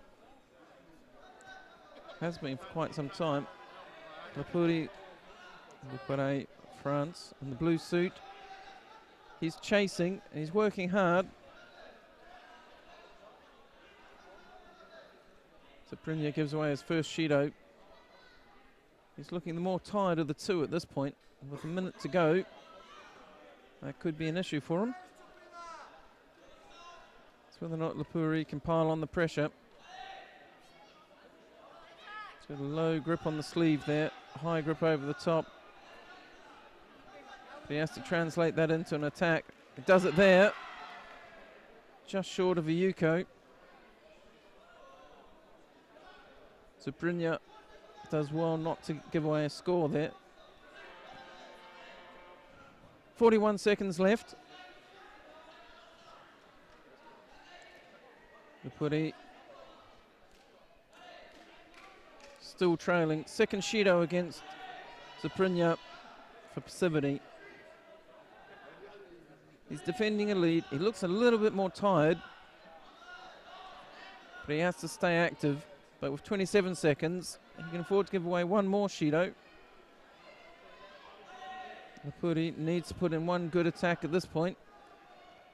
And Zaprinya very sensibly throws in a Sutemiwaza. This is going to soak up a lot of the clock. Lupuri desperately trying to get his leg free. Looks up, he just wants up. But he's left himself with a really awkward amount of time. 6 seconds, barely enough time to get a good grip, especially with his partner being very defensive. Comes piling on, almost gets caught for drop seoi.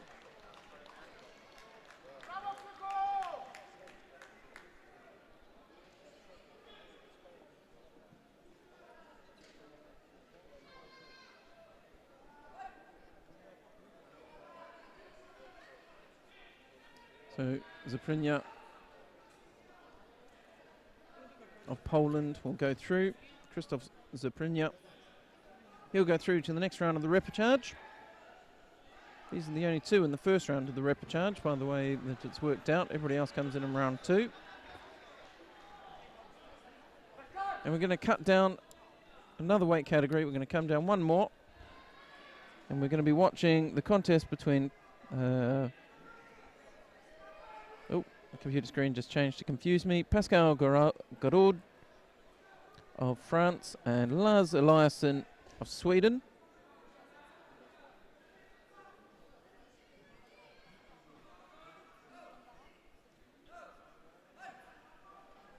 They're just coming to the tatami now.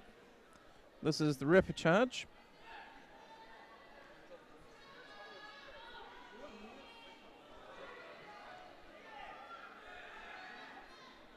So this category's really moved on quickly. There's only 10 players in it. Nice Temiwaza. Eliasson picks up Gerard from the floor. Gerard got thrown with a big Makakomi by Pelillo of Italy.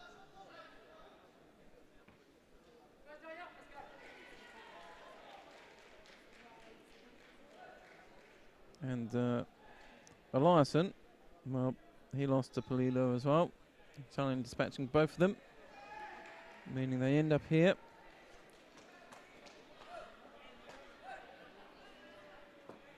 One of these two will go on to face Didier Favier. Didier Favier, who lost to Le Pistipon not that long ago.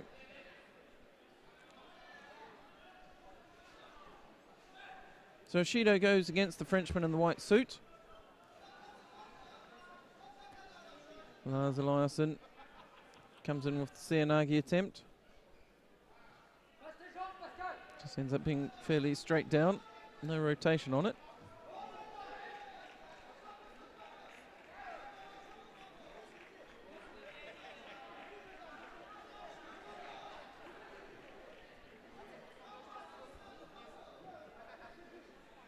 So a big hello to Liam Hart. Thanks for tuning in. He's watching his father, Glenn Hart. Not sure what tatami he's on. If you're listening, best of luck to him. Hope you've got the whole family around the computer watching.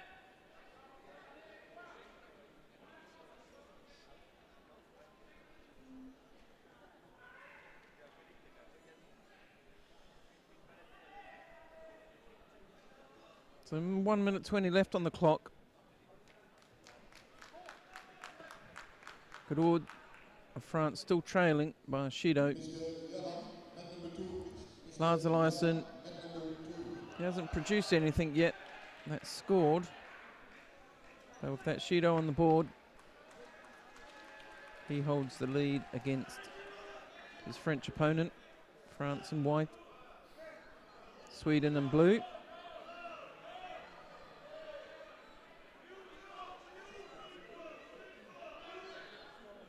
Nice little turn there.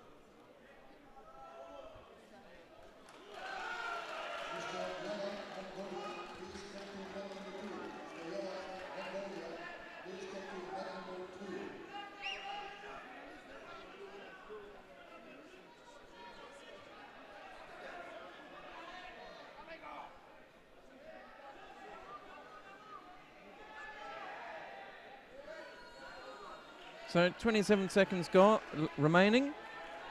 A lot of time got chewed up there. Not a lot of action.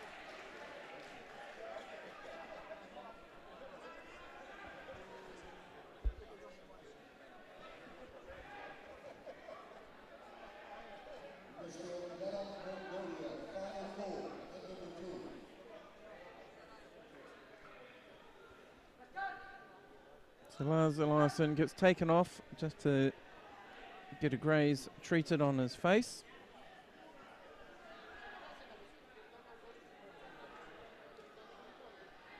While that's happening, let's just have a look at what's going on around us.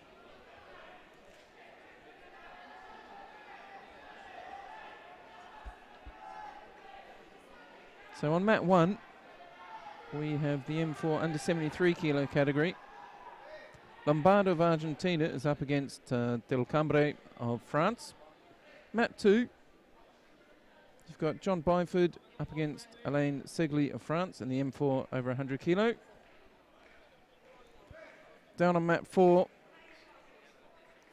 you've got Tlegan Galiev of Kazakhstan up against Guillaume Caliu of France.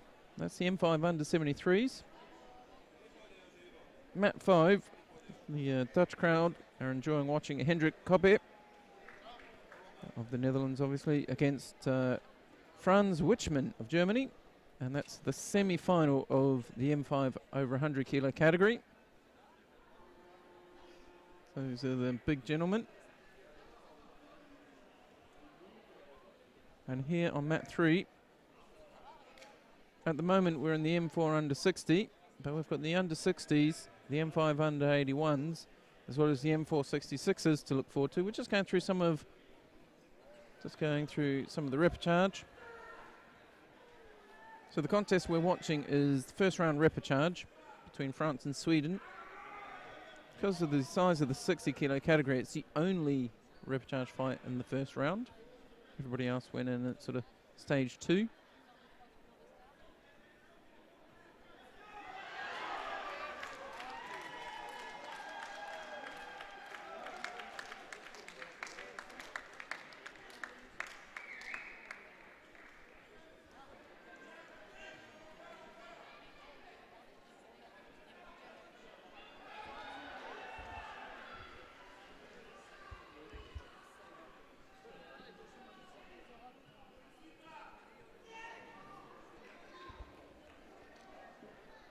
Down on mat 2, Marcus Utza of Germany has just gone on the mat against Futoshi Kurimoto of Japan, one of the few Japanese players here. All the ones who've been here have been good to watch. But we're back underway here. We're just running out of time a little bit. 5 seconds remaining. Eliasson. His headband, both players with nice stripes, racing stripes on their heads now. So Eliasson, despite the graze to his nose, takes the win against Gerard of France and goes through to the second round. He'll go off, get his face seen to. Next contest we have in the under 60 kilos in the repechage of the M4 under 60 is Nurland Kalyamov of Kazakhstan versus Christian Patzelt of Germany. And it's Kalyamov in white and Patzelt in blue.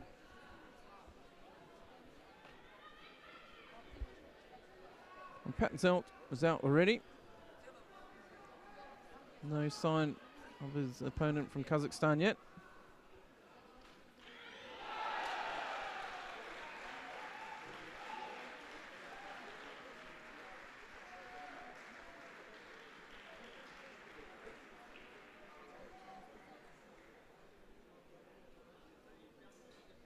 He'll be along shortly, I'm sure.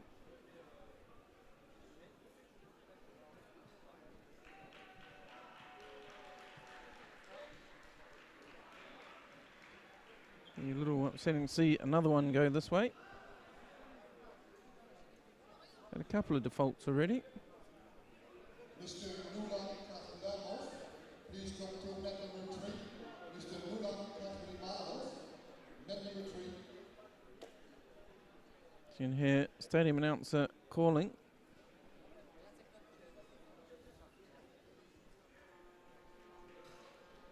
It's Kalyamov of Kazakhstan. Gets his 3 calls.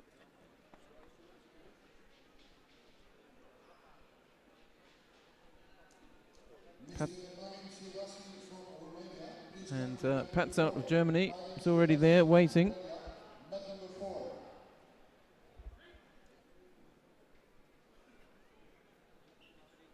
I think what sometimes happens with veterans, if they're used to senior judo, they're not used to the compound, the double repechage. Sometimes they, unfortunately, sometimes they do just leave.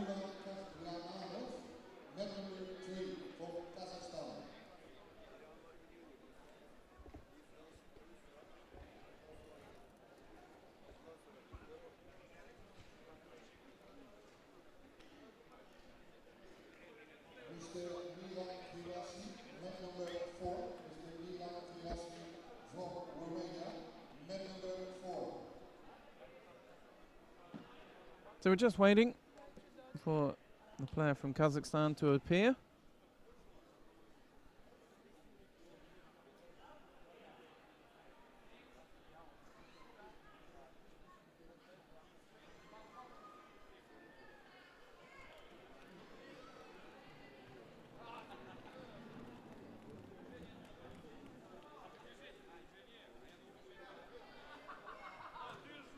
A small pause. I'm not sure how many more calls he's going to get.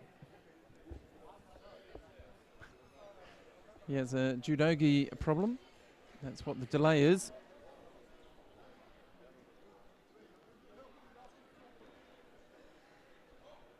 So he is there. He just needs to sort his judogi out. And he'll be on the mat shortly.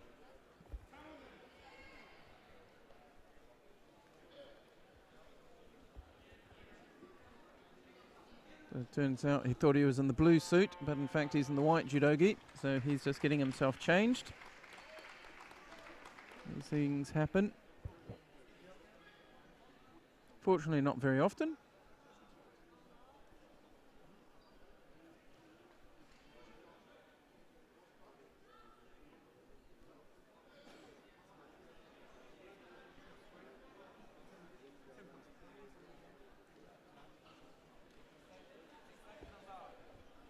Right, so Mr. Kalyamov is almost ready. You can't quite see him in your camera shot there. He's just slipping into his jacket, putting his belt on, stepping onto the tatami. So this one won't go to a default. It'd be a shame to see 3 on this mat.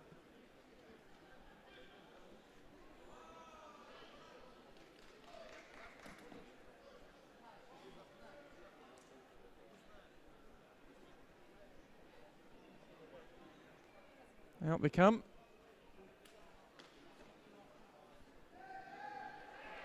You can't see him. There he is. That's the man we've all been waiting for. Kalyamov of Kazakhstan against Patzel of Germany. Kazakhstan in white, Patzel, Germany in blue. Kalyamov, nice counter. Takes him backwards. Scores Wazari. Really dynamic. Gets changed down to a Yuko. Referee is deciding something was missing. So he drops under for a Seonagi. Oh, just picks his opponent up again. So first 30 seconds gone. Kalyamov late to the party. But he's been fairly active so far. Call a mate. Looks like the referees commission wants to change something else or look at something again.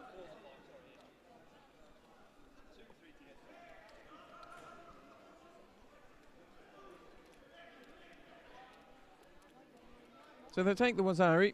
They downgraded it to a Yuko, and then they upgraded again to a Wazari. So it's back on. Kailimov for Wazari lead.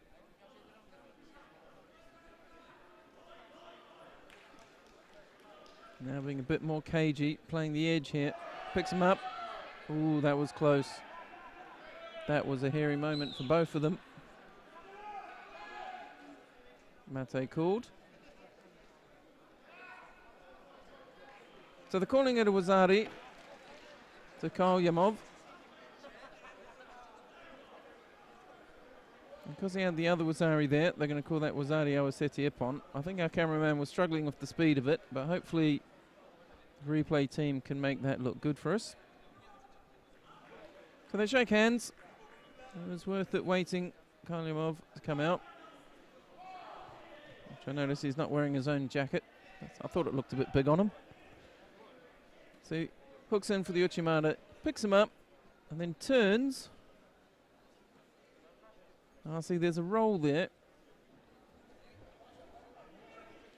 I can see what they can see. I'm not sure I would have called it that myself, but I'm not a referee, so I don't have to.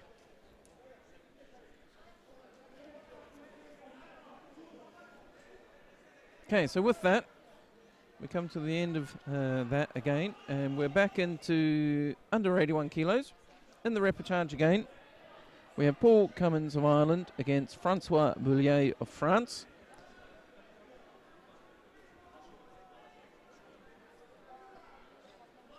Boulier's of France.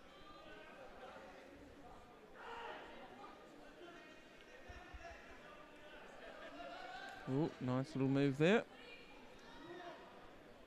Cummins managed to turn Frenchman over though. Does give away. Gets caught for Wazari. Cummins got that default. His opponent didn't make it to the mat in time. The first round of the repechage.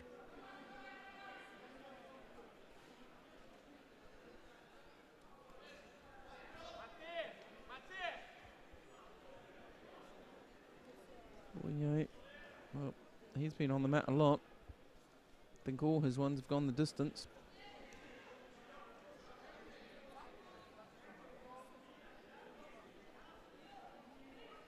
Paul Cummins of Ireland picks up a Judo. Slips even further behind.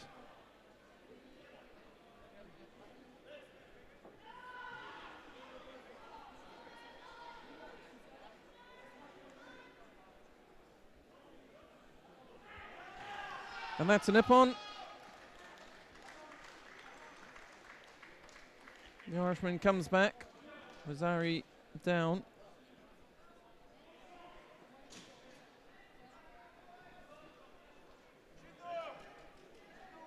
We'll get to see this one.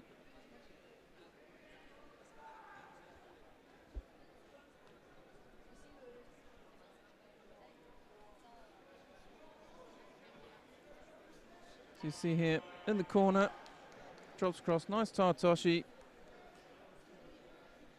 Gets a Yuko. And then straight on top, Osakomi gets called. And he holds on to that for the full 20 seconds. Right. So now we have Ian Hay of Great Britain versus Olaf Rodwald, of Germany. If I remember rightly, it wasn't that long ago. Ian Hay got through on a default as well.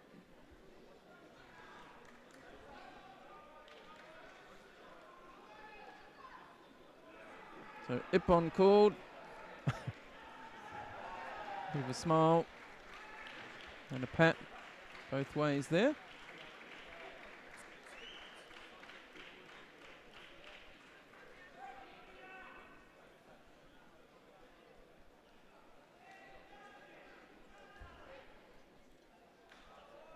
So the German Olaf Rodwald goes through to the next round.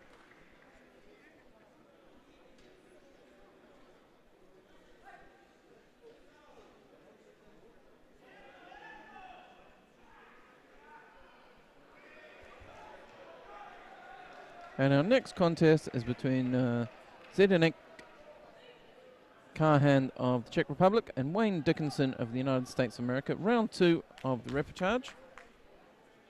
And it's Dickinson in the blue suit. Just dropped to the ground in front of you. And Carhan in white. M5 under 81 kilos.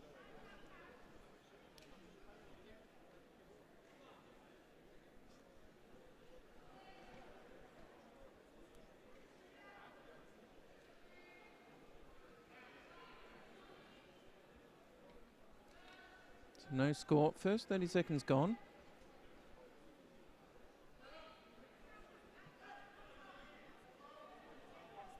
Down into the corner. If you remember Dickinson from earlier in the day, he faded a bit, especially in the last third. Last third of the contest, that last minute, his attacks got a lot looser, a lot riskier.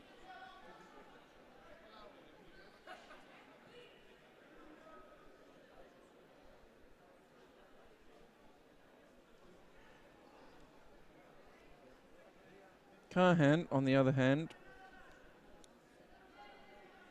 he's got some quite good no-was, I seem to recall.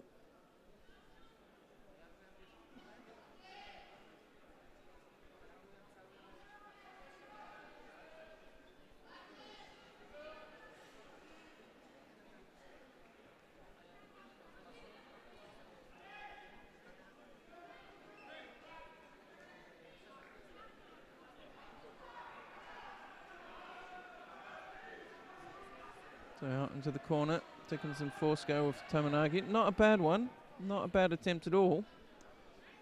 So good in fact he picks up a Wazari for it. And he gets the Osekomi, was it? So he's got the hold down on. He's about 2 meters out of the contest area, but that's fine. You can be as far out if he's in Osekomi, it just carries on. Buzzer goes, Wazari Awaseta Pon. Wayne Dickinson, small celebration there. Pretty well deserved, to be honest.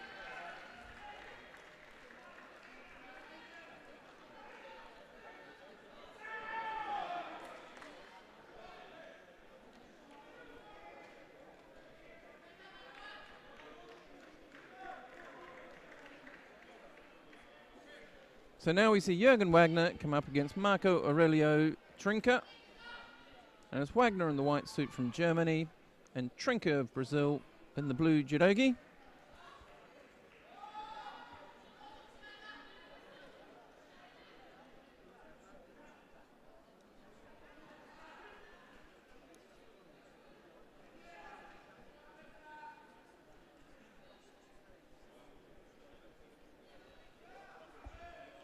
This contest underway, 3-minute contest.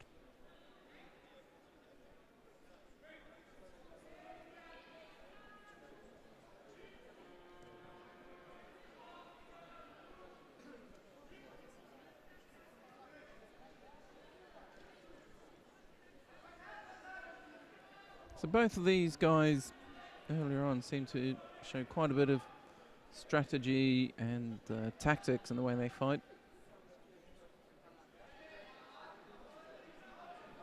And you can see it here, Trinca really working the edge well. And then again, you see Wagner spin him there. So they're both quite expert at playing the corners, playing the edge game.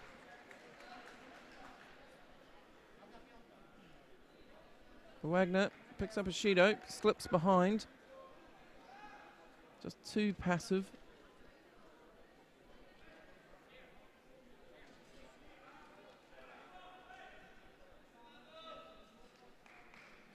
Trinca again throws in a little attack, forcing Wagner right out of the contest area.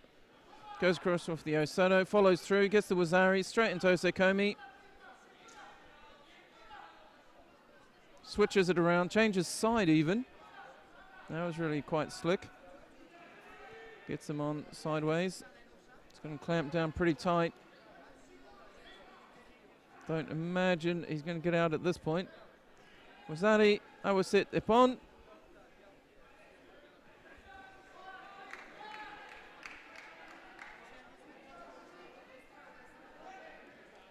So Marco Aurelio Trinca of Brazil goes through to the quarterfinals. Actually, the semi-final of the bronze medals. And he'll be meeting Wayne Dickinson of the United States of America in the semi-final.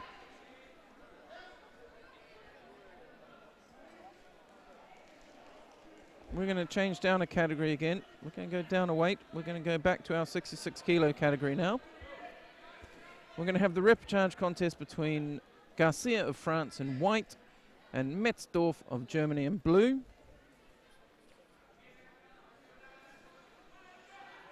This is the lightest category. Sorry, not the lightest category, second lightest category. Round 2 of the repechage. Eric Garcia. If you remember, he's one of 2 Frenchmen called Garcia in this category. Got Jean-Luc Garcia. He's still in the running in the main half. And Eric Garcia here. He's in the repechage. And Axel Metzdorf.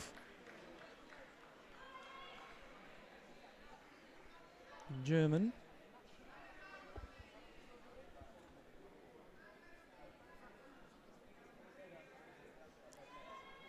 Both of them were knocked out by Madrosian of France.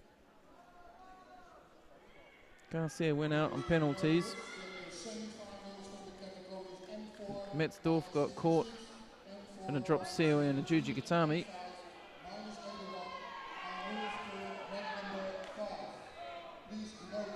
The Nippon on the board, Ananose Komi. So he gets downgraded to a Wazari.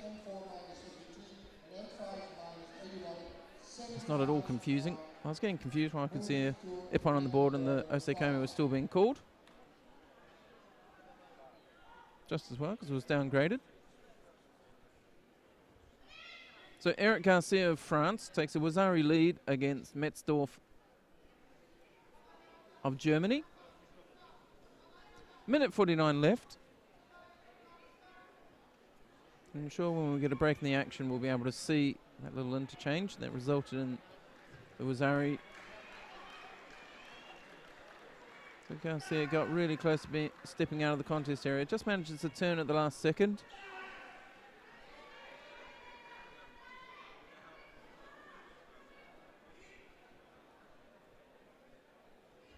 Metzdorf desperately trying to turn him. Tucks his leg underneath. Goes for the Juji Gatami. He's got the arm. Hasn't got it straight though.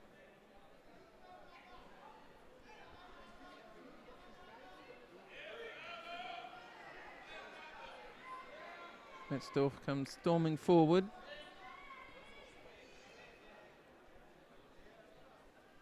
Drops. Doesn't get any rotation though. Garcia, a little throw at Uchimata. You see a nice shimiwaza attempt there. So he's got the trouser leg as well. Takes his partner down to the floor.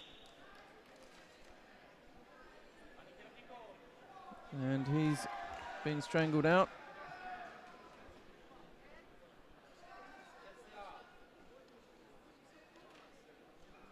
So an effective shimiwaza applied. And Axel Metzdorf will go through to the next round.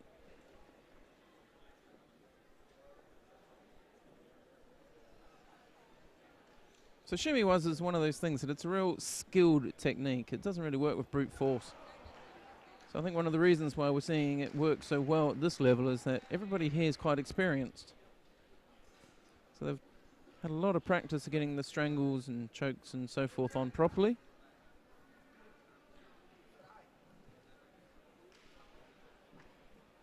So you see them come on a little more ease perhaps than you do in seniors, because these people have done them a few more times.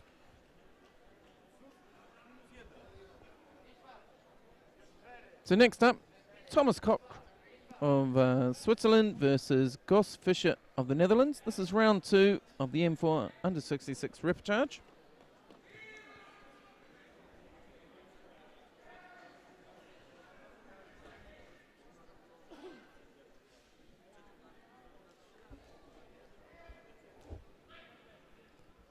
they just get started.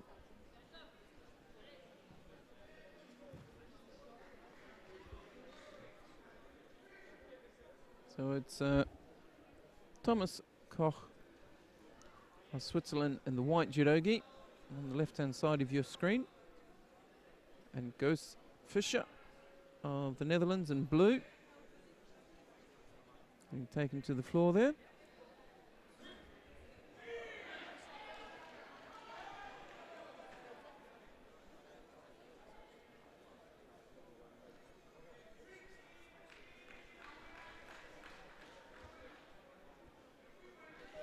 Nice little foot sweep, a couple attempts at that. Nice little counter. Both of them going for the feet. Goes Fischer. Just catches him, takes him back for a Yuko. Just a couple of taps, but then one worked.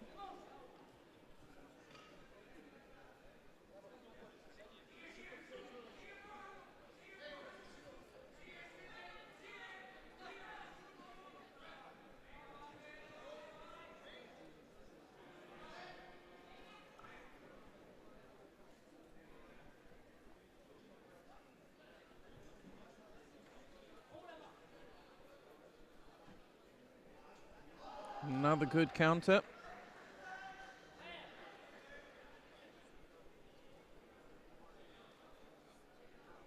Thomas Koch gets thrown beautifully just as he attacks. Fischer counter-attacked at just the same time.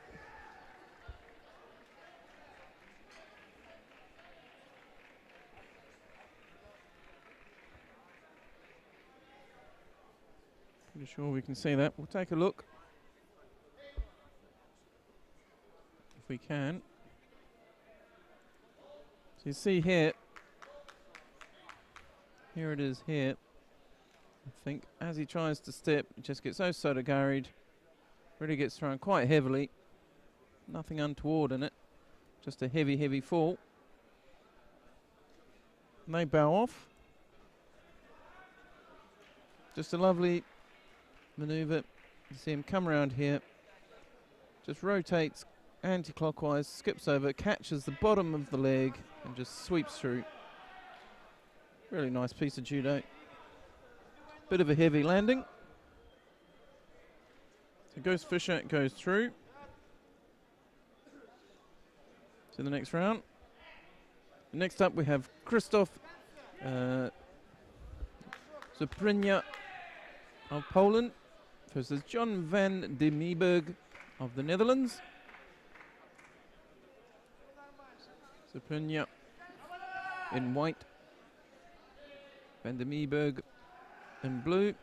Van de Meeberg first to step out, gets himself a Shido, slips behind, only 10 seconds into it. Then gets thrown onto his side. So the Polish player really coming on strong.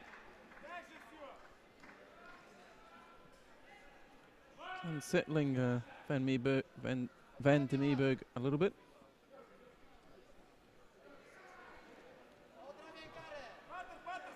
Takes the Ippon Seoi style grip, drops, but he doesn't get much in the way of rotation.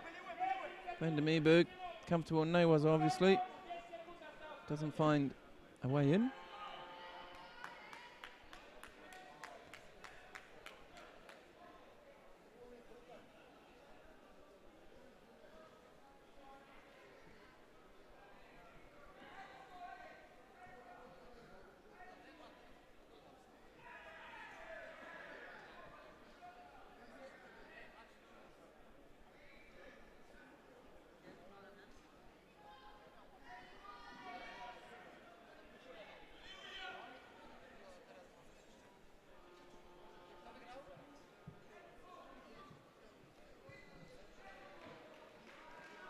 So just over 2 minutes. They're having a good look at something on the referee's system.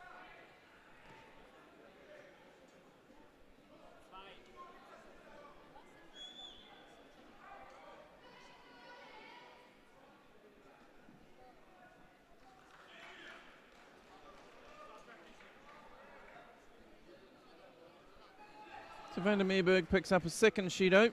He slips even further behind. Seemed to have dropped.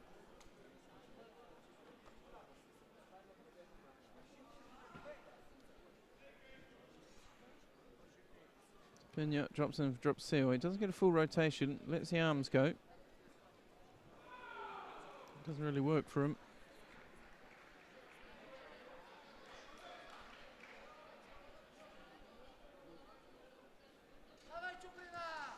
Just a few seconds away from halfway.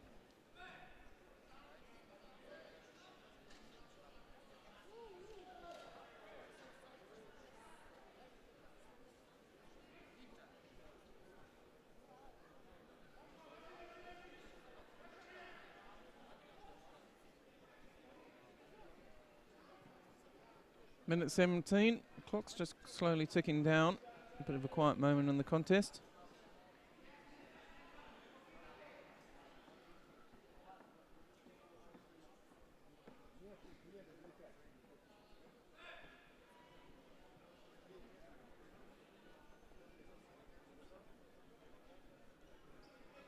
Really quiet, just drops into 1 minute.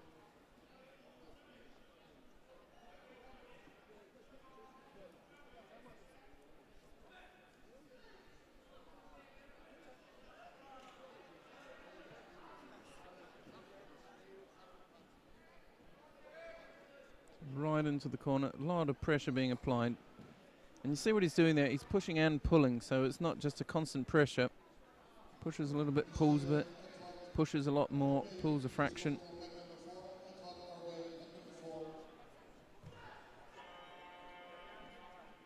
And drop in. He's got the legs wrapped.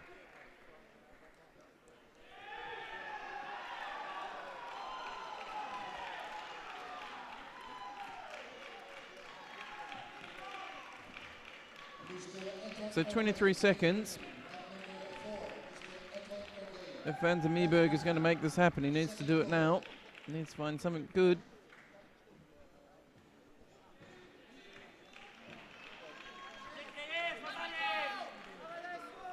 Yuko scored against him though. So Prinya, he's going to take this one, barring something dramatic. 2 seconds, 1-0. So Zabrinya of Poland, 2 Yukos. Van der Meerberg of the Netherlands, no points. So it's Zaprinya, he goes through to the next round.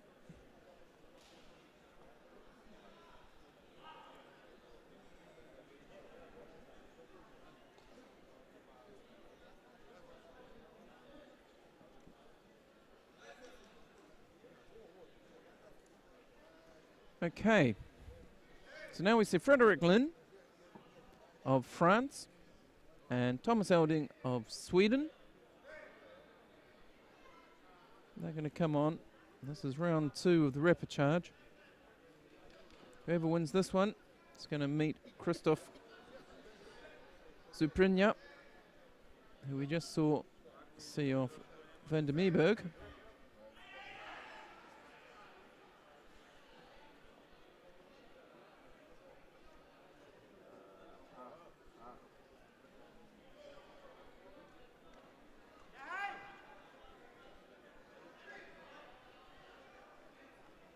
So Shido against Elding early on.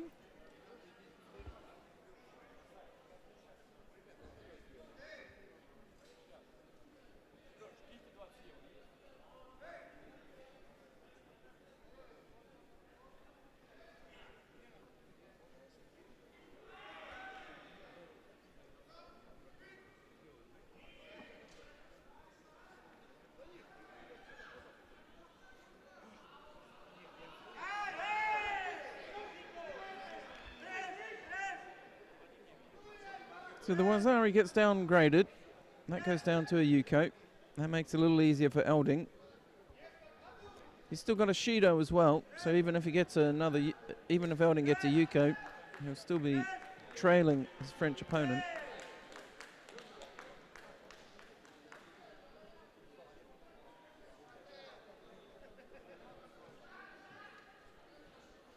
Frenchman throws in an attack. Elding forced to just ride it.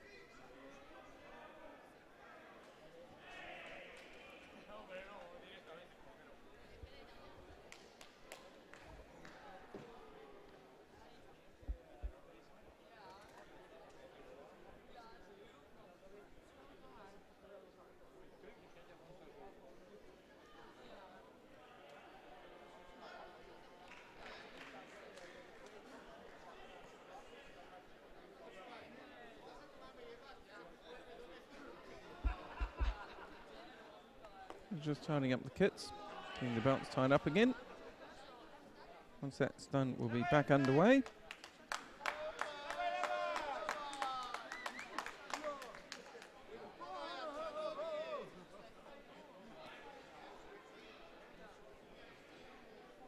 So Elding bent down, crouched down quite low.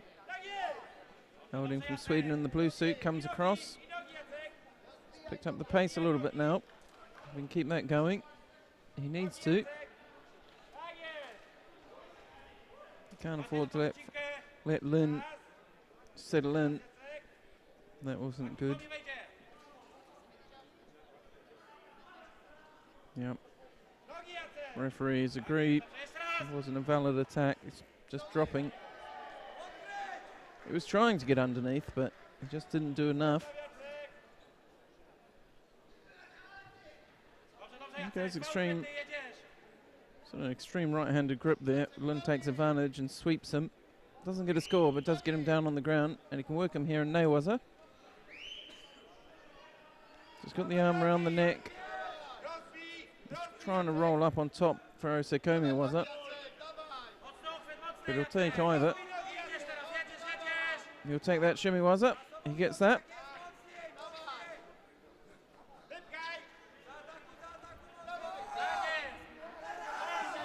So Frederic Lynn of France goes through to the semi-final of the repechage of the under 66 kilo category.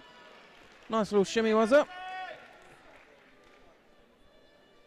Like I say, these veterans perhaps a little more practiced at the shimmy wazas than some of the other types of judo you might be familiar with watching.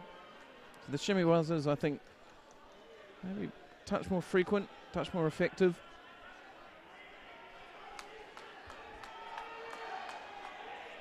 So again, that brings us to the bottom of another round. And the system we're basically working through as we go round by round. So we're going to the under 60 kilos, M4s. And it's M4 under 60. And this is the semi-final.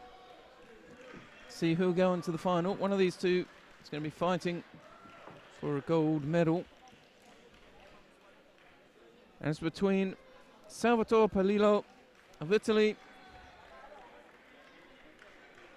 and Christophe Lepestipon of France.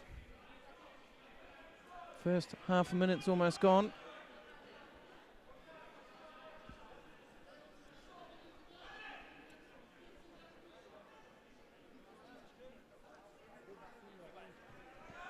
Ooh. Pestipon charging forward. Palillo turns in on him. Nice Senagi. Pestipon was lucky in ways to end up sliding off the other side.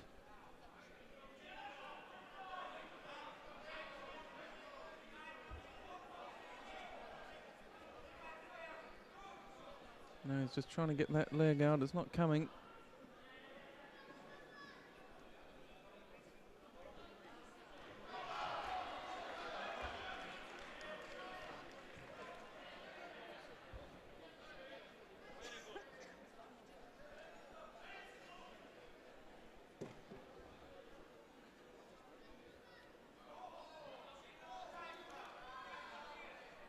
So whilst that's going on, there's matches on all the mats for you to follow. Don't have to stay here on mat 3. Palillo again with the Seanagi. This one a little better. Gets a Wazari.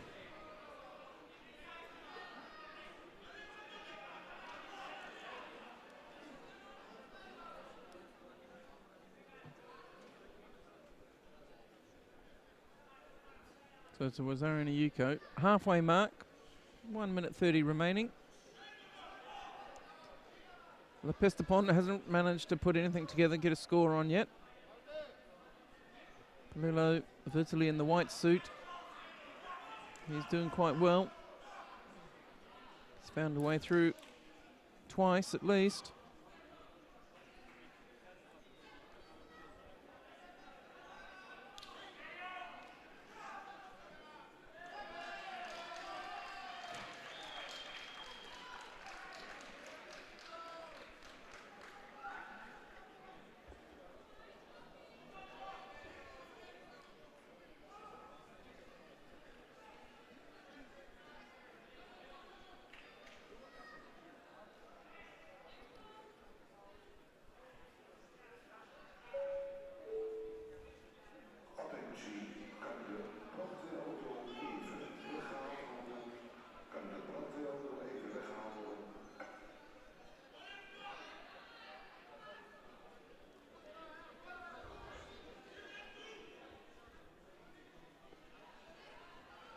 So with 35 seconds remaining, it's Palillo of Italy, Rosari and a Yuko on his side. Lepestapon of France in the blue. He's just got 2 Shidos on his side. So 24 seconds. He's looking at all he can do as a Nippon. He's got 18 seconds. Man in blue needs a Nippon. And he needs it quickly. But Palillo getting a bit tactical at the end.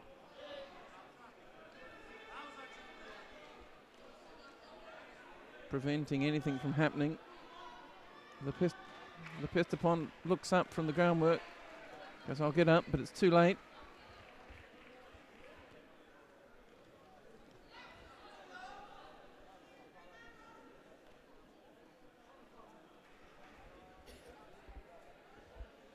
So it'll be Salvatore Palillo of Italy. He'll go through into the final. And he will meet the winner of the next contest, which will be between Michel Conte and Bruno Boudet of France. It's an all-French affair.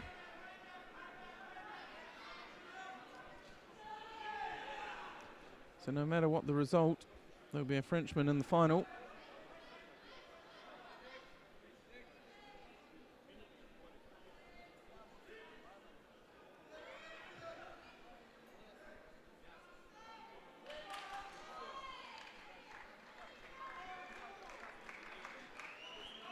A bit of movement around one another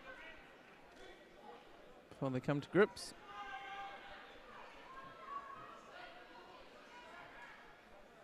You know, with Sutemi was that. Doesn't work. Manages to keep Conti between his legs though.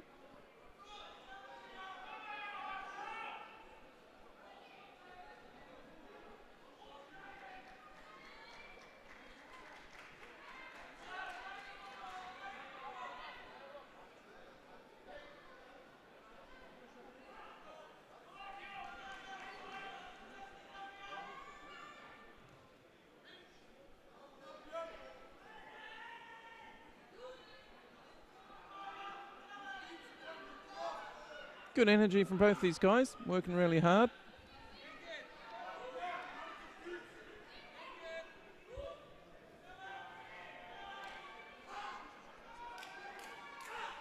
Two minutes remaining. No scores on the board, no penalties either.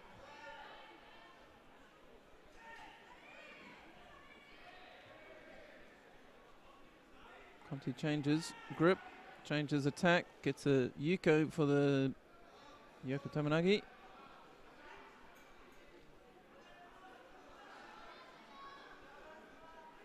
Quite nice, he changed his grip.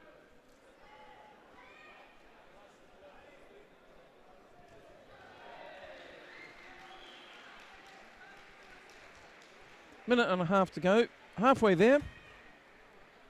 Boudet of France needs to pick it up a bit. He's trailing by Yuko. Nice clean contest, no penalties. Judo gets driven backwards for a Wazari. Bit loose on his attack, gets driven backwards. Wazari score against him. So it's a Wazari and a Yuko lead now to Conte of France. Boudet takes a quick look at the clock. Knows he's only got a minute left. 60 seconds exactly now to make it all happen. It's got to be an ippon, so he needs one big throw or some effective no-was-it, so he goes straight to the floor.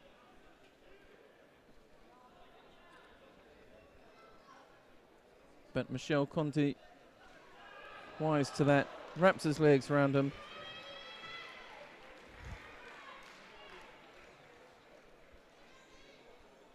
There's still Wazari and a Yuko. 35 seconds left. Another good Sutemi Waza. That one doesn't score, but it was nice. Boudet breaks off the grip, fights off the grip, wants to carry on. Boudet trying to find a grip. 20 seconds left. Conti drops with Seanagi. It's only really half an attempt at it. He was more chewing up the time than trying to throw him, I think. Referee agrees. Wasn't really trying to throw his opponent. But he's still got that Wazari and the Yuko on the board.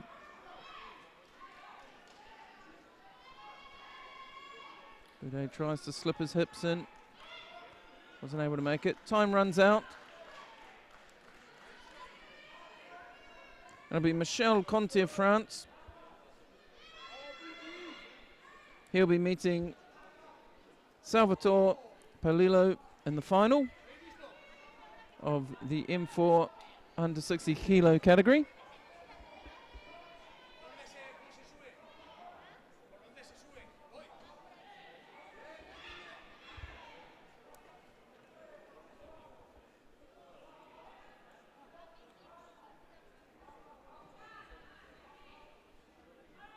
So that fight gets awarded. Nice big embrace at the end, which you can see. But here you see he hooks across and just gets driven backwards. Bit of a loose attempt at an Osado. He's just trying something. But Michel Conti just drives him backwards. Just stops everything.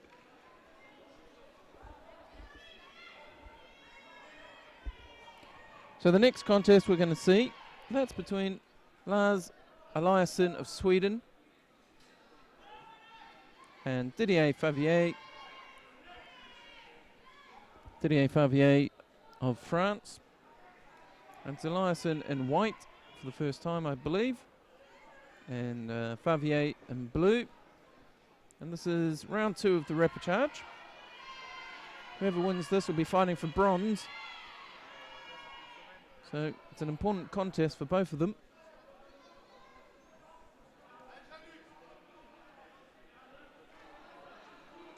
Favier drops immediately.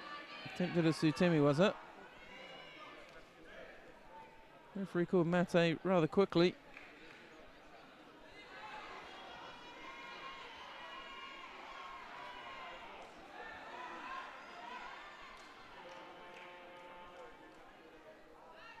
Lars Eliasson using the edge well.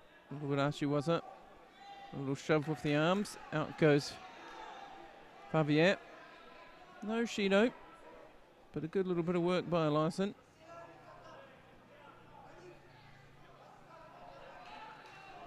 Again, driving slowly but surely. And see Didier Favier there quickly scoot round the side, trying not to get caught in that corner. Goes for another Sutemi, was it? This one doesn't work either. The second attempt. This one was better. The referee didn't give him a false attack for that one.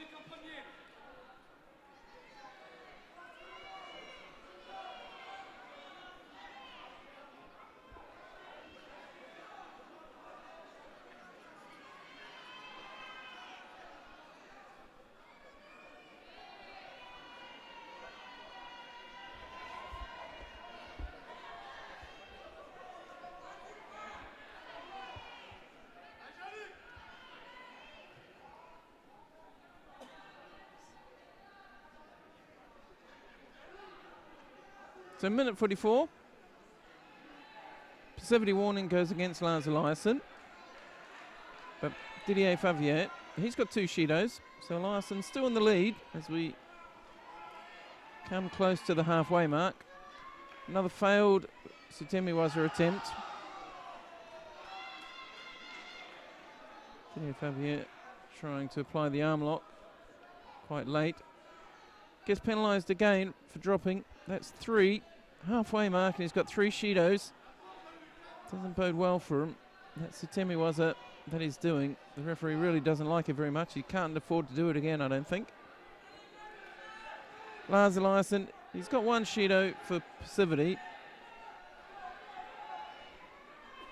Nothing happens there. Passivity to Eliasson, I would have thought. Yep. That evens it up a little bit more. 3-2 still. Lars Eliasson in the white suit still leading by 1 Shido. 3 Shidos against Favier in blue. He can't make any mistakes, otherwise he's out of the repechage. Again, whoever wins this one will fight for bronze.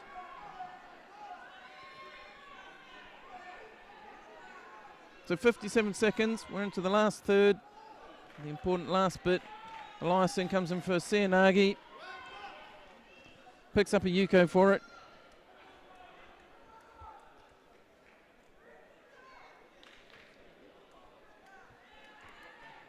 He's just outside the range of our cameraman's ability to turn the camera, unfortunately, so we didn't get to see that.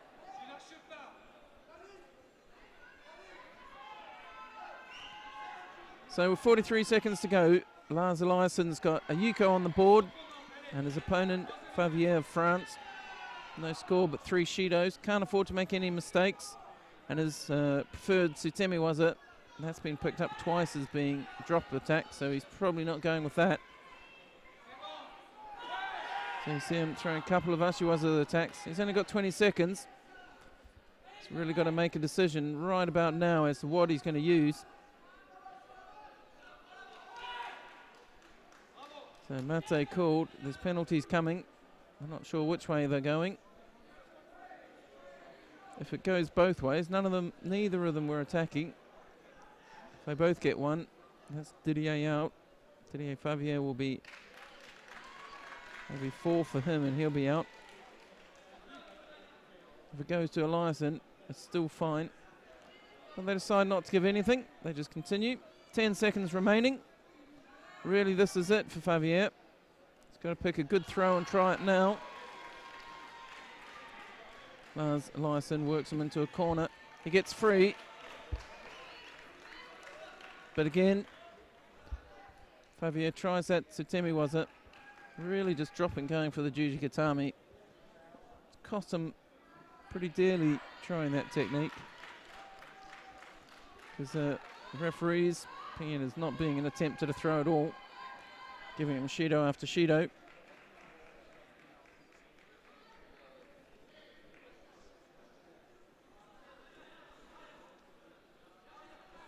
So it'll be Lars Eliasson of Sweden will be fighting Bruno Boudet for the bronze medal fight. And the other half of that equation, the second bronze, it's going to be Le Pestapon of France.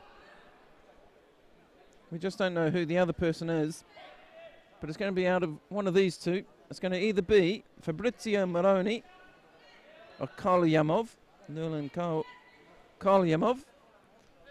Moroni from Italy in the white judogi. Karlyamov, Kazakhstan in the blue.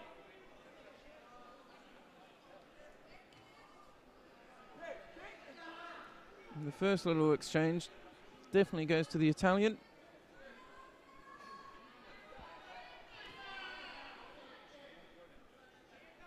First 20 seconds gone. Couple of little attacks by the Italian.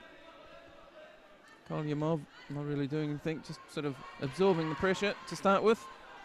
Looked a little more comfortable in the Newaza.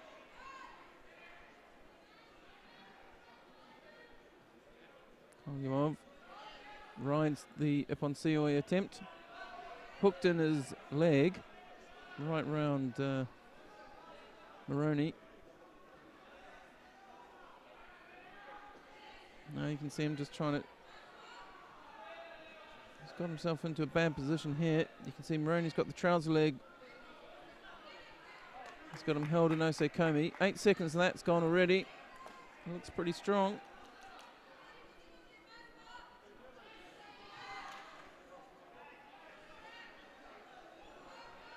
Oh, Yamov not able to get out. Ippon to the Italian. Fabrizio Maroni. He'll be going into the bronze medal contest. So it'll be Maroni of Italy versus Lepestapon of France for the bronze medal. And the other bronze medal fight will be Lars Eliasson versus Bruno Boudet of France.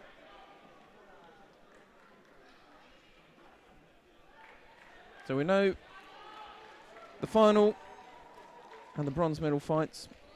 We know where they're going. So it'll be Polillo and Conti in the final. Eliasson and Boudet, Maroni and Lepestapon in the bronze medal fights. We go back to the 81 kilo category.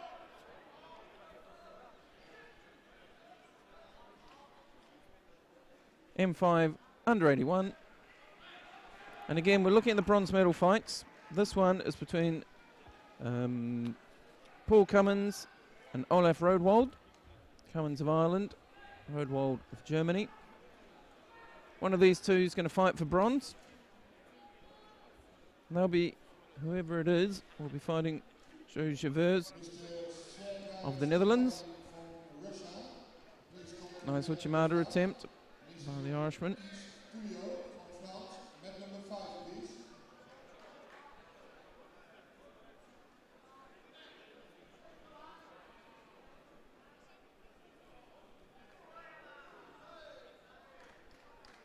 And this one just settles down after the initial flurry. Both hanging pretty heavily on the sleeve grip.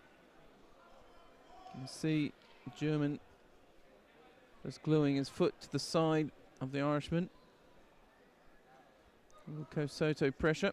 Irishman shoots in half across for Tartoshi. Referee calls him back to the middle to start again.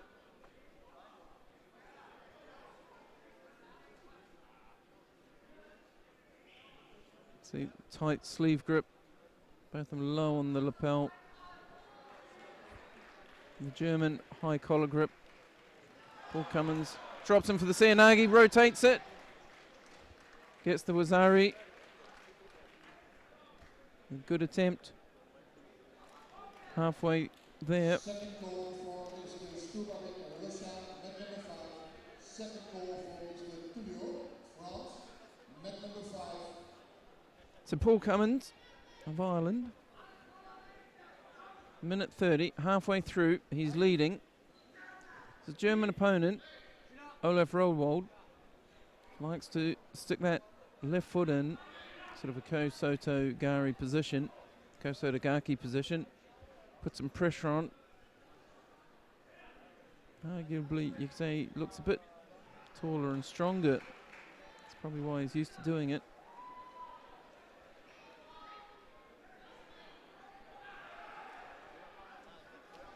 The way the scores are, it's the German who needs to come up with something. Mate called as they go outside the contest area. 1 minute remaining, last third.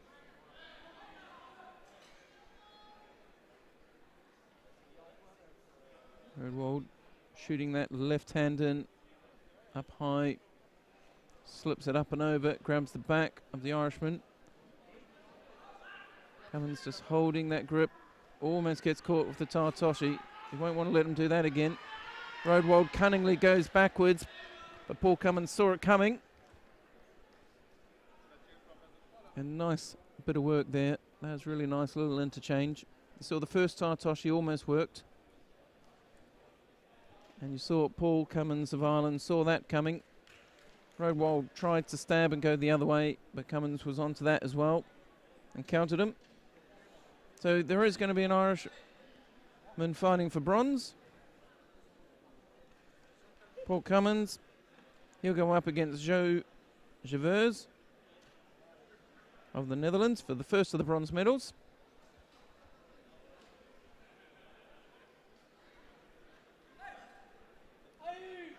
And the other bronze medal contest will be between Kenneth Larson and one of these two gentlemen here.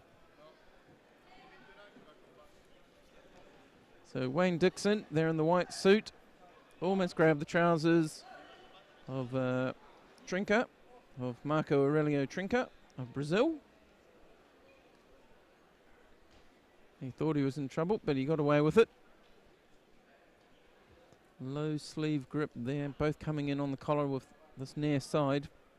Trinca, as we've said all day, he's been really good at applying pressure around the edge of the mat. So Dickinson picks up his first penalty. He knew he was getting that. He acknowledged it to Trinca as they came out of that corner.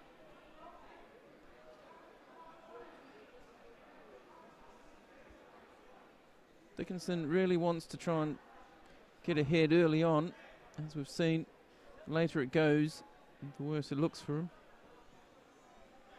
He's quite a gangly chap, and his techniques often look untidy, and the more tidy he gets, the more untidy they look. But they've been effective. They've served him well. They've got him through this far.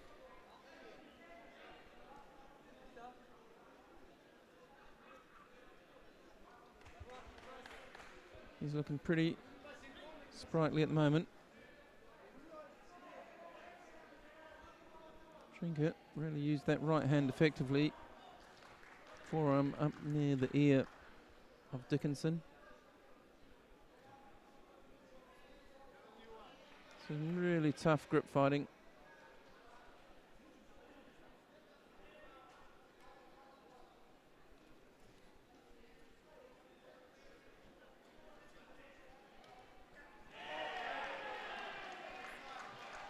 So we're just 2 seconds off halfway.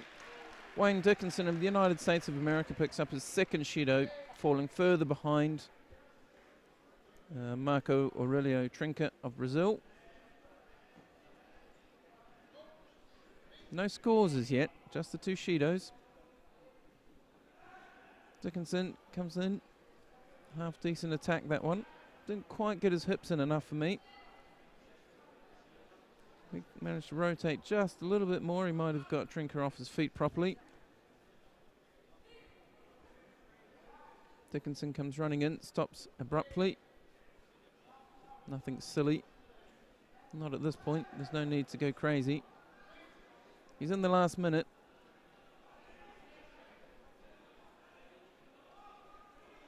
Just needs a Yuko. He's trapped in the corner again. Trinca forces him down. Throws a couple of Ashi, was it? And that's enough to make Dickinson drop down to his knees. Could be another Shido.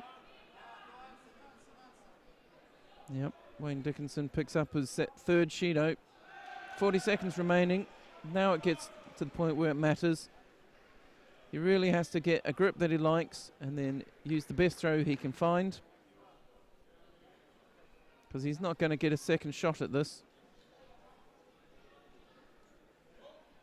But Trinca's really doing a good job breaking it up, keeping him on the edge, moving around, just tapping, just forcing Dickinson, frustrating him, forces him to fall.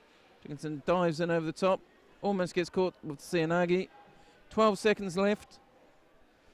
Dickinson tries another desperate Seanagi.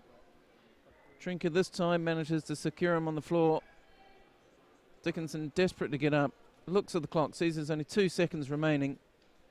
And with 3 Shidos, he's going to not really be able to make it. Try as hard as he likes. It's a desperately disappointed Wayne Dickinson. But it is going to be Marco Aurelio Trinca through to the bronze medal final against Kenneth Larson for the bronze medal.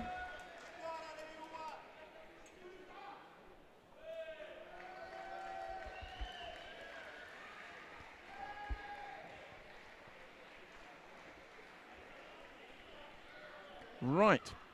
So we're really coming down to it now. We're into the 66 kilo category. And we've got Metzdorf versus Fischer.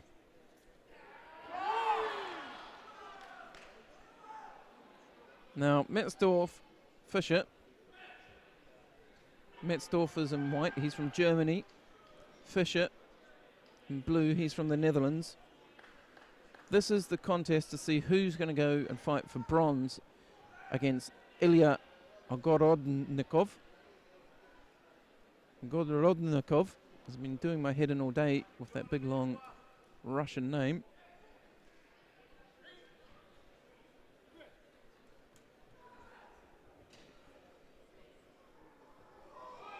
So these are the two. So Metzdorf, he was knocked out by, Marjorsian. Wonderful drop Sioi, got him into trouble. He came back, beat Eric Garcia.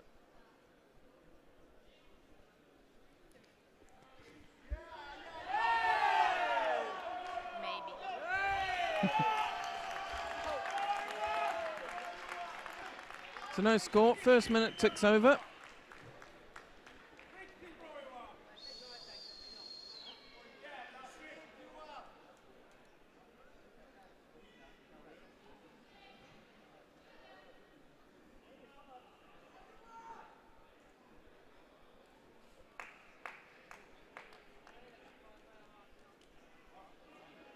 So minute 44, no scores, no penalties.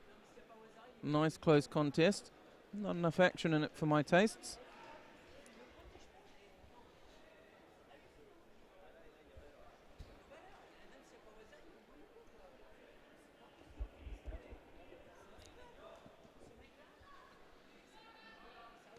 But that changes. Metzdorf picks up a Shido.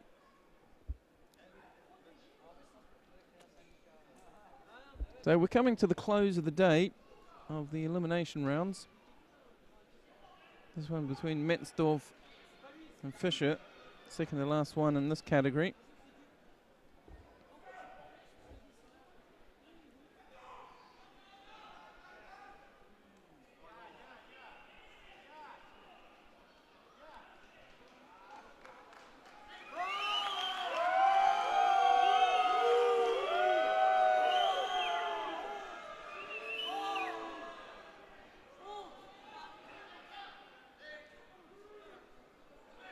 So 58 seconds, Shido goes against Fischer this time. Goes Fischer of the Netherlands in blue.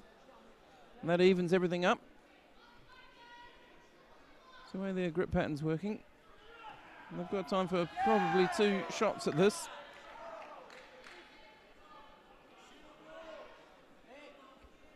Goss Fischer takes a small stab at it. Has another little shot. Metzdorf takes a pretty weak Sianagi. Fischer fairly riskily rides that Sianagi. Tries to step over Metzdorf. He was lucky they deemed it to have been finished. 22 seconds. They're both struggling a little bit. Scores are tied. 15 seconds now. Low grips. No real attacks. They're just hooking at each other's feet. Nice little foot sweep there. Turns him. Very unlucky not to get a Yuko for that. Metzdorf tries the Koshi Jimmy, but only gets it across the face. Lets it go. Tries to come up on top. But Fischer struggling a little bit. Got a mouthful of jacket. Metzdorf, to his credit, tried it, realised it was coming across the face, let it go.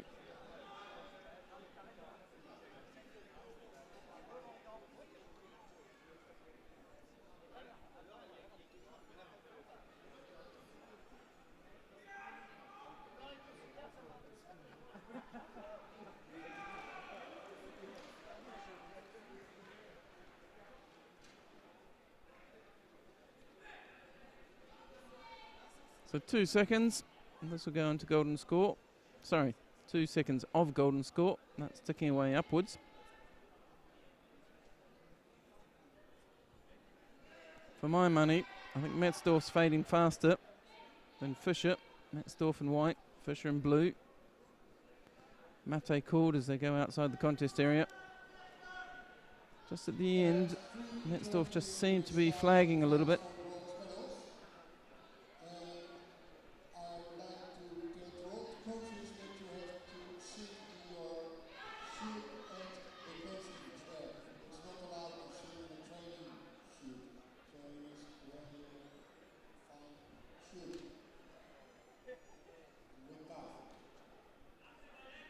A little untidy there. First 40 seconds gone of golden score.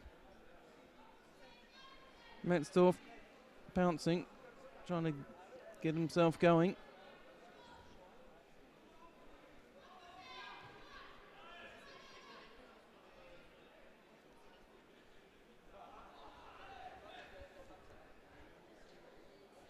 So they keep going. First minute gone. Fischer, not a great attack. Metzdorf going for the Koshi Jimmy again. Fischer just starting to look the more tired of the two now.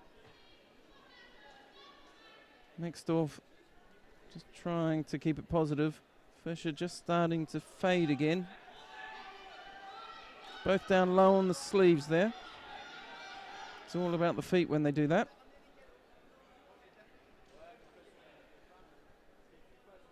Metzdorf breathing heavy.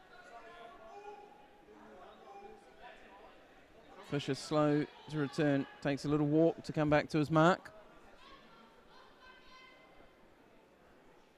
It's pretty even at this point. I thought it had swayed in the favour of Fischer, but Metzdorf seemed to be coming back, and he does, picks up the Wazari. Real example of how you can pick yourself up, psych yourself back up. Right near the end of regular time, he looked like he was fading badly. Energy was going. And even at the start of golden score, you could see him trying to jump up and down, get himself going again. And where Fischer had looked the stronger of the two coming into it,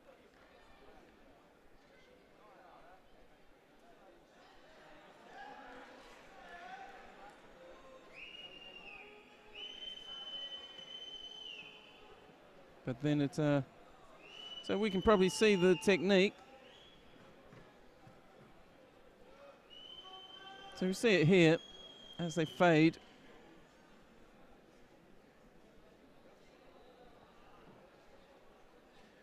There's a little question. Referees are just having a little examination of that. You can see the Cianagi that was scored was Ari. It's been downgraded to a Yuko. And Fischer, and an audible portion, should I say, of the audience felt that Fischer had actually turned Metzdorf enough for it to be his score. Referees disagree. So it'll be Axel Metzdorf up against Ilya Ogorodnikov of Russia.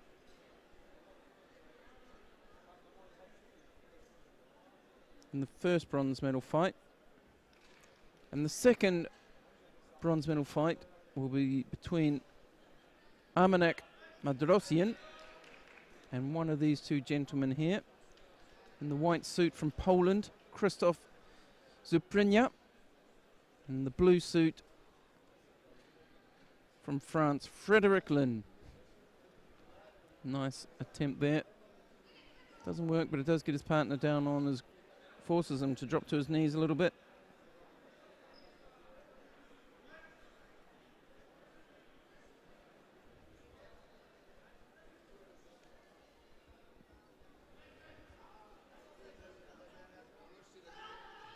First half minute, big attack with the Kouchigari. Allowed Kiai to go along with it.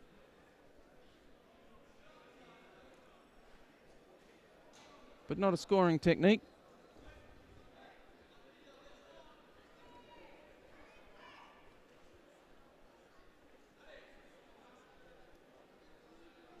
First minute just winding down. Lots of tight grip fighting. Let's see the difference between these two and the last two. These two still have lots of energy. Let's see how they feel after the next 2 minutes.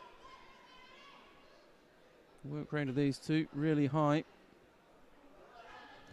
Most of it going on grip fighting at the moment.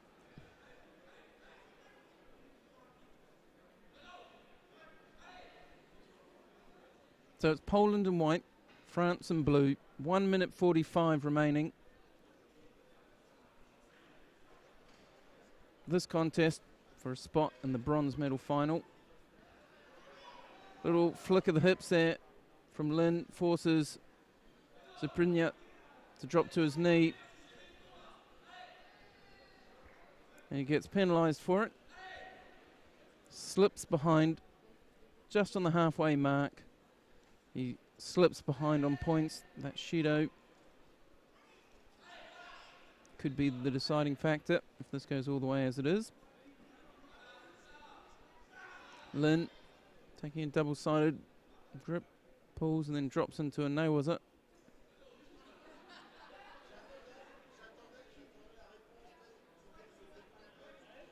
Didn't think they were going to penalise him. If he did the same thing again, I think they might think about saying it was just a drop. Drops. Half an attempt at one of those reverse Seoinage type things. But not really there.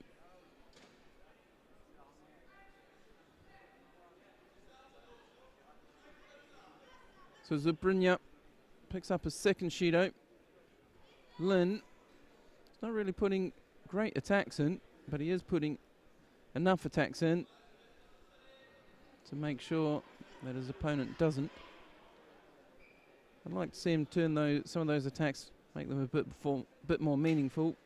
At the moment, they seem more tactical than actual attempts at throwing.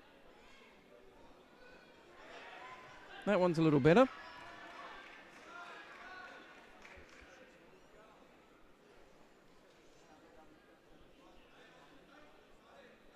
Still doesn't score. It looked a bit more like it was on target. Goes for another Seoinage, but the timing's all wrong. So it barges into Zaprinya.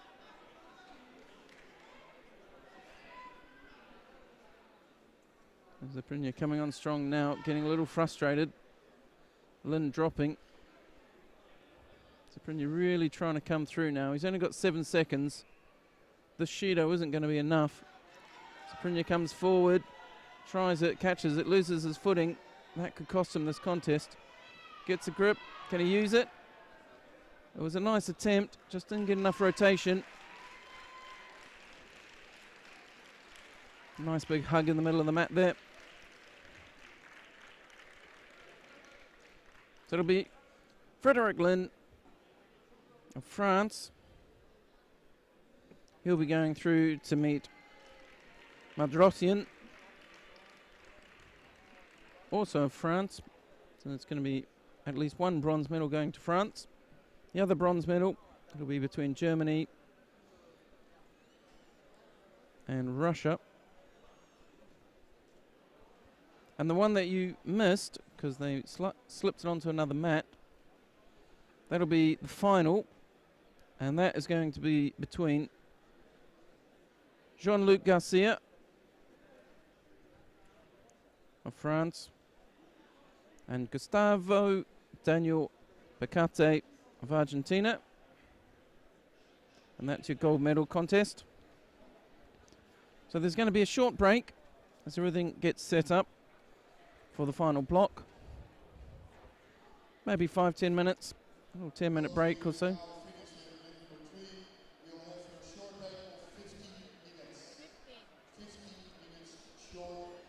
So you hear the stadium announcer there saying there'll be a 15-minute break.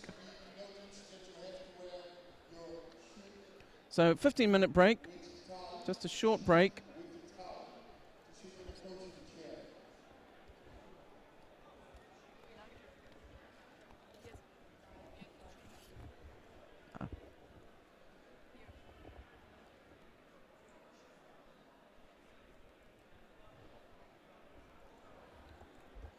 Yep, so like we say, it's going to be a 50-minute break, so that'll make it about 1:45 by my clock, maybe a little bit before. So 3:45, give or take. And the fights we're going to have, if we start at the bottom weight, there's going to be lots of them, but the ones we've been watching today, if you've been with us all day, we've been watching the M4 under 60 kilo category, and that's going to be between Salvatore Palillo of Italy, and he's going to be up against Michel Conte of France. And the bronze medal fights are going to be between Eliasson of Sweden, Boudet of France. And the other bronze medal fight will be between Moroni and Le Pestapon. Moroni of Italy, Pestapon of France. The other category we've been following all day is the under 66 kilo category in the M4s. And that one is going to be between Eric Garcia of France, and he is against Picarte of Argentina. And the two bronze medal fights are between Metzdorf of Germany and Ogorodnikov of Russia, and between Lin of France and Mardrosian of France. And the last one we've been following all day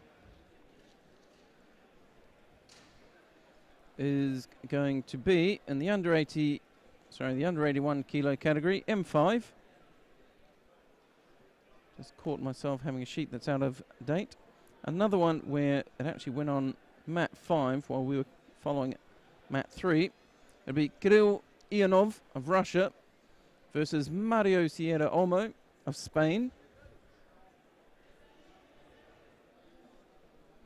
And the bronze medal fight for the M5 under 81 kilo category, it'll be between Paul Cummins of Ireland and Joe Gevers of the Netherlands, and Marco Aurelio Trinca of Brazil, and Kenneth Larsson of Sweden. So we're going to take a little break until 3:45. Look forward to seeing you then.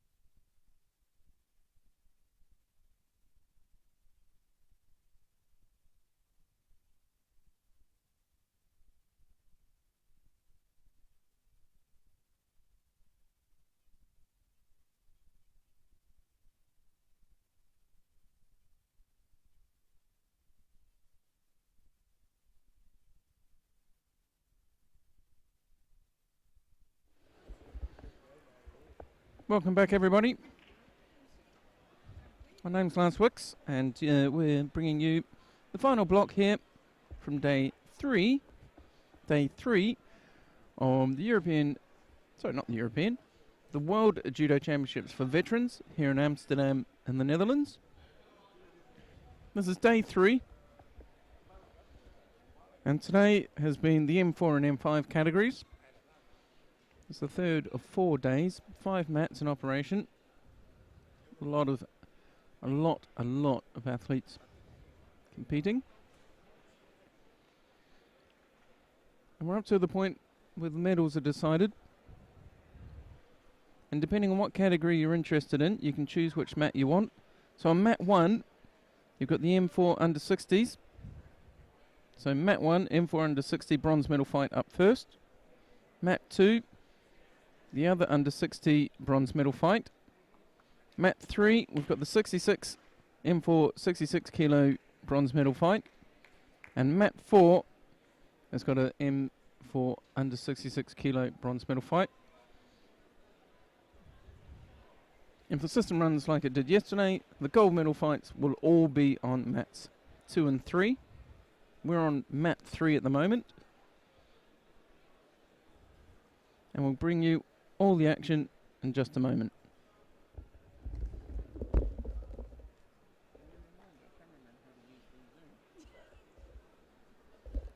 All the details now at the mess, so we can start with the finals for gold.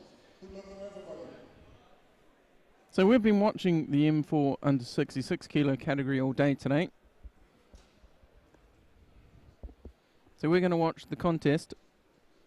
It's a Germany-Russia contest, and the white judogi from Germany, we have Axel Metzdorf, and in the blue judogi from Russia, Ilya Ogorodnikov, whose the pronunciation of his name I will get right probably tomorrow. So we're underway. 3-minute contest.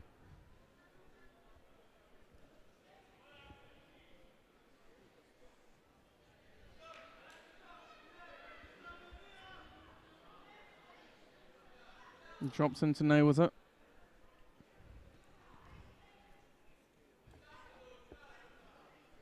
Rolls him. It's very close. Tries to roll him again. So it's Metzdorf in the white judogi.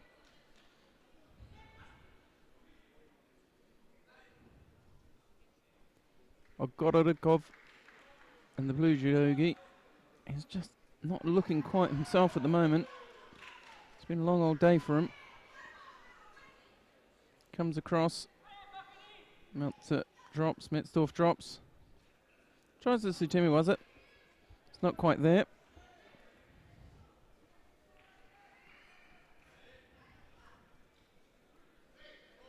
Mate called. Just coming to the close of the first minute. The Russian slowly to his feet. Struggling a little bit. Just doesn't look comfortable.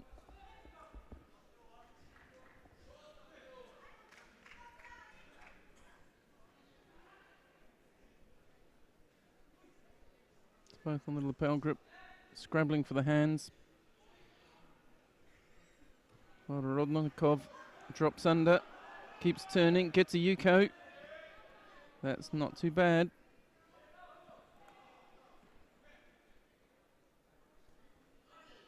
Gets upgraded to a Wazari. Deemed, I think, that it was continuous enough.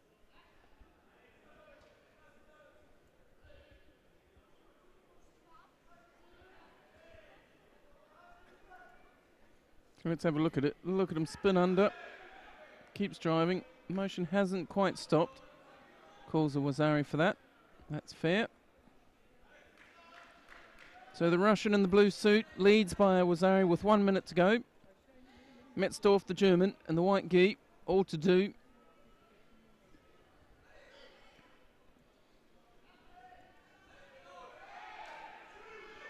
Metzdorf gets penalised.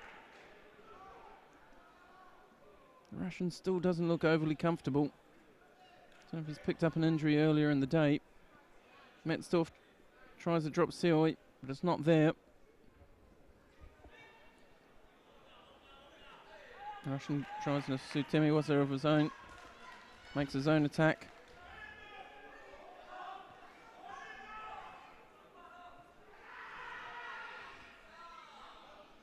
Nice attempt at getting the arm out. Switches, wants to come on top, but he just doesn't turn fast enough. Russian easily able to turn onto his hands and knees. You can tell Metzdorf, it's the end of a long day for him. Ogorodnikov doesn't look at all comfortable. He's got problems with the rib, I think.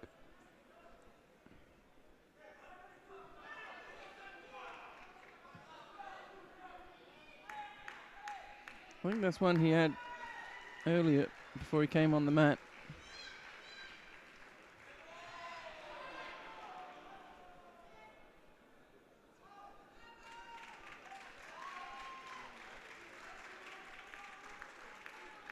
So they're just taking a look at that, see if he can continue, see what state that's in.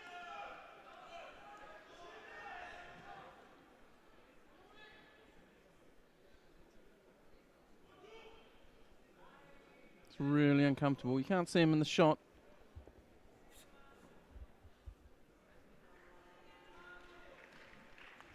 He steps forward onto the tatami.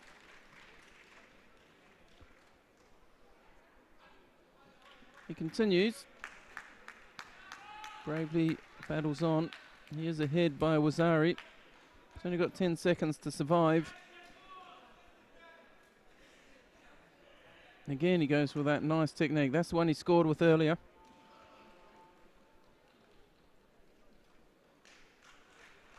But it's cost him. It's really hurting.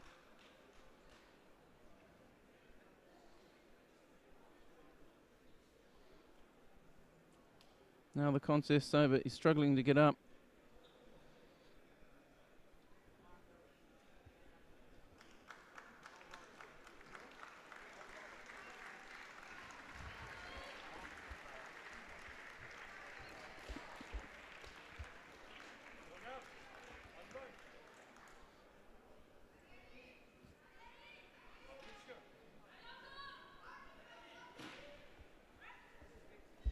So they bow off.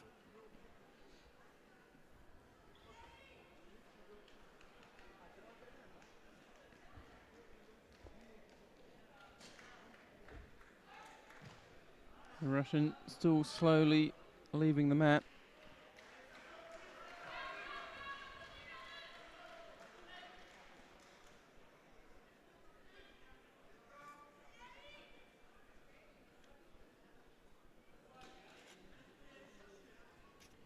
There was the 66 kilos.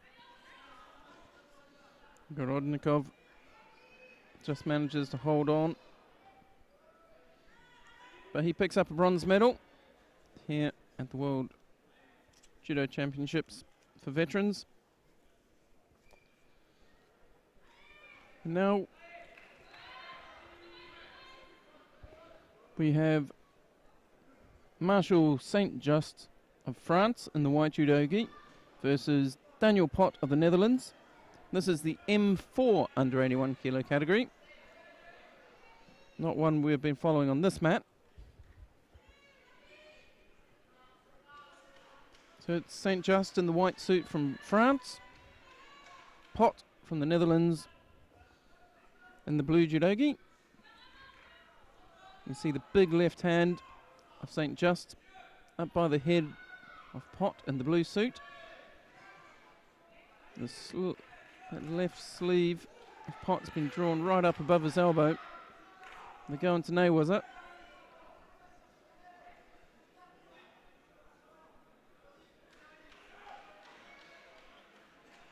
Rolls and rolls and rolls. Ends up out of the contest area. That's the first minute coming to a close.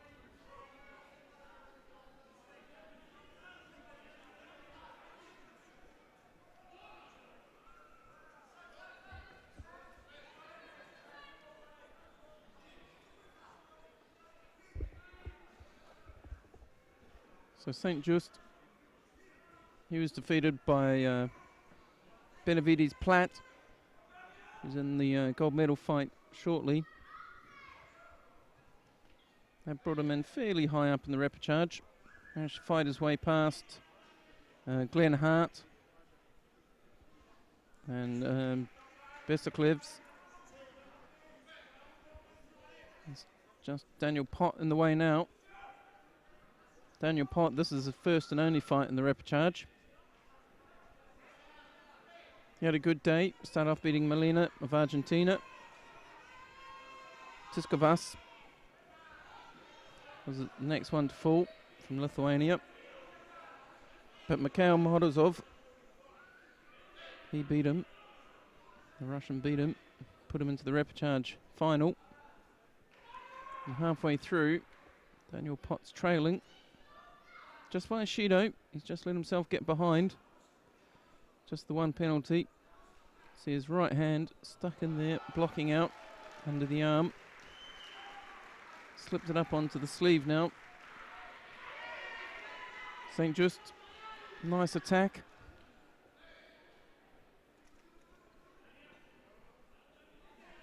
"56 seconds.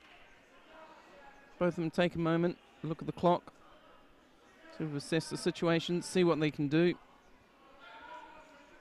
St. Just, 55 seconds is long enough you can give away at least one Shido. So he's got his own set of problems to worry about. Pott, he needed to decide what he did. Does he play it strategic? Does he go for the throw? Not too bad. They only used about 10 seconds there. So both strategies are still open. So you try and engineer a Shido, tie it all up and go into golden score. That changes it a bit.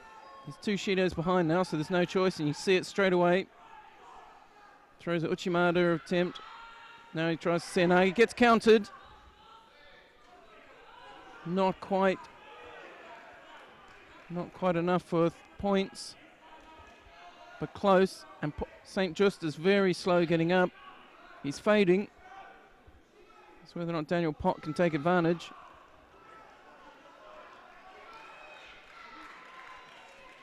Daniel Pott gets one hand on, goes. St. Just did well there. Just made a bit of a turn in, walked off the mat. Nice attack there by Daniel Pott. Gets a Wazari. Spins right round into the Sankaku turnover. Rolls on top. St. Just traps the leg though. But with 5 seconds to go, Daniel Pott turns it all around.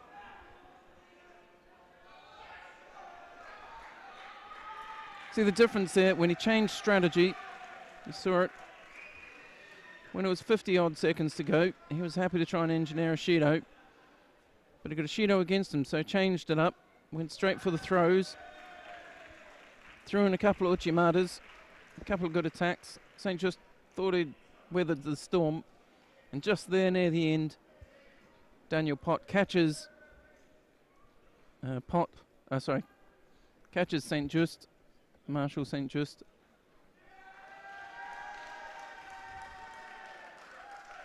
And Daniel Pott of the Netherlands takes home bronze medal. You can see it here. Nice Kosotogari, drives through with his whole body. Spins right round there into the Sankaku turnover. Didn't need it. It's definitely good practice. We might see that one again just before the next two come out. So see here, it starts driving him, catches it. You can see Daniel Pott catches the foot, and St. Just tries desperately to change it, but he's off balance and he falls. Great little fight. So now we have another bronze medal fight. This is the M4 under 100 kilo category. In the white suit from Belgium, Francois Latour.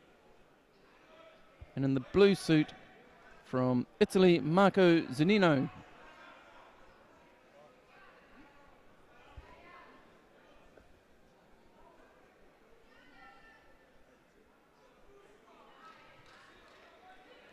So first 30 seconds ticks by. A little heavier weight category. Not the frenetic pace of the last one that we saw. Circling each other, just feeling each other out for the minute. Nice turn in. Zunino drops in for the Seoinage. Rolls Latois of Belgium right over. That'll get reassessed. Referees commissioner having a quick look at that. Yuko seems a little low on the scores for that lovely Seoinage. Big guy doing Seoinage like that. So it gets wiped off and gets upgraded to a Wazari. So with 2 minutes to go, Marco Zunino of Italy in the blue suit leading. His opponent from Belgium, Francois Latois.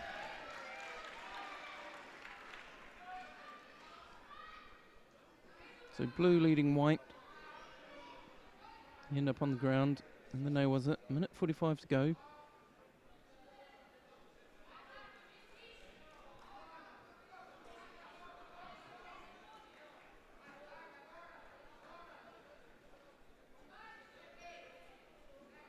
So fairly traditional grips. Until that point, you can see there, Zunino is doing a double-sided grip. He's got the sleeve and the lapel on one side. And he does what he has to do. He has to attack immediately that he has that.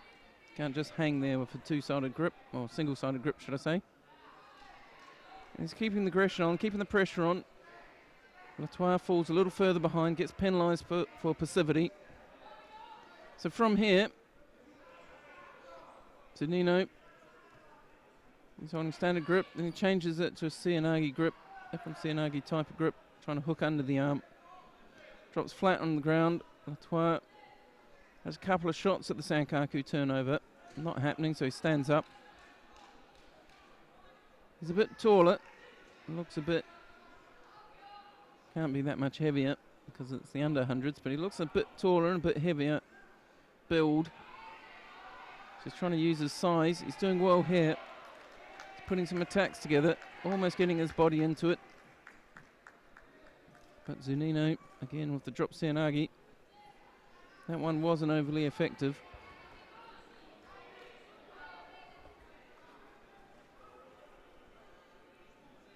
Nice leg across. Good technique for a big man. He's got a double lapel grip though. That's limiting how much rotation he gets out of it. Gets dropped over again. If that's Wazari, that would be Wazari Awasetepon. For me, that one was a bit light, a bit slow. But he drops under.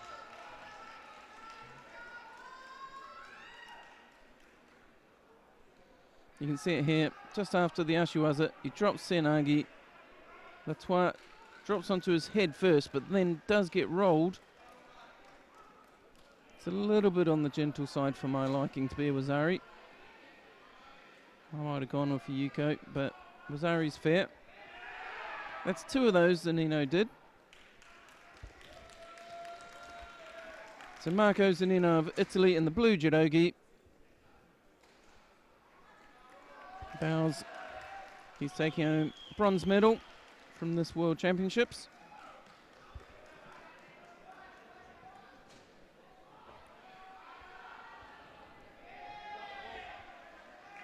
So now we move to the M5 under 66 kilo category, the bronze medal fight between Alain Signoret and Hermann Schmelzer of Austria.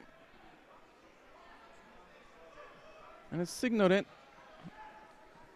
in the white suit, Schmelzer, he's in the blue judogi. Referee takes to the tatami. 3 minutes on the clock.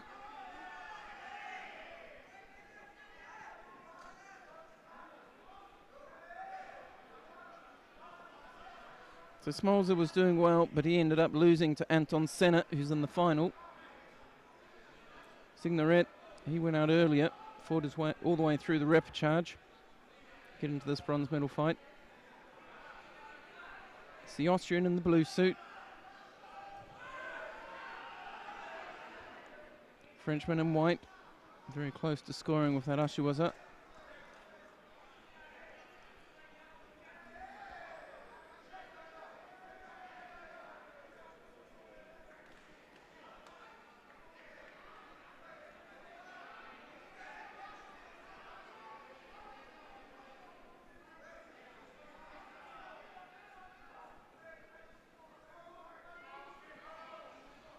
Settles down a bit.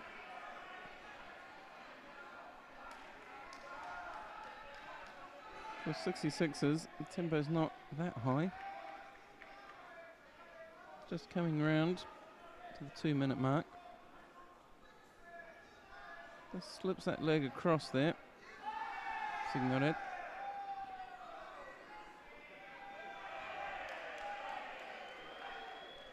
A little bit of Newaza.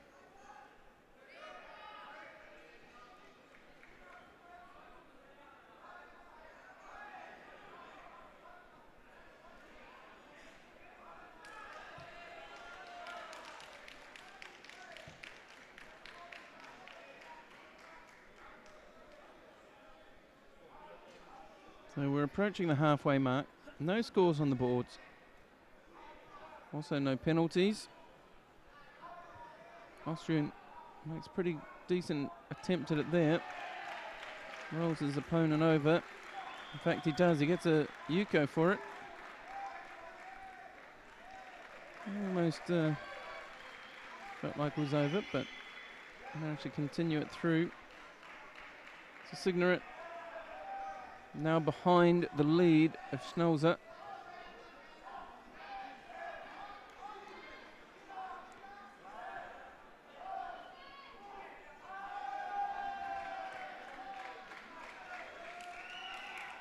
So minute 17, not much in it, just a Yuko lead. Schmolzer bouncing there in the blue suit, trying to get himself, keep himself up and going.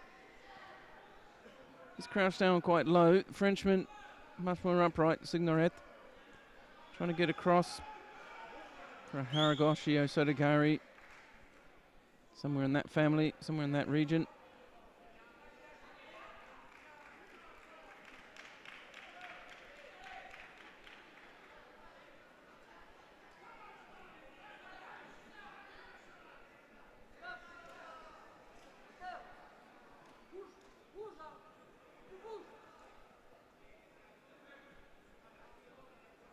A little bit scrappy. 40 seconds in it. So it's really down to Signoret now. He looks at the clock. He's just got to establish himself once. He's there. He's upright. That's not what he wanted. Schmolzer drops to his knees. He might get a penalty, but it's not going to change it enough at this point. Doesn't. Signoret gets that left hand in. Gets the right hand on the sleeve. Stands tall. He wants to go across, a hook, left leg of Schmolzer. Almost gets it. Picks up a Wazari for it. With 10 seconds to go, the lead has just changed hands.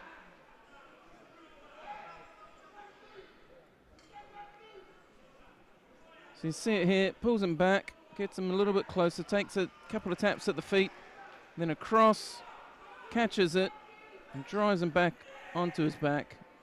Lovely Wazari.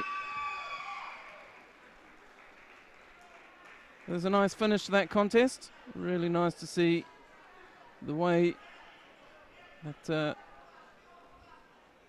Signoret stuck to his posture, established the same grip all the way through the contest, really. We might see it again. You see it here, see he's upright, he's got left hand high on the collar, right hand on the sleeve, stabs across. This time he actually catches the leg. He'd missed it before, drives through, picks himself up. That's a bronze medal for France via Alain Signoret.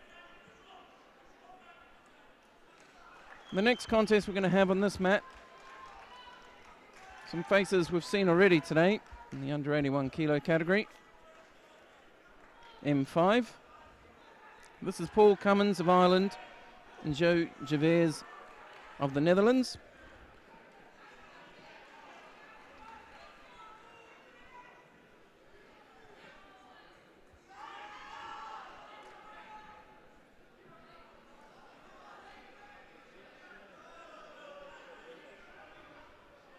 So Joe Javers was all looking good for him up until the point he met Sierra Olmo from Spain, who knocked him out down into the repechage here, into the final of the repechage. Paul Cummins of Ireland, he's had a mixed sort of day, really.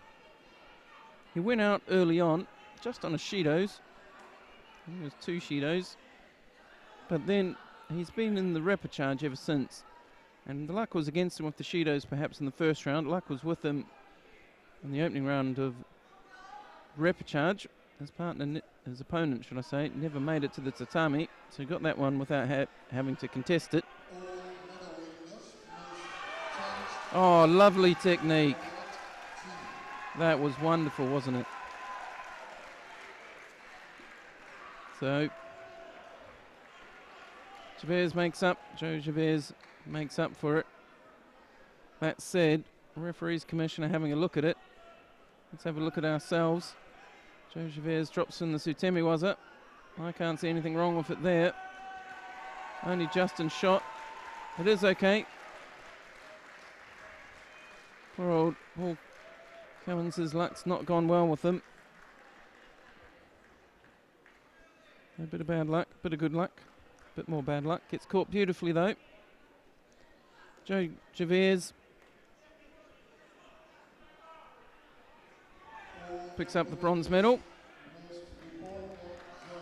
So now we have the bronze medal fight in the M5 under 100 kilo category.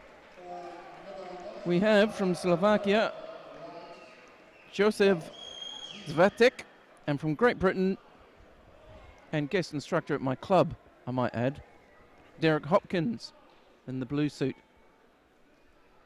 So it's Zvatek in white, Hopkins in blue.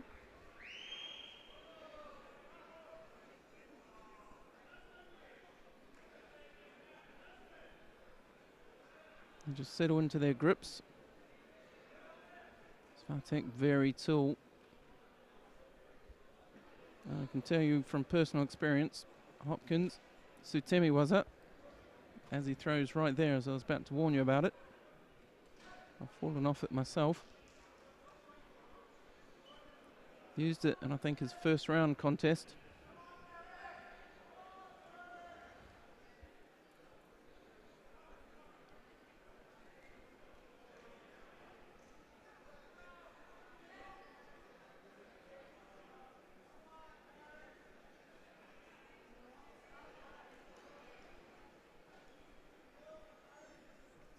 Zvatek. It's had a bit of mixed state. Wound it up in the repechage. Beat Stuart Hyde. Jesper Gunlach. And now he's in the bronze medal fight against the Briton.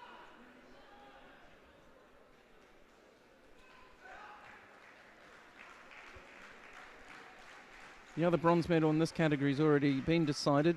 That was won by Karailo Nazriev.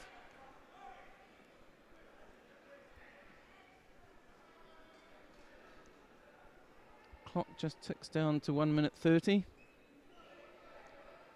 Zvatek, just the Shido against him at the moment. That just puts him behind Hopkins.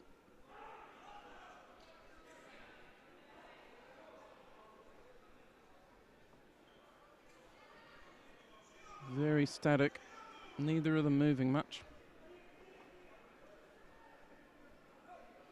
So Hopkins gives away Shido, evens it up with 1 minute 10 left. Zvatek, a little step backwards. Shaking the arm a bit. Just feeling out the Sotos. Gives a shoulder twist. Hints at a left up on Seanagi. Hopkins grips around the back, then back to the inside, and then around the back again. But walks on to the Uchimata. Zvatek just that little bit too big to give him that. So Wazari's score, 27 seconds. The referees commission, again, just checking this one as well. And they just want to be sure. They want to make sure all the decisions are as good as they can be. And the clock's not been stopped. The clock's still ticking away, actually. So that's going to cause some problems. They've just stopped the clock on 4 seconds. But they're going to have to wind the clock back. I hope somebody realises. I've got the replay. They've got the video replay there, so they should be able to go back.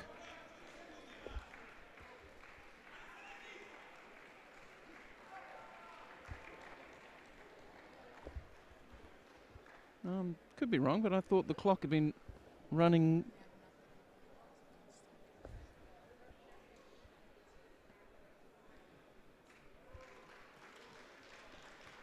So, Svatek takes that medal, takes bronze medal.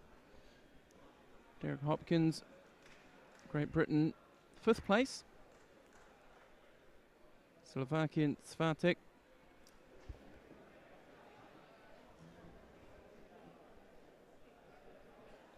So the next contest up on this mat, it's going to be the bronze medal contest in the M5 over 100 kilo category.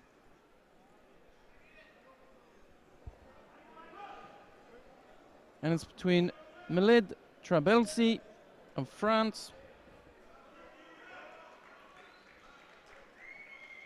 and his opponent will be Francisco Beltran Ortin of Spain. And it's going to be France in white, Spain in blue.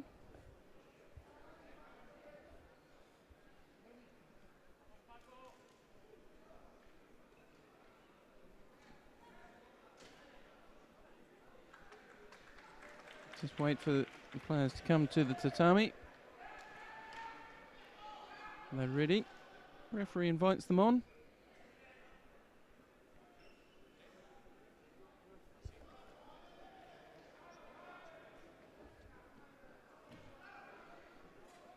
Right. Trabelsi in white, taller of the two, from France. Beltran Ortin in the blue suit from Spain.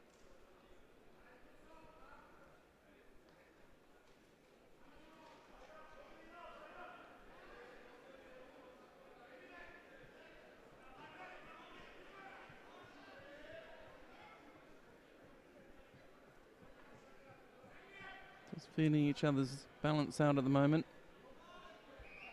See the pressure they're putting on one another. Drops, that could be a score, and it is, it's a Wazari. Drops right on top and immediately into Osekomi.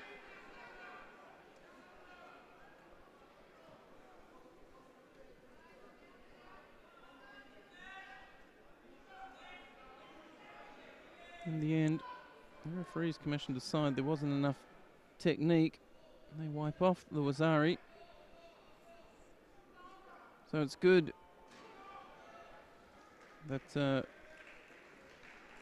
Trabelsi carried straight on into the Osekomi because his Wazari got wiped off. So it's a Nippon to Miled Trabelsi of France against Francisco Beltran Ortin of Spain. And a bronze medal there to France, Trabelsi. Nice big embrace at the end.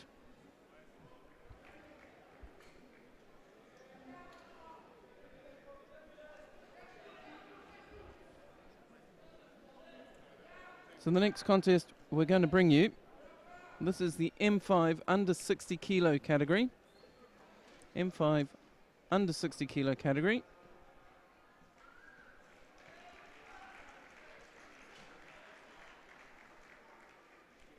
And the bronze medals have already been decided. Those went to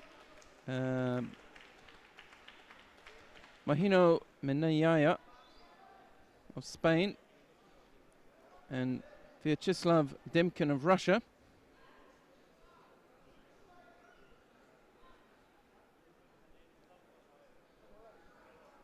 And our final will be between Karayoldi Alorza of Spain and Yufuk Erkul of Turkey. Just a small delay while we wait for the bronze medal fights to finish down on mat 1. The one that's on at the moment is between Marin Tarazi of Romania, and Eduardo Rossovans Vicente of Brazil.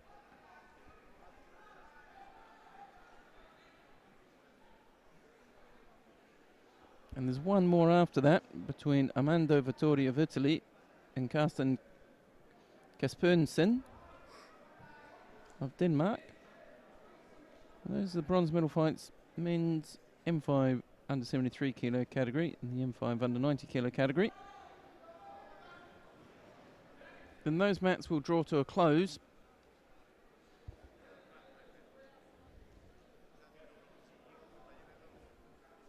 On mat 2,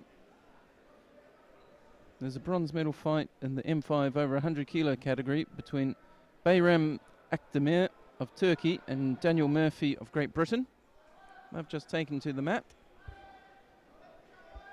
And after them, there'll be Franz Eichmann of Germany and Salvatore Palillo.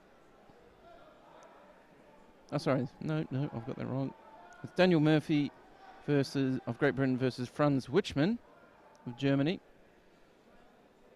After which will be a gold medal fight, so that'll take place at the same time as ours.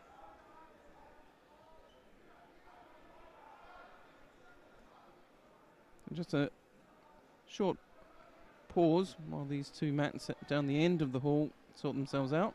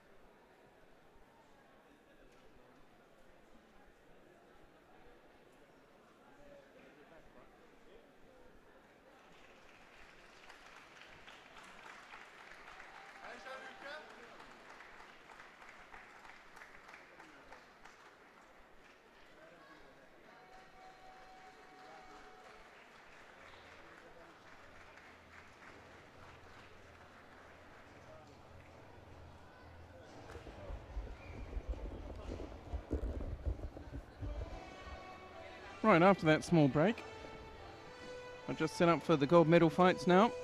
There's some gold medal contests coming. So on mat 2, a couple of chaps that we've seen already. Salvatore Palillo of Italy versus Michel Conte of France. And that's the gold medal contest in the M4 under 60 kilo category.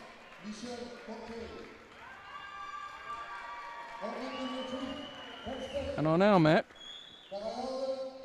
we're going to have the gold medal fight of the M5 under 60 kilo category. M5 under 60. And this is between Garayoldi Elorza of Spain and Vasil Miftakov of Russia. It's Elorza in white.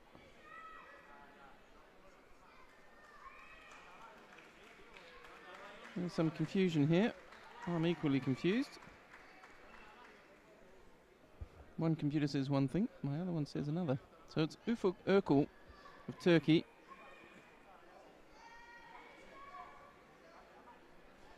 against Elorza.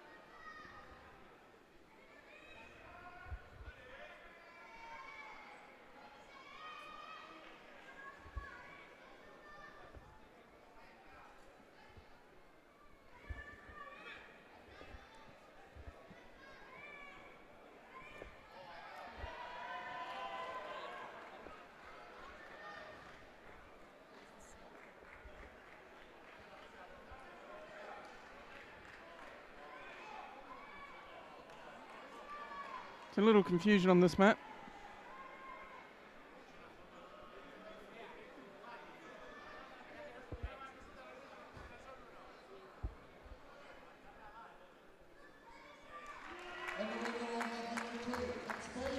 So Elorza wins there. Erkal, I think, leg grabbed. Really straight away in the fight. I'm still confused about why my computer was telling me that a different athlete should have been on.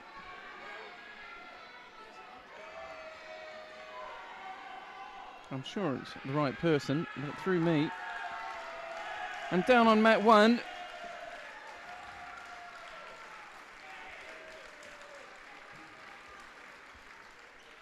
Down on mat 1. The Italian Salvatore Palillo has just beaten Michel Conte of France.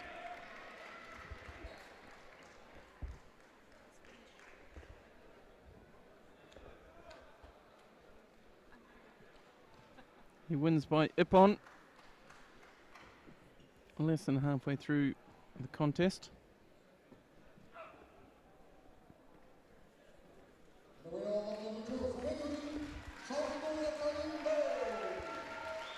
Okay, so we're going to have some more contests coming onto the screen.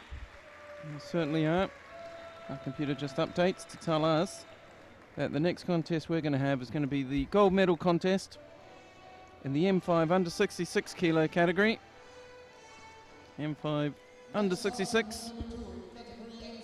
The bronze medals have gone to Signoret of France and Sokoyev. And the gold medal is either going to go to Alfredo Chinchilla of Norway or Anton Senna of Kosovo. It's going to be Chinchilla in white, Senna in blue. Quite a height difference.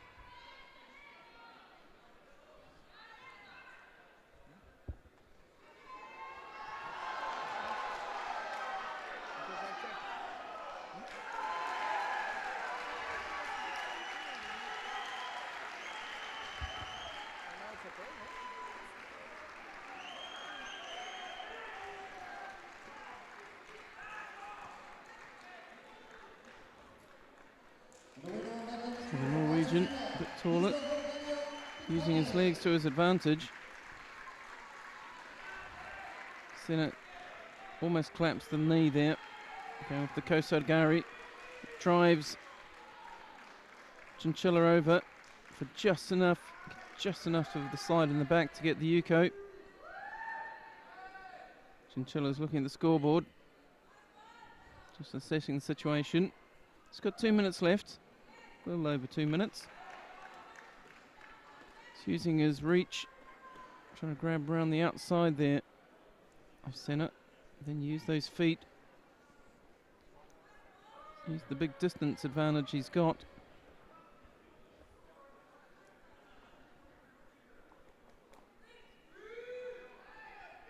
So Senna ahead by Yuko in the blue, really favouring that left Kosoto.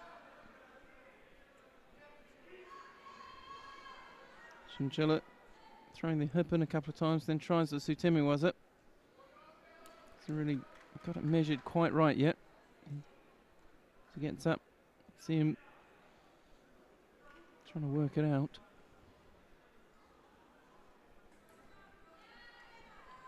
So Chinchilla, you can see that right hand looped over the top, getting as much jacket as he can.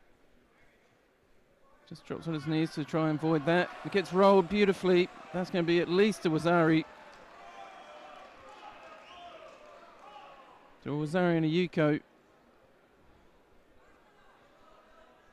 A little unclear quite where all the power came from in that technique from Senna. It's doing really well. That Kosoto is so powerful. It's really causing Chinchilla problems. And it distracts him. Has the power to make him drop. And that's what happened in that last exchange. Kosoto made him drop. And he followed through and rolled him. So Chinchilla's probably going to get penalised here, I think. No, they just caught Hajime again. 38 seconds on the clock. This is where Chinchilla really just needs to establish a grip that he's comfortable with and use those legs for a decent throw. You can see him trying. Needed to be bigger than that, and unfortunately ends up getting pulled down to the ground. Senna, very sensible. Goes into some Newaza, tries to turn him. And he's going to keep working there. He's going to burn up as much of this clock as he can. I wouldn't be surprised if he managed to make this last all the way to the end. That's a good little turnover. Rolls him. And the clock does run out. So he must have burned up a good 15-20 seconds there. Bit of a masterclass in what you do when you've got a lead to protect. Good, effective turnovers, turning his opponent over.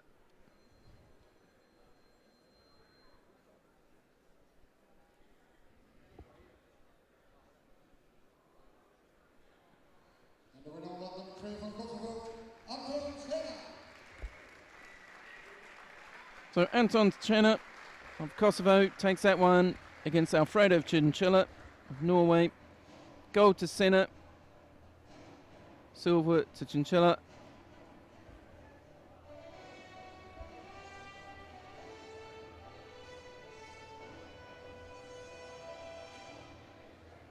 So the next contest we're going to have on this mat is the M5s under 73 kilos. It's the final between Spain and Austria. Alonso Fernandez of Spain in the white judogi. Johan Ressinger of Austria in the blue. And this is the final of the M5 under 73 kilo category. Gold medal match.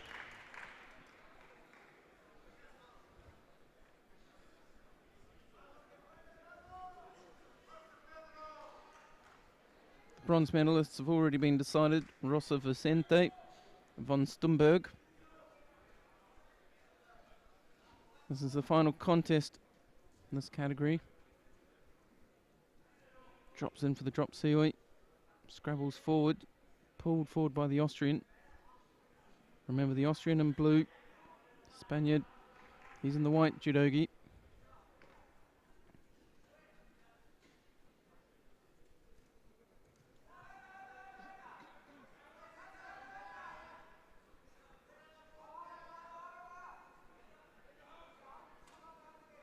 The hall goes really quiet. All eyes are glued on this one. He tries desperately, just slowly twisting the hips over. Gets the osekomi. He's got that secured away. Alonso Fernandez needs to get out of there. It's already up to 10 seconds. It's snuck on. I think that's why everybody went quiet. Grabs the foot. It's not enough. He really needs to put an effort in. Tokita called, but the clock's flashing ippon.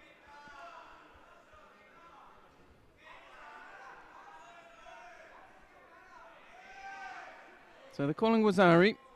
So Tokita happened, centre referee believes, before the time ran out, Tokita occurred. Referees commission, they're watching the replay. They're just going to establish the timeline accurately. They can see the clock. I'm sure that'll be in the video shot.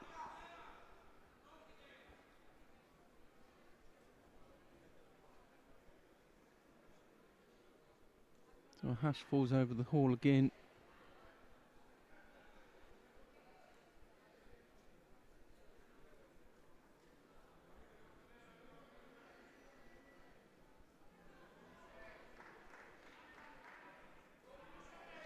So it's actually only a Yuko.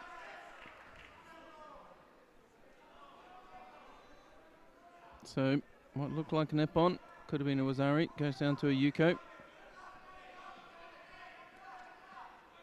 Alonso Fernandez, fairly fortunate. Mate called.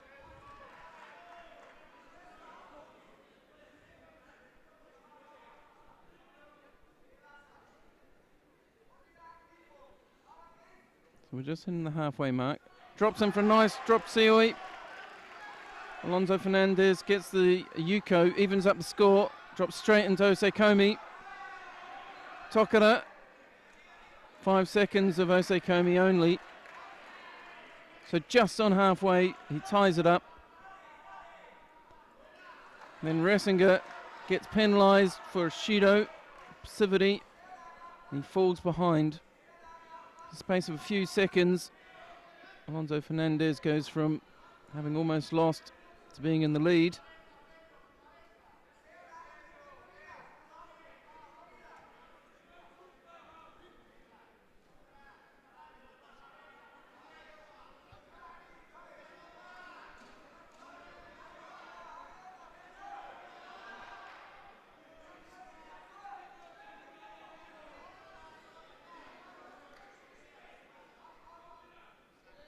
Another drop Sioi. Not effective except for using up time.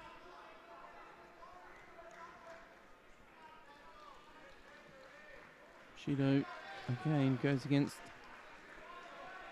Leisinger of Austria in the blue. Another drop Sioi attempt. Austrian able to land it on his knees, not give away any points. Tries to roll. Spaniard. So it comes down to this. It's 35 seconds. And they're going to get a little of an exaggerated, elongated gap.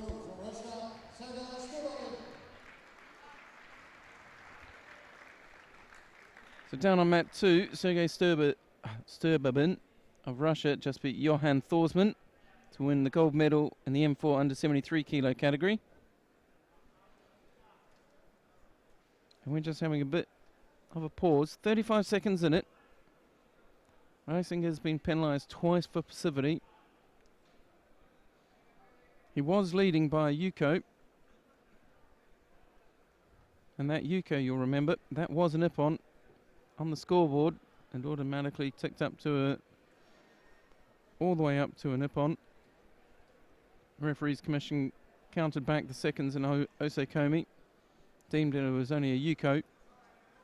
They got up, and almost immediately, Pedro Antonio Alonso Fernandez threw drop Sioi, and he scored a Yuko. And he went straight into Newaza as well, but that was it, and that evened it up. Now the Shidos, That's all that makes the difference at the moment. So Reisinger, he's got 30 seconds. 25 now. Can't afford to let Alonso Fernandez drop to the ground like that. One Judo is about all he could expect to get, and he's not going to get that now. It's not going to make a difference. So he needs to throw Alonso Fernandez in the next 16 seconds, or this gold medal is going to Spain. Alonso Fernandez just needs to keep sensible. He can afford to give away one Judo. Just can't afford to get caught. Can't be throwing. Drops for the Cianagi. It's good enough to pull Reisinger off the ground.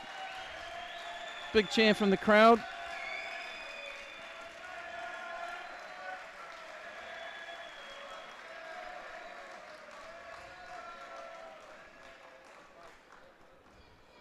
It's interesting how quiet the crowd went there for a little while. Really engaged with what's going on. The nice thing about the veterans, a lot of the crowd are also judo players. Often the people watching are the people that fought yesterday or are fighting tomorrow. So they understand the judo. So the gold medal from Spain. Pedro Antonio Alonso Fernandez takes the gold medal in the M5 under 73 kilo category.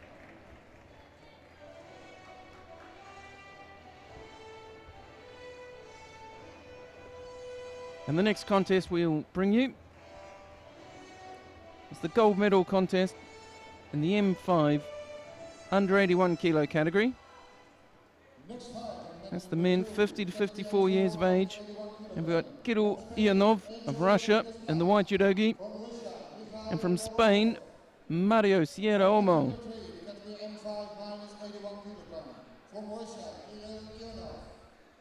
Now Ionov, we've seen him. He's got a good Tomonagi on him that he used in the first round. Good Uchimata used in the third round. Sierra Olmo, he's got a good Osoro. He's got good Newaza.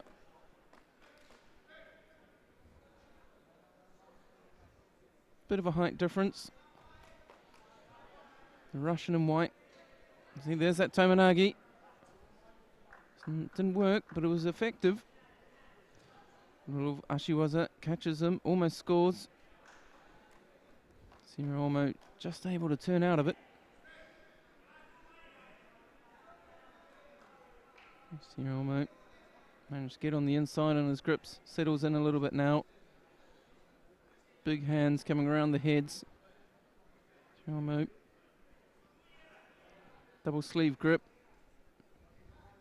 Quite extreme at the moment. Koichi Gari gets a Yuko. So Sierra Olmo of Spain takes the initial lead. 2 minutes 13 remaining. Lovely Koichi Gari. Again, the big right hand of the Russian coming over the top. Sierra Olmo feints a couple of times and goes for the Sutemi Waza. Doesn't work. But it does prevent Ionov from getting into his attack. Ionov coming up the inside with that left hand onto the lapel and trying to go up high over the other lapel.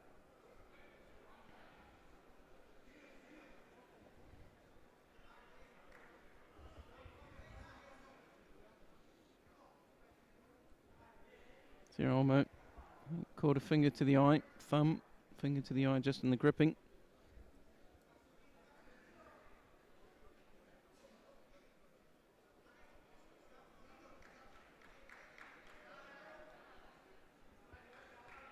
So the bronze medals went to Joe Javers and Marco Aurelio Trinca.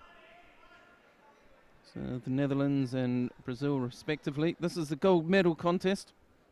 Just coming up on halfway through. Nice Ashiwaza attempt. You can just see him teetering on the brink. No, he's into no. Was it going for the Juji Gatami? Rolling it. Gets full rotation. He's going to pull that leg. Will he be able? Goes for the far side. Trying to rotate him over his own body. He's not quite happening for him. Mate called. Good defense there by Mario Sierra. Coming down to the last minute. That was a bit messy by both of them.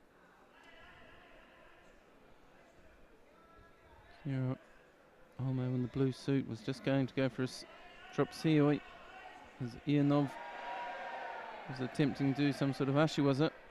They both ended up falling to the floor. Ianov trapped between Sierra legs, trying to get out, but in a fairly precarious position. And if it goes too far, that'll be a Tati Shio. But the referee calls mate. A lot of time burned up there, not really helping Ianov. 37 seconds. He's got some beautiful throws. We've seen some glimpses of it in this contest. That Sasai Sudokomiyashi could work. He's got the height for it. Just hasn't quite managed to make it stick. Sierra Ormo drops. Might get penalised for that one. That was a bit of a drop. That's not going to be enough.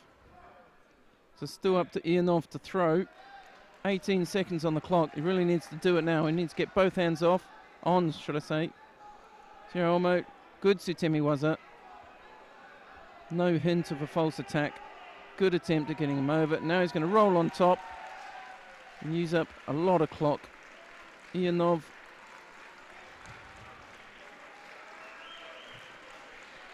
disappointed, obviously.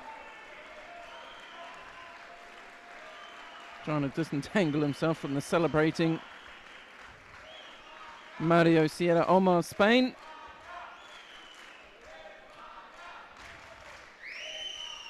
Chant of España going around the hall. So the bronze medals have gone to Joe Javez and Marco Aurelio Trinca, and the silver medal will go to Kirill Ianov of Russia.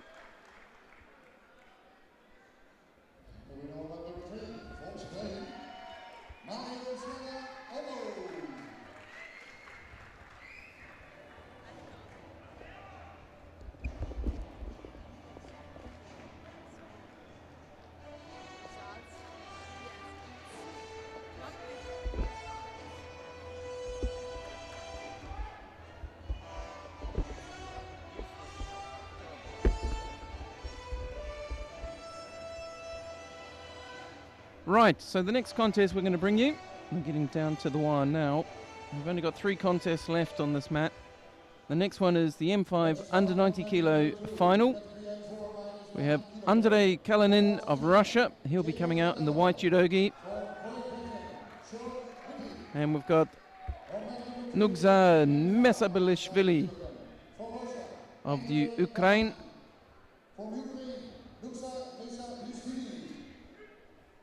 And he's in blue.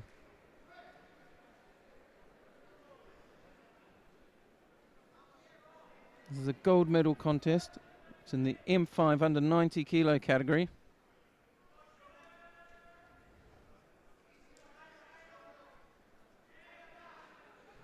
Drops in, not working. White goes to work, that's the Russian. Ukrainian in blue rolls over, straight into the Jujikatami position. Ankles crossed, see him lean this way, straightens the arm out, taps. Immediately gets that, nice and quick.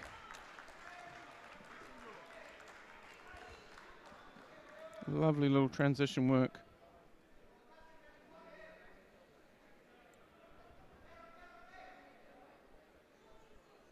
So that was really lovely work. So the bronze medal's going to Vittori and Thebold. Silver going to Nugza Mesabelishvili, and the gold medal going to Andrei Kalinin of Russia.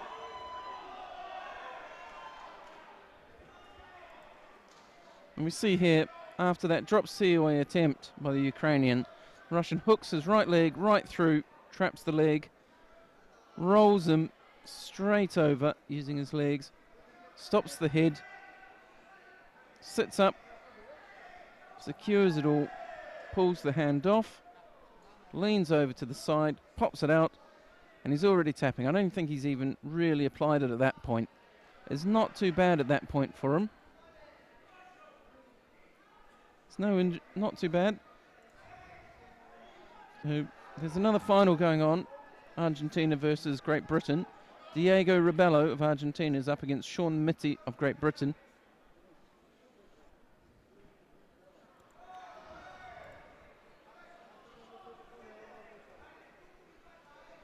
So you see it here again. He gets that right leg right through to the far side and traps the leg of the Ukrainian.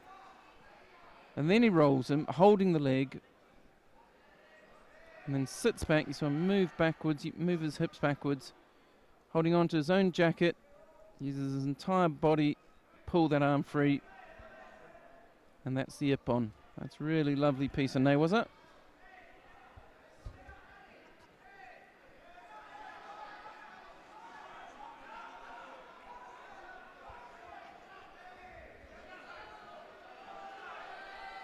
So we're just going to cut down to mat 2. Just to catch the end of the final between Diego Rebello of Argentina and Sean Mitty of Great Britain. It's the M4 under 90 kilo category. And it's Diego Rebello of Argentina in white and Sean Mitty of Great Britain in blue. There's 45 seconds remaining, no scores on the board, and 2 Shidos each.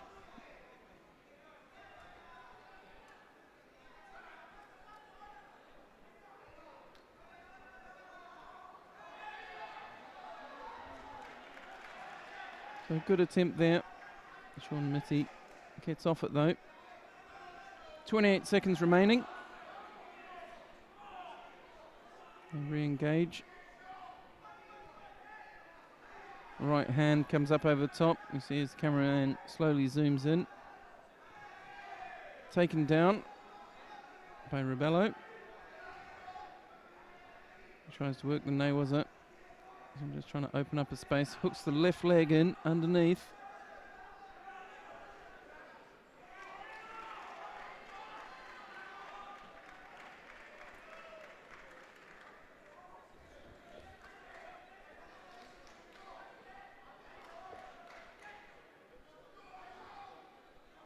He's back in the tachiwaza. Clock runs out.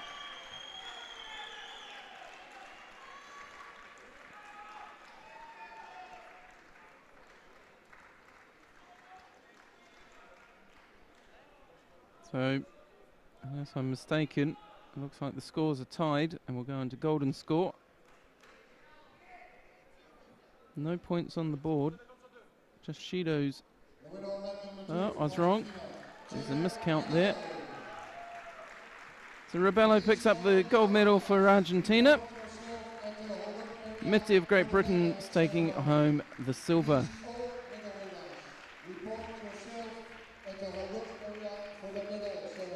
So we're going to cut back down to mat 3. And mat 3, you can see by the close-up of the scoreboard there, it's going to be the final of the 100 kilo category, M5 100 kilo.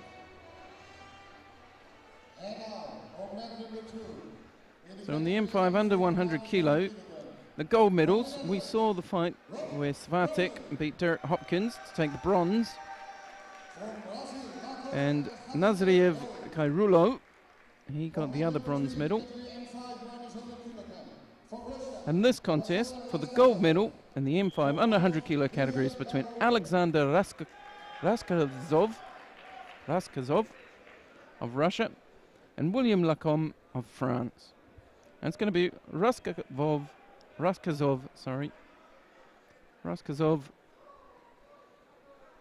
he's from Russia in the white, and Lacombe of France is in the blue, just creeping forward.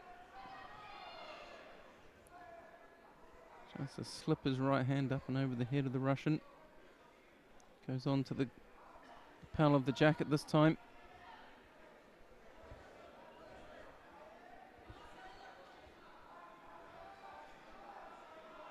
Ruskazov gets a strong grip, stands up tall, hooks in for the Uchimata. But Lacombe's trying to pick him up. Tries to roll him at the end. Not interested in doing no-waza with him.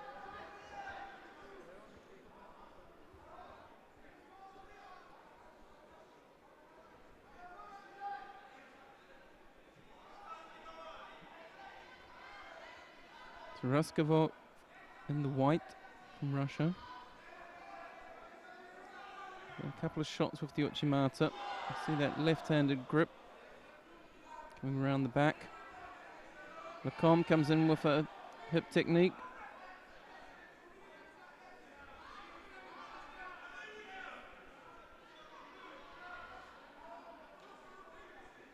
Minute 54 to go. I've used up 1 minute already. Lacombe crouching low. Just down below the eye line of the Russian. This time he's got the left hand on the lapel. Tries to get enough. Grabs, gets fingers on the belt. Throws the hip. Tries to go the other way. Gets Ippon for it.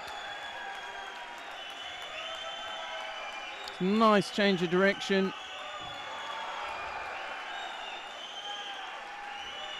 Nice cheer from the crowd.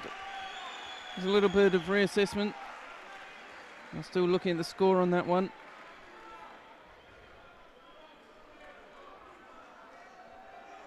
So it gets downgraded to Wazari. It was a lovely technique. And with the right Uchimata, switched around. Bit of a Sasai Sudakomiyashi. Well, just Sudakomiyashi, wasn't sleeve grip. So 1 minute to go. The Russian behind by Wazari. He did start off doing the attacking, the left-handed Uchimata. But since then, it's been the Frenchman all the way. Both of them pushing down on that right-hand side. Nice movement by the Russian. That should be a score, and he's into Osakomi. No score for the throw, but the Osakomi looks solid. 4 seconds, 6. Lacombe not really moving much. He's twisting quite well. He's almost on one shoulder. Tries to go the other way. He's trapped really well. The Russian with really lovely no-waza technique there. What a change of fortunes. What a change of fortunes. So Lacombe goes from being a nip-on up to being a nip-on down in less than a minute.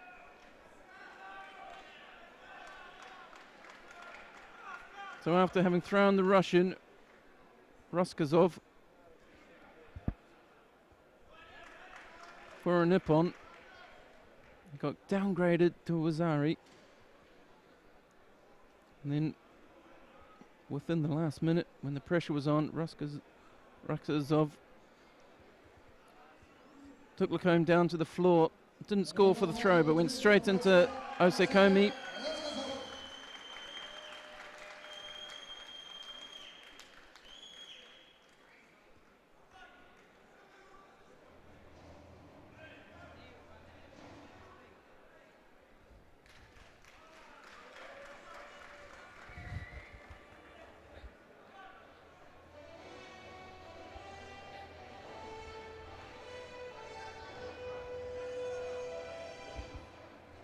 So that was the final. Gold medal going to Russia.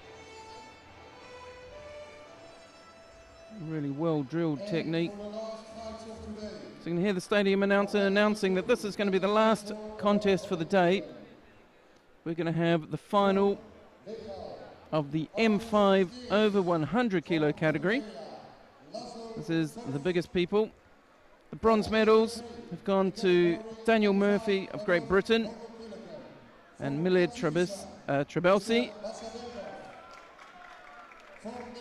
Trebelsi, I've just lost his name. I can't see which country he was from. He's from France. And we're going to have Davlashok Bachapekov of Tajikistan. He's in the white suit. And Hendrik Kopp and he's from the Netherlands. The Netherlands could finish off the day with a gold medal from their heavyweight. The roof may be blown off the top of the stadium here, the Sports Hall in Zuid in Amsterdam.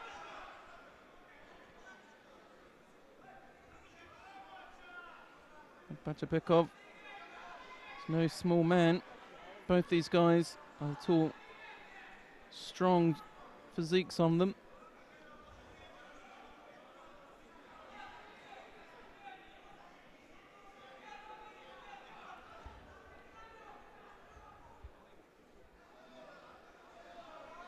So the first minute almost gone.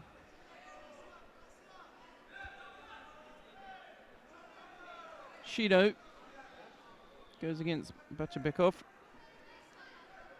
in the white judogi.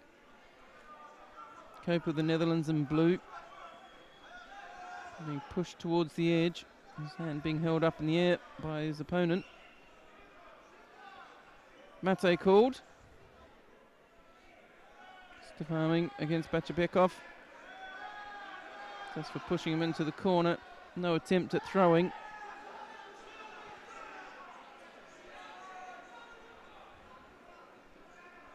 Cope from the Netherlands. This is his strategy. Didn't work there, trying to wave his hand around. Should have left it up there if that's what he was going to do. Tried to wave it around for the referee. Good strong grips. Neither of them quite ready to attack yet. Over halfway through the contest now.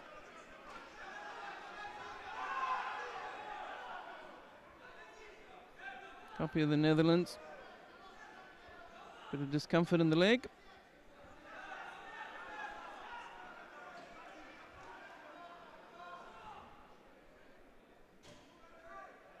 Problem is with two huge men like this,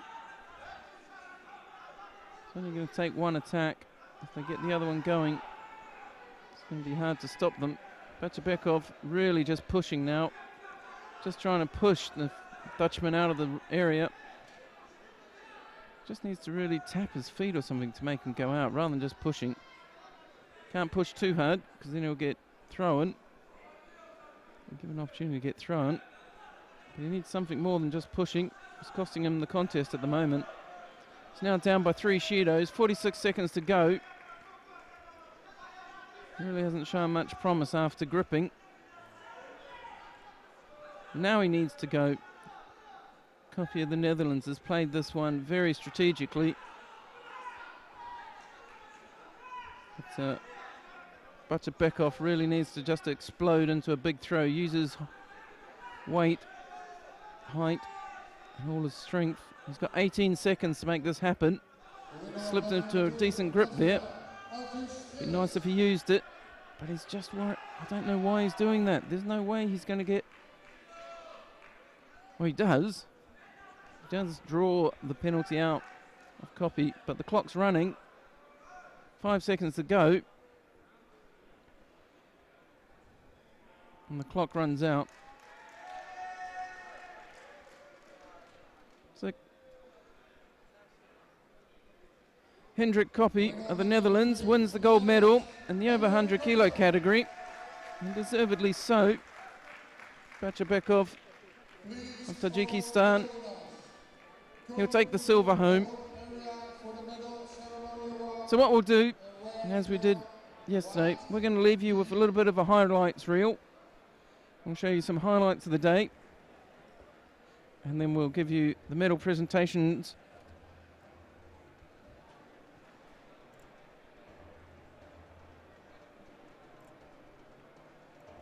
So, on behalf of myself and the entire team here in Amsterdam, I'd like to thank you for tuning in. It's been a real pleasure to talk to you. It's been nice to have some of you reach out to us, send us emails, send us some tweets. You can keep using the hashtag VeteransJudo2015, and we'll hear you and we'll respond to you, answer any questions you have. But for now, and for today, we're back tomorrow. Before we close out, I should tell you we're back tomorrow. Tomorrow is Thursday, and we've got the M2 men, and the one that a lot of people have been asking me about sending us messages about the women's categories are all tomorrow. All the women are tomorrow on the final day of the World Judo Championships for veterans. So on behalf of myself, Lance Wicks, and the entire broadcast team here in the Netherlands, thanks for watching, and we'll just play you out with some highlights from today and then the medal presentations.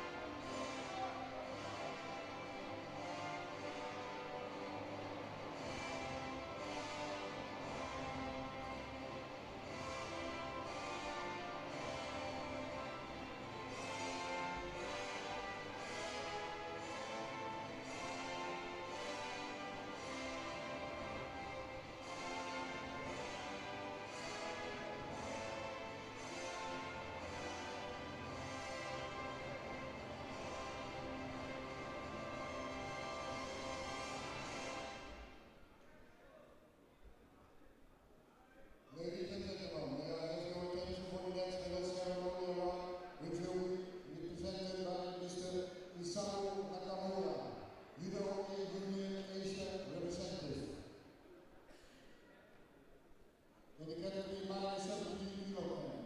On the third place, from France, Judo.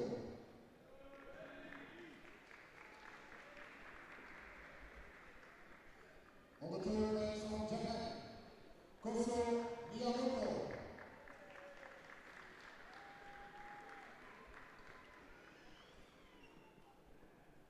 On the second place from Sweden, Johan Posman.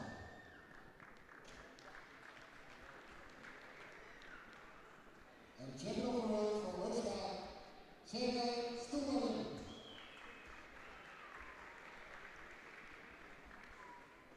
Please rise up for the national anthem of Russia.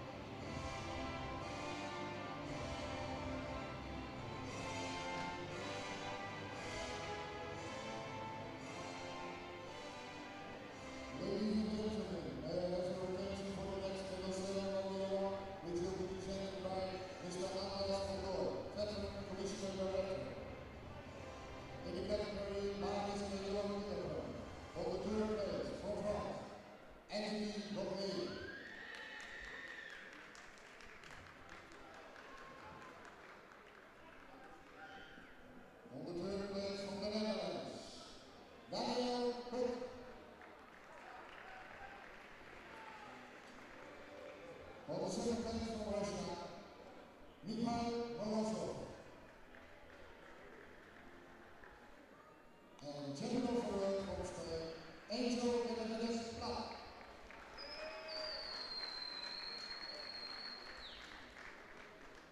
Please rise up for the national anthem of Spain.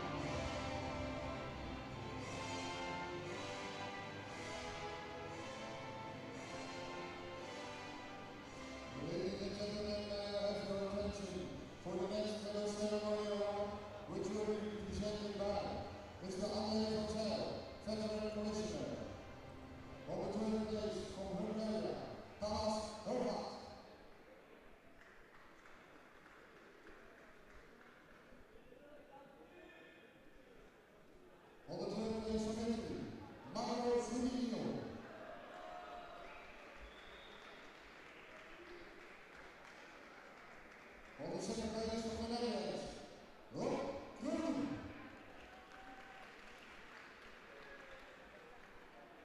And champion of the world from Brazil, Judo.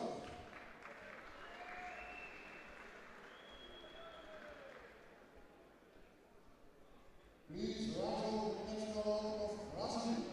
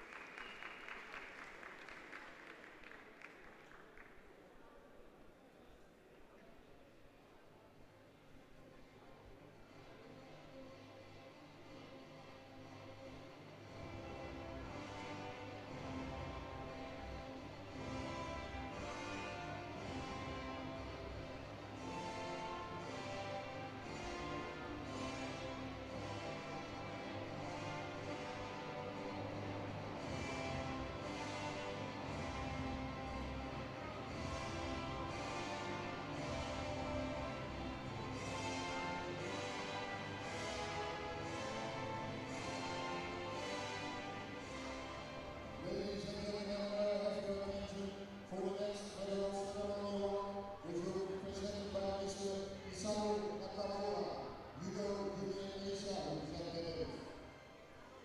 On the third place, from Romania, Lieutenant Colonel.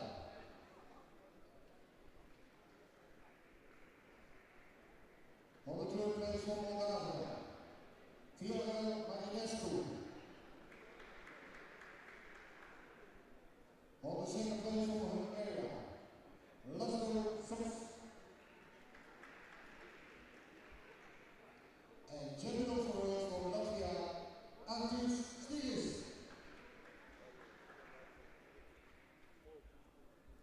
Please rise up for the national anthem of Latvia.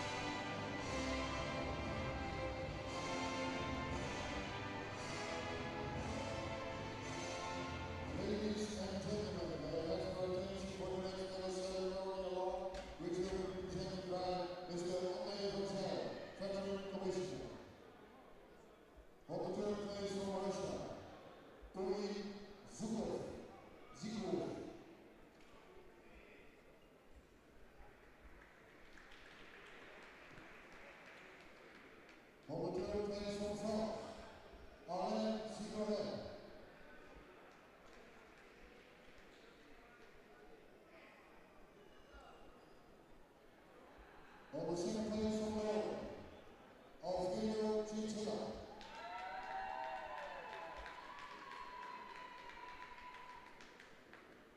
And champion of the world for Kosovo,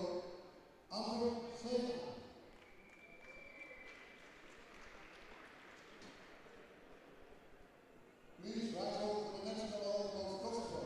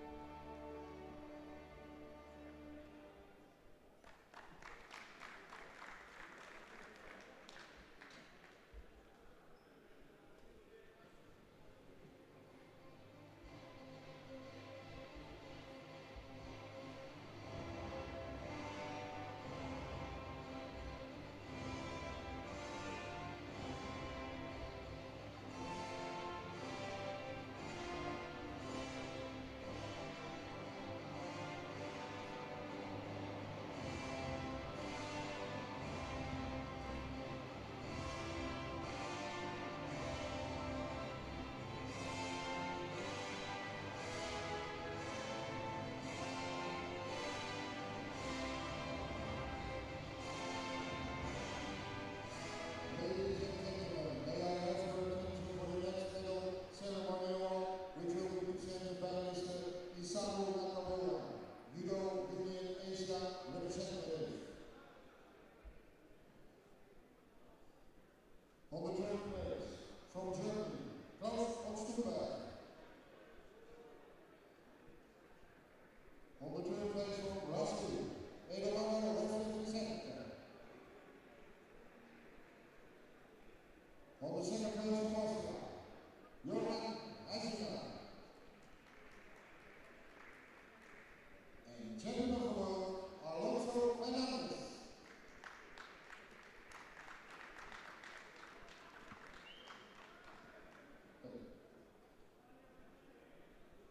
Please rise over for the next medal of Spain.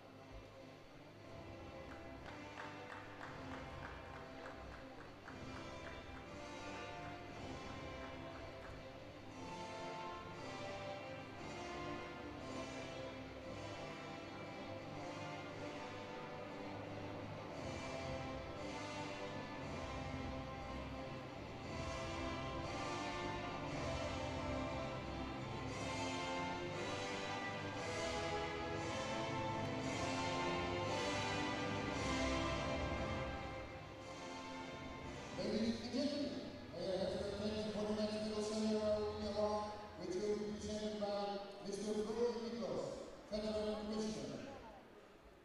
On the third place from Brazil, Marcelo Aurelio Trinca.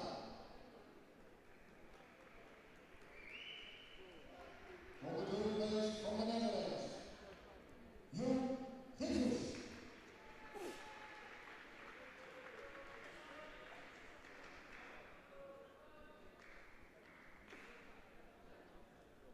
On the second place from Russia, Kirill Ionov.